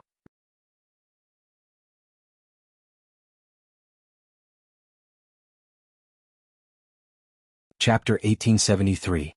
The loud sound caused Sun Dazhuang's expression to change as he shouted, "Great avalanche!" Bai Luo and the others had puzzled expressions. They were all Xiuzha, how could they be afraid of an avalanche? Only Tang Jing narrowed his eyes slightly as he detected something. This definitely wasn't a normal avalanche. Sun Dazhuang stomped his foot and said angrily, "Retreat!" However, the loud sound was already above their heads. They couldn't retreat at all. Boom boom boom. They finally saw the scene of the avalanche. It was white snow that covered the sky. It surged and fell from the sky as though it had the power to destroy the world. But this wasn't the most terrifying part. Bolts of lightning flashed in the white snow, crackling endlessly. Everywhere the lightning passed, everything was torn to pieces. They finally understood what Sun Dazhuang and the others were feeling. They screamed at the top of their lungs, "Run!" Sun Dazhuang grimaced and shook his head. "It's too late, we can only take the risk and try. Everyone gather the earth elemental beads and hope they can hold on for a while." The people of the Earth Traveler race immediately gathered together, and a few earth elemental pearls rose up slowly. Streaks of earthen yellow light gathered together and transformed into a huge ball of light, protecting everyone. Boom. The white snow and lightning hit the ball of light at almost the same time. Without any effort, the ball of light crumbled into pieces that scattered with the wind. Not good. Their expressions froze as they widened their eyes in despair. If even the earth elemental beads couldn't stop it, then their bodies were even less of a match. To think that I, Sun Dazhuang, will die on this mountain before I get married and have children. It's really a loss. Sun Dazhuang shouted tragically, "Bai Luo, I didn't marry you in this life, but I will definitely marry you in the next life." Bai Luo had been panicking, but when she heard Sun Dazhuang's words, her face turned red and she was very shy. Then her heart darkened. Sun Dazhuang wouldn't have come here originally. All of this was because of her, so she really owed him. At the last moment, she gathered her courage and gritted her teeth. She responded in an almost inaudible voice, "If there really is a next life, I will marry you." Sun Dazhuang heard this and was overjoyed. He laughed loudly and heroically. "Haha, with your words I will die a worthy death. See you in the next life." The others also felt the same way as they looked at the rolling avalanche in despair. The avalanche was already right in front of them. Some people subconsciously closed their eyes and tensed up. They were dumbstruck and lost their ability to move. Suddenly, a person stepped out from the crowd and walked forward. "Tang Jing." Bai Luo cried out involuntarily, "What are you doing?" Tang Jing turned around and smiled, not saying a word. "He wants to block the avalanche." Sun Dazhuang saw through Tang Jing's thoughts and shouted in disbelief. "How is that possible? This is like a mantis trying to stop a chariot. It's impossible." The others nodded in agreement with Sun Dazhuang's words. Tang Jing turned a deaf ear to him and stomped his foot heavily. The earth shook as if there was a burst of energy gushing out from the ground like a volcanic eruption. The great avalanche happened to be right in front of him, but it was unable to move forward. Instead, it split into two and rolled down the mountain around him. It was as if there was a powerful energy in his body that blocked the avalanche. Even the avalanche could not do anything to him. Pa pa pa. A bolt of snow-white lightning flew toward Tang Jing in an attempt to devour him. However, just as the lightning was about to strike Tang Jing, it abruptly stopped and disappeared into thin air. The others were petrified as they watched this scene in disbelief. Many pairs of eyes fell on Tang Jing's body. No matter how they scratched their heads, they could not figure out how he had done it. A formless energy protected everyone as the avalanche rolled down the mountain around them without them being injured in the slightest. Only the deafening rumbling sound remained between heaven and earth, causing their minds to go blank. Time passed by and the rumbling sound gradually disappeared. However, they still hadn't come to their senses. They stared dumbstruck at Tang Jing as if they didn't know him at all. Tang Jing turned around and saw everyone's shocked expressions. He smiled faintly and said, "Let's continue climbing." Whoosh. Sun Dazhuang rushed in front of Tang Jing like a gust of wind. He looked him up and down as if he wanted to see through him. He asked in a nervous and curious voice, "How did you do it?" Tang Jing smiled and said, "It's just a small trick. It's not worth mentioning." Sun Dazhuang's face reddened. If that was a small trick, then what was his? "Do you have some kind of powerful magic treasure?" Sun Dazhuang racked his brains and thought that he had found a reasonable explanation. Tang Jing nodded. Yes. His hidden profound sword was a holy weapon, so of course it was a powerful magic treasure. However, it had nothing to do with him blocking the avalanche. When Sun Dezhuang heard this, he immediately came to a realization and muttered to himself, I knew it. You must have some kind of powerful magic treasure to be able to block the avalanche. He did not try to get to the bottom of it. After all, magic treasures were too important to cultivators and would not be easily shown to others. Bai Luo immediately came to Tang Zheng's rescue. She said, Sun Dezhuang, do you know the difference between you and Tang Zheng now? You didn't lose unjustly at all. Sun Dezhuang pouted angrily, feeling indignant. Suddenly he had an idea. He said, we didn't die so you can marry me now, right? That's what you promised me. Bai Luo remembered the promise she had made in the face of danger and her face turned red. She said, I was talking about the next life, not this life. AI, the next life can be brought forward to this life. Sun Dezhuang said shamelessly. How could Bai Luo continue to argue with him? Seeing that Tang Zheng had already started to climb the mountain, she chased after him, saying, let's climb the mountain first. Sun Dezhuang resentfully curled his lips. He said, then let's climb the mountain. Humph, a good woman is afraid of a pestering man. I don't believe that you won't agree. The group continued to climb the mountain and did not encounter any more danger. However, the air became colder and colder. Many people's teeth chattered, unable to withstand the cold. Tang Zheng glanced at them and waved his hand. A ray of light fell down and protected them. Immediately it was as warm as spring. Everyone raised their heads in shock and stared at Tang Zheng. He was still as calm as ever. Everyone's hearts trembled as they realized that Tang Zheng was far more powerful and unfathomable than they had thought. Sun Dezhuang also fell silent. What little confidence he had left completely collapsed as he realized that he was not Tang Zheng's opponent. Previously it was not wrong for him to lose to Tang Zheng. We're here. Suddenly Tang Zheng stopped in his tracks and gazed at the main peak. The others all looked over and sucked in a breath of cold air in disbelief. A city? To be more precise, it was a bustling city under construction. Sun Dezhuang said in shock, how could someone build a city here? One had to know that the environment here was harsh and not suitable for human survival. Building a city was a thankless task and it was also extremely difficult. Bai Luo's eyes lit up. Could it be that person who built it? Is it him? Sun Dezhuang gulped in disbelief. No wonder his father was so respectful of someone who could build a city here. You're tuning in to the Han Li's Wuxia Adventures YouTube channel. We're so grateful for your support and don't forget to subscribe to join us on this incredible journey through captivating stories. Your generosity through donations truly makes a world of difference, as it's the primary source of revenue that allows me to expand and enhance this channel for you. Thank you from the bottom of my heart for being a part of this adventure.